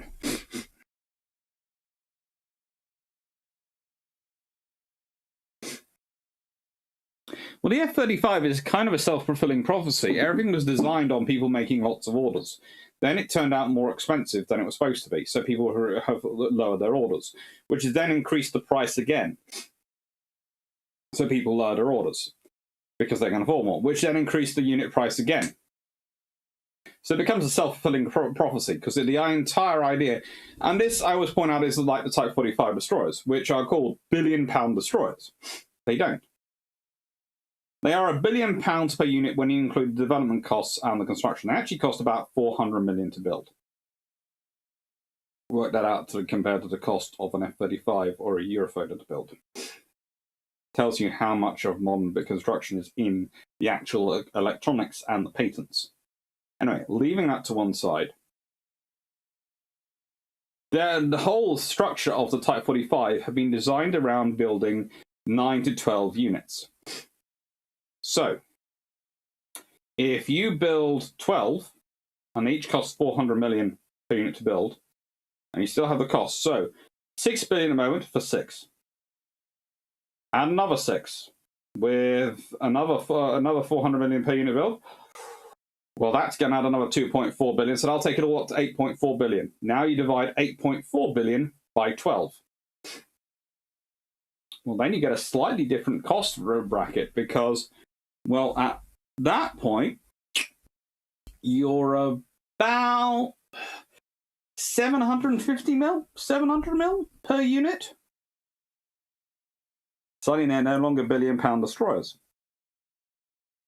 And this is the same with the F-35. We're all the whole thing was people were supposed to be buying thousands of the things.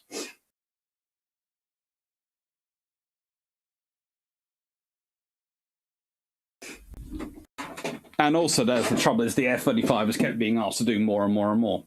It's become the favourite. Well, you remember the game when we were kids of you have this mule which flicks up. And you have to load it up with stuff. Well, the F-35 is being loaded up with more and more and more stuff. At a certain point, it's going to kick and go. I can't take anymore.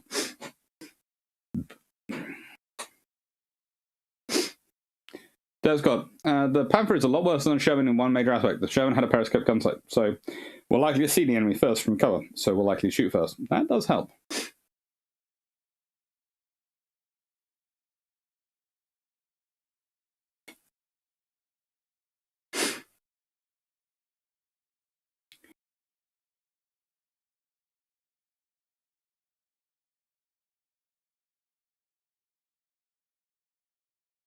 Okay, let me put it another way. Why aren't 105mm tank guns, artillery pieces, and naval barrels interchangeable? Because the naval barrels tend to be longer and slightly longer, and a lot heavier and a lot thicker. So that because they can be because the ship can carry more weight, and that means they have to be replaced less often. If you remember, a barrel wear and means you have to replace it. If you can have a thicker barrel, it's going to wear slower, as a rule. Third scored it is true, but the general view, both frontline command, was that the 75mm high explosive shell was probably a lot more useful for blowing stuff up than the rockets. Yeah, but the rockets are cool and scary.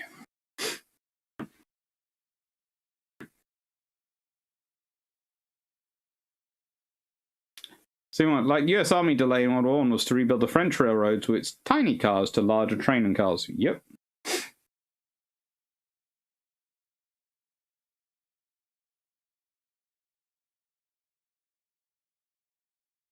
Come on, some Type 26 like not nearly. The Type 26 8 are going to be ordered. The government has done a thing which means they can't cut them. They have released the names of the ships. And those ships were all named for various places which have a lot of MPs. Which load of MPs can you afford to cut off and not be able to win for the next 20 years?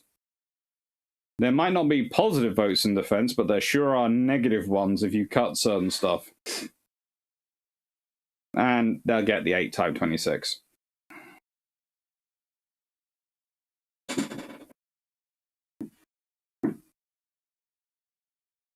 Yes. I would prefer to have 9. I prefer to actually my favorite thing would be to have 12, but you know, as I keep saying, 12 Type 36 and 12 Type 26 and 12 Type 31, 32 would be very, very useful, especially if the 31 and 32 are as similar as I have a feeling they're going to be.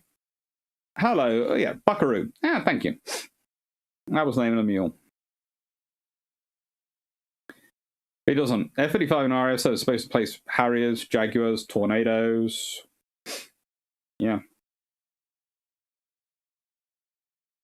Remember, it's like roughly 36,000 a flight hour versus 22,000 for an F-16. In many ways, the F-16 is so low because it's a legacy asset. You have to remember that, and that makes things a lot more expensive for an F-35. Once you get more used to maintaining it, it'll go down a bit more.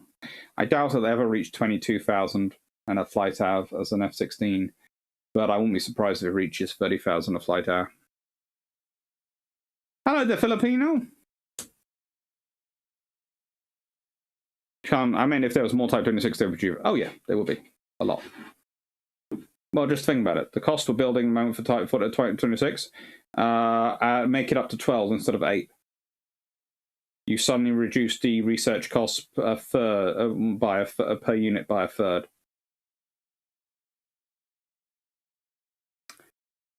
Or is it politics affects military procurement? Perishable. It always does. It always has. It always will be.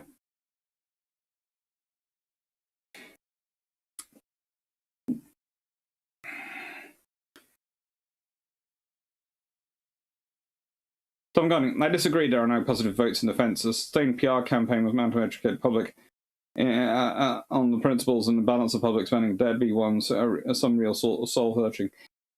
Yes, but who's going to pay for that sustained PR campaign?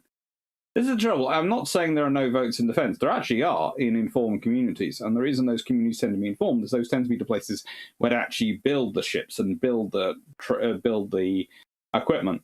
But the trouble is, that's been steadily reducing over the years, the places where there's been. So there's a number of votes in defence. And who's going to do a PR campaign? Who's going to, look at the trouble even the Royal Navy and the Royal Air Force get into for their social media work, which they do in-house. There are always people going, who's paying this? How much does it cost? And you're going, they need to do it. They have to justify themselves.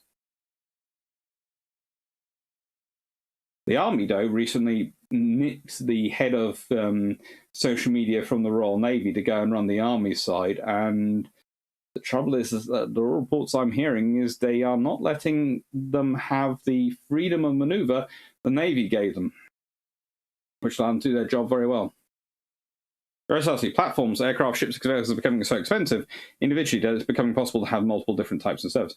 Yes, agreed, but also there's the fact that why are those platforms becoming more expensive? It's like a question of destroyers are becoming too big in 1950s and in 1940s and in 1930s. You know what I'm saying? And you sit there and go, okay, so what capability would you like to cut from this destroyer? Do you want to cut the anti-aircraft capability? No. Do you want to cut the anti-surface capability? No. Do you want to cut the anti-submarine capability? No. Well, these are all more complex than they used to be. They're all larger and require more people. And do you want to cut the speed? No. Okay.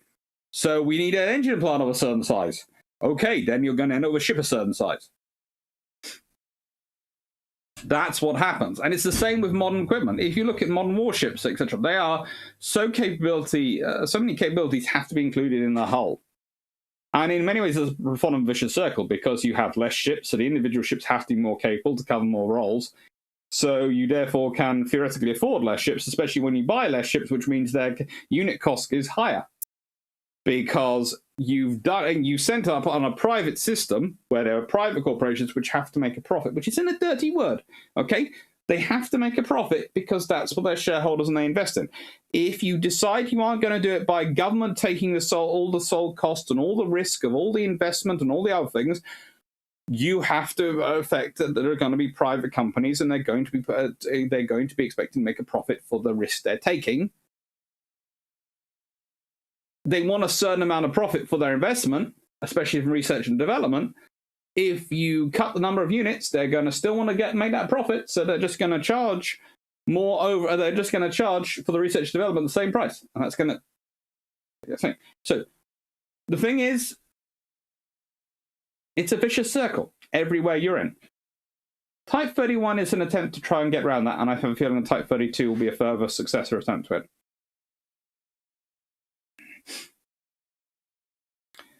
Hardman. I'd love to retain the Harriers, but again, there was no money. And everyone was focused on... honestly, we should have retained one of the carriers along with Ocean. Not an Invincible class in service. And then got rid of the Invincible class with it, that kept his Harriers on it, and then got rid of it when Queen Elizabeth came into service. And then transferred the Harriers across, but no.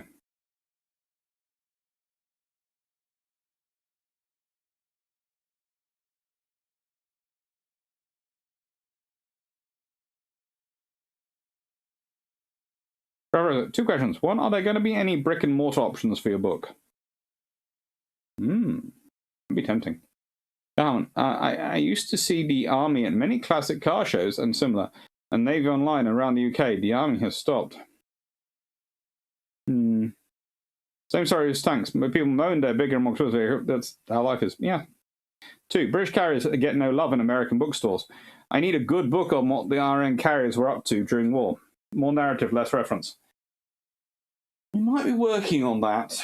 Until then, Armoured Carrier's website is just amazing. Jamie's website is frankly freaking amazing. But we are looking at trying to do some of those ones and some books about that.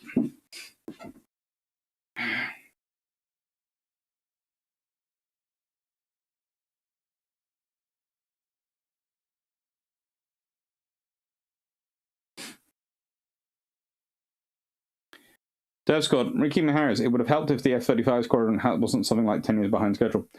10 years behind schedule is actually fairly good. That sounds terrible, but listen to Steve George talking about it, and once he goes through the reason it's 10 years behind schedule, you sit there and go, I'm surprised it's actually in service and its viable level as it is now already. The amount of feature creep, as someone else had put a Dirt Squad suggested earlier, as you suggested earlier, is quite amazing. Oh, that's one reason I'm holding out hope for the Constellation class. Crossing fingers for USN.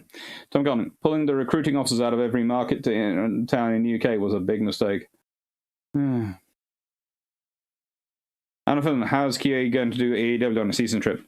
Crow's Nest is supposed to be viable and operating by the time it goes. Supposed to be.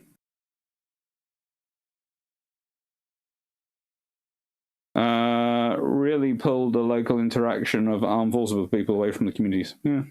I wonder if something is lost, not focusing on mission-specific aircraft and ships. Aircraft focus on specific missions, focus on ground attack or counter or maritime strike. Well, you end up with an anti-submarine warfare hull, which is being asked to do, which is also having to do the local area air defense role and strike role. That's what happened to the Type 26. That's why it's called the Global Combat Ship originally, not a frigate. You have people honestly going, I want to build a Type 45 replacement. I want to base it off a Type 31 hull or a Type 30 or Type 26 hull. And you're going, really? You want to go to all the expense of either cramming into a slightly smaller general purpose hull or a anti-submarine warfare hull with rafting? Yeah, that sounds like a great idea to add to the bill. No. Besides, the Type 45 will probably be a tumble-down hull. A Type 45 replacement will be a tumble-down hull. Probably around about 14,000 ton mark. Yeah, that sounds big and massive, I know, but judging by the way things are growing.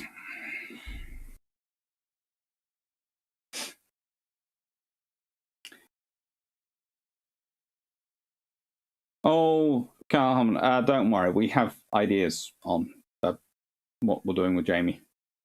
Me and Drac have ideas, and Jamie's agreeing with them. Fun fact, the Royal Navy still had some sailors who do community interaction with scouts in Wales, along with cadets. Oh, I know. They also have a lot of reservists who do it.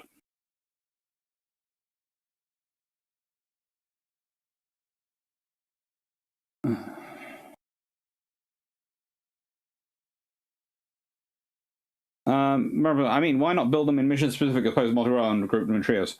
Because then if you lose your air defense ship, you are out your air defense ship. You have no air defense. You lose your anti-submarine warfare ship, you have no anti-submarine warfare capability. That's the trouble what happens when you make them single-focus assets. And this is the thing. There's often this mythology that goes around going, they were focused assets, they weren't general purpose. And you go, really? So those anti-submarine frigates in World War II, they didn't carry 3-inch and 40mm guns? Well, they did. So they had quite good anti-aircraft capability and anti-torpedo boat capability. Yeah, but they weren't anti-surface assets. No. But didn't they have destroyers with them? Yeah, and the destroyers had torpedoes. Yeah.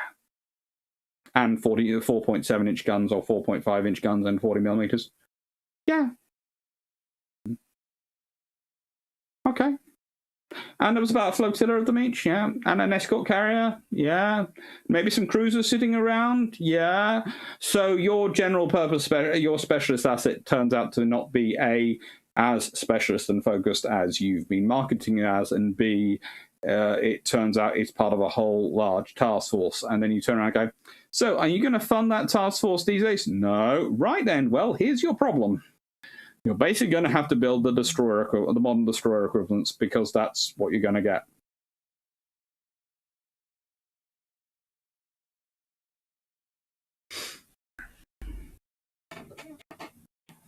Vision, could would unarmed type up-armed Type 26 be ordered supplement Type 45 ships? I doubt it.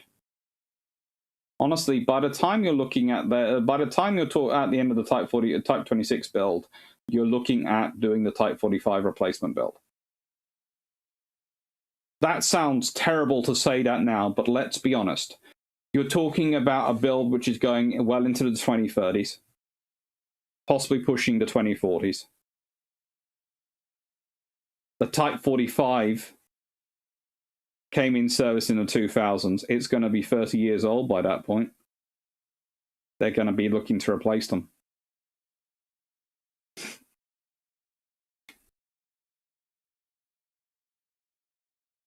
Type 45 replacement, Type 31 hull. A Tiger replacement on a Panzer to a free hull. Yeah.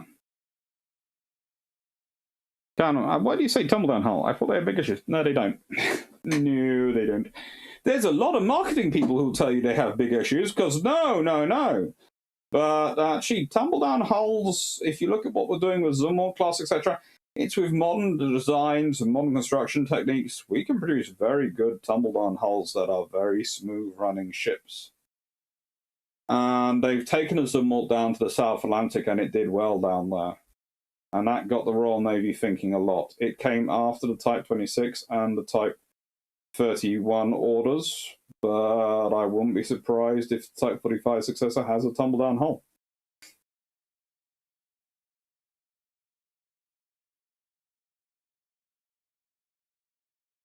Adam, is the QE trip to reinvigorate the 5-power act or to get a seat in the quad? Nope, to either. Well, 5-power act, 5-power alliance, maybe. A little bit on the 5-power alliance, it's still going. I did a whole article for a think tank, which reminds me, I've got to stick in the invoice for that.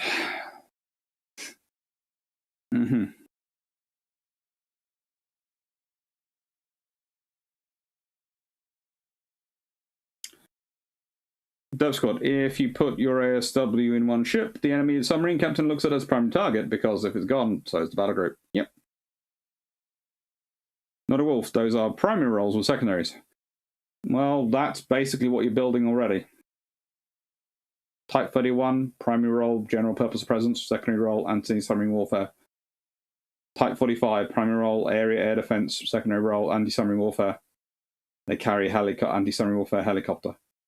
So does the Type 31. So does the Queen Elizabeth class. So lots and lots of anti-submarine warfare helicopters going around. Type 26, primary role, anti-submarine warfare, secondary role, air defense.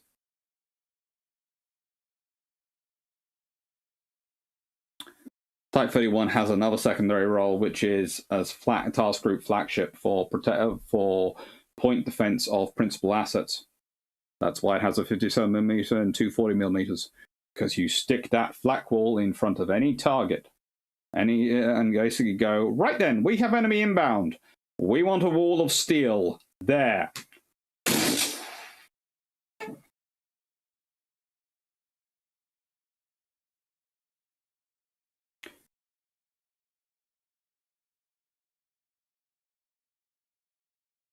Sure, funny how each unit needs to be able to stand on their own and have a niche to fit into a large group. Funny how that works. Yeah, it sounds like it's been a formation of naval task groups from time immemorial. Razor, I always thought of Fletchers as general purpose destroyers. Sort of.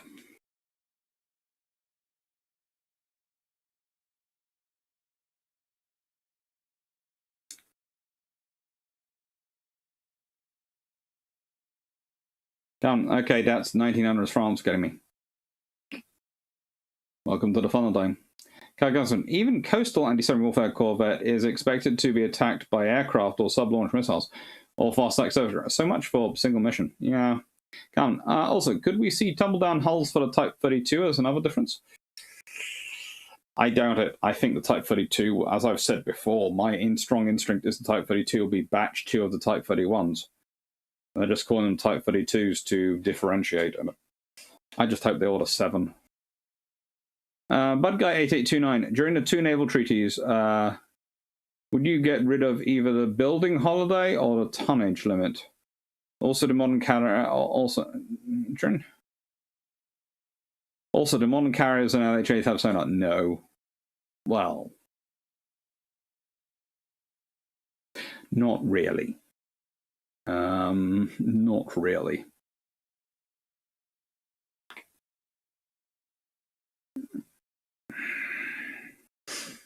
They tend to have something which alerts them to the depth of water around them, but no, not sonar.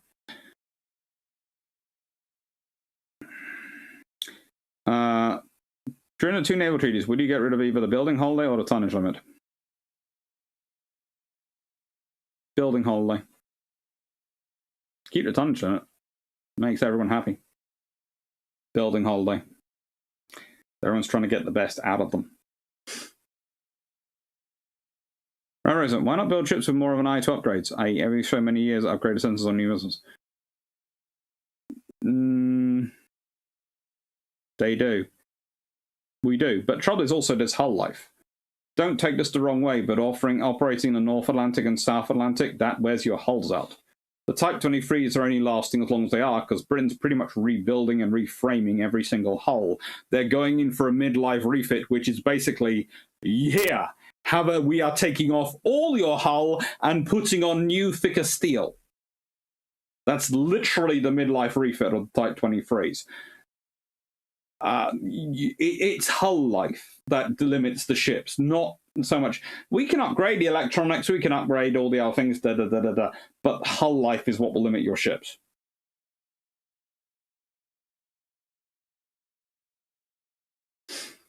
Can Type 31 beat a Dakar ship? Give it more 40mm. I think they should be double 40s.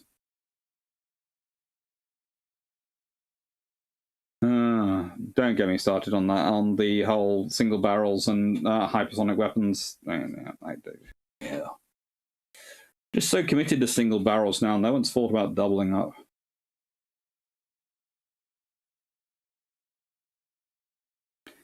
That's got pretty much all sonar ships have sonar now. Even civilian ships have sonar for navigation. Pretty sure on a major fleet, there's difference between sonar as in navigation sonar, i.e. checking the depth, and sonar as in hunting other enemy submarines. Even the Russian 2nd Pacific Squadron tumbled on hull border ships fared very well in the storms of Cape Horn. Tamadon single hulls were bad in damage soak, but today they are counter or triman. Right, so with the UK leaving the EU, how do you see that affecting procurement? Who knows? I think that's going to depend on trade treaties. Honestly, we're going to start using part of our procurement. We're focusing our procurement more on what can be built in the UK, but also we're going to start going, well, are we negotiating with you a nice trade deal? That's good. What equipment do you have that we could buy? Part of a trade agreement. Greg says, yes, the carriers nowadays have helicopter-carried sonar buoys, dipping sonars, and all sorts of things on them, on the helicopters. But that's not really attached on the hull of the ship, is it? Let's go on. It depends what you mean when you say, does the carrier have sonar? If one of the helis on the carrier is dipping sonar, can you say the carrier has sonar? No. You can't. The air group has sonar, not the carrier. Now, the fitness of my concept starting to make sense like that. They always made sense to me on that front. I can't. I'd call it more end life refit or life extension plan. We technically call it midlife because it's going to be in the middle of their service lives.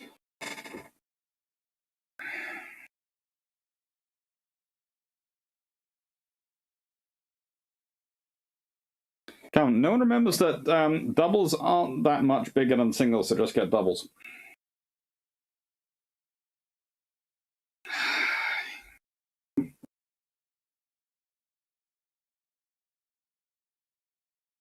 They don't weigh that much more either.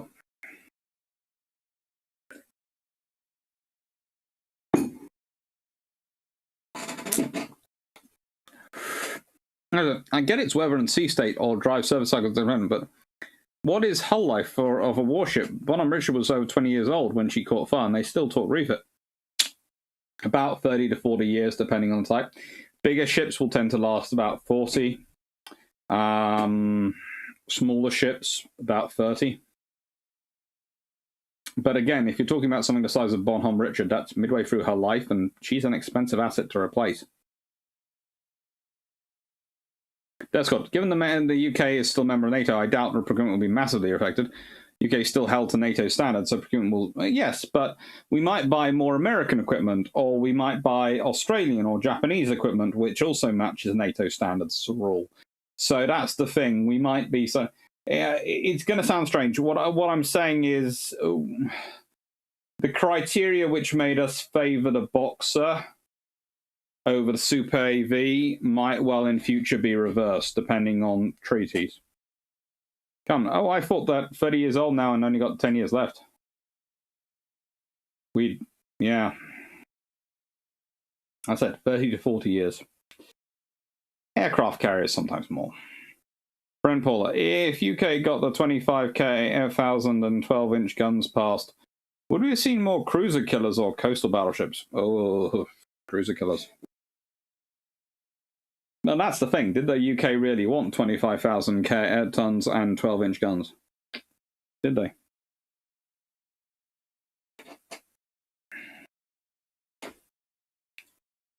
Can't. And they don't cost much more, so give them more DACA, please.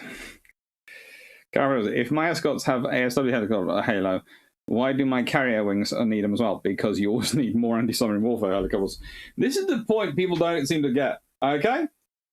Sometimes when I'm talking about them, and I have this fun with people. I go, right, so we got 6 anti-submarine warfare helicopters. Go, right. How much does that mean airborne at one time? Probably 2, with 2 available on the call. So you have 2 helicopters out there prosecuting. So you can be running around maybe 2 potential submarines. What happens if you've been engaged by more than 2 submarines? Okay, we'll launch another one. Okay. You start to strain your escorts quite a lot under those circumstances. And remember, it's not an escort as in escorting a convoy, where you probably might well have gaps and days when you don't need to do operations. to get up. It's going to be a caravel group. It's going to be sailing into harm's way. It's going to be a primary target. So you suddenly go, right, and I have 6 escorts. I have 6 helicopters on my escorts. I have another 6, maybe another 12 on my carrier.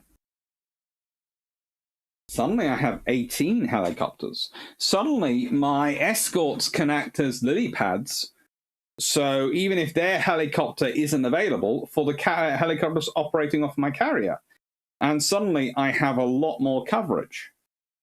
Because with 18 helicopters as my anti-submarine warfare pool versus 6, I can guarantee 6 in the air at any one point if I want. I can run a Ripple 3, a Ripple 4, a Ripple 6 if I need to, off the carrier. And I can keep up a much higher momentum of anti-submarine operations, which means that a single target might have 2 helicopters hunting it. And that becomes a bigger problem. So if you have 2 helicopters hunting a single submarine, oh, that sub's in trouble. Because it might have one pinging it and might think, oh, that's the one I've got to avoid, and another one coming in to drop the torpedoes above it. So this is the thing. It's always more aircraft. It's always more helicopters. Because, again, most of the escorts only carry a single helicopter.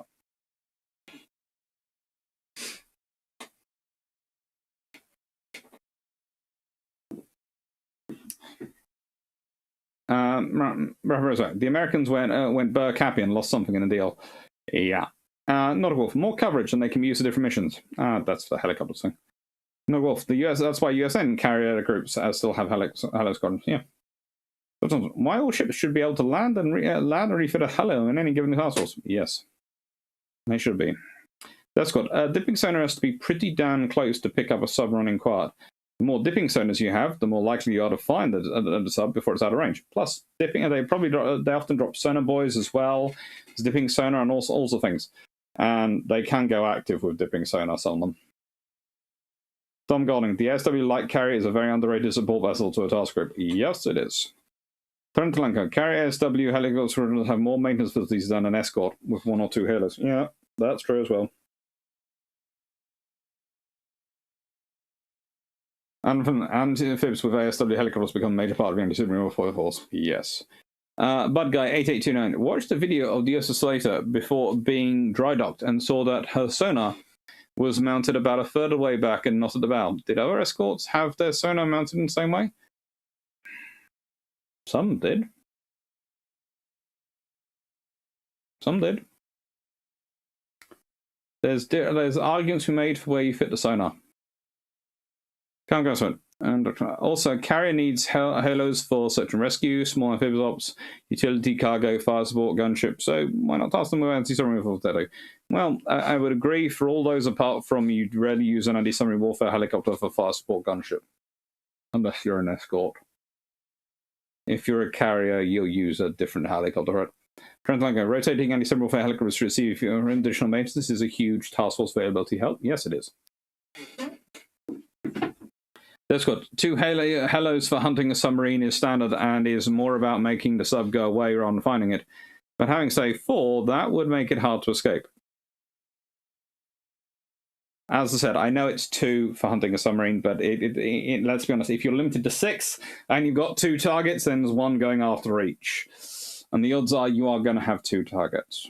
You're going to have 1 which might be the real target and 1 which might be the wrong non-target.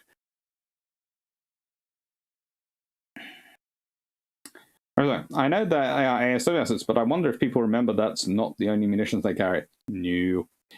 Peter Dawson, helicopters can't easily do search and attack at the same time. Also need more helicopters to ensure coverage. It always helps to have more. It'll be interesting to see how SW evolves as drones become more capable. An escort with 1 manned halo could probably deploy half a dozen drones. We can always hope.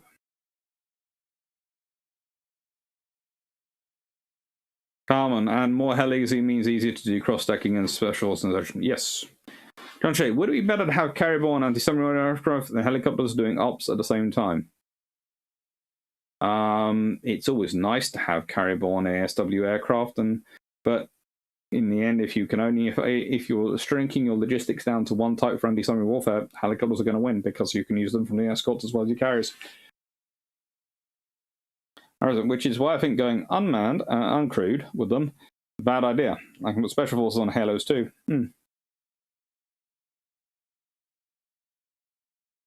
But Guy, do you see a replacement for the S3 Viking? Well, you can always dream of one. There's the end of frigates, class frigates had sonar drone dome amidships, I think.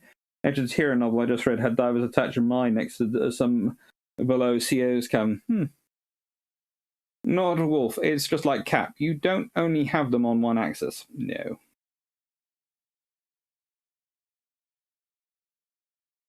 Squad, I think they'd probably send an ASW surface asset against one and 2 Halos against the other.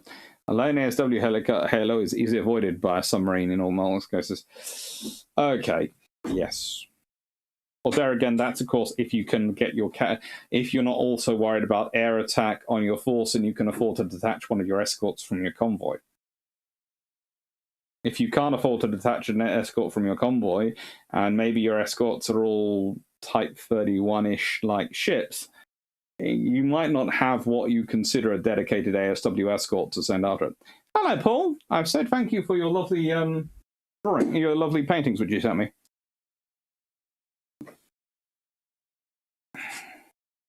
Very, very nice.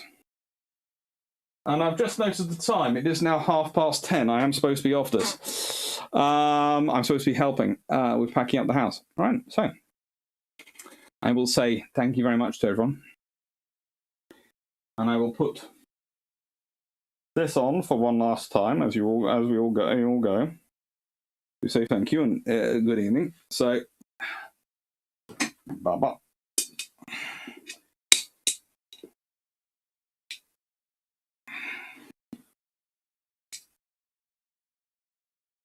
There we go. Right then. Come on. Was it the 1800s our refusers you wanted info on? I want info on all our refusers. Viking intruder replacement on the same platform? We could always hope. That'd be so useful. But I think mainly what I'm looking at is more the Osprey-like thing. The next like vessel aircraft like that will probably be an upgrade on a helicopters for anti-submarine warfare. If you and Jamie L. Drack are going to start writing books, your project schedule is going to get crowded. Ooh, we might be considering writing a joint book between the three of us. And with ASW, you might end up with a Tango drifting close, not attacking, but doing the targeting for 2 Oscars to freeze, or it's all fun.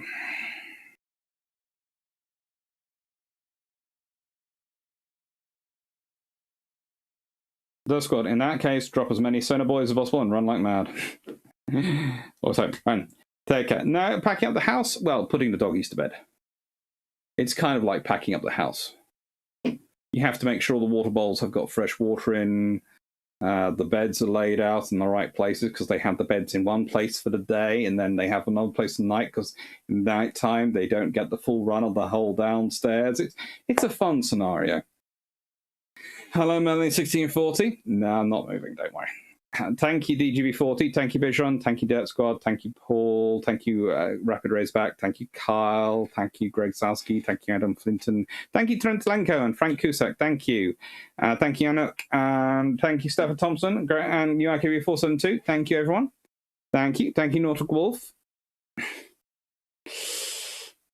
HMS Refuser 1817 was built in Pembroke Dock. The local maritime museum have organised themselves. I'll try and get some info and plans. Thank you. That'd be cool.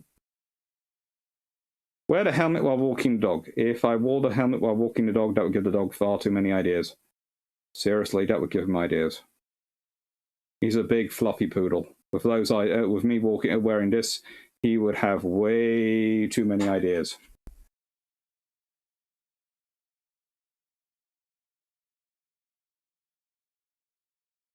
Night, everyone. Thank you. And as always, if you like the video, please do like it.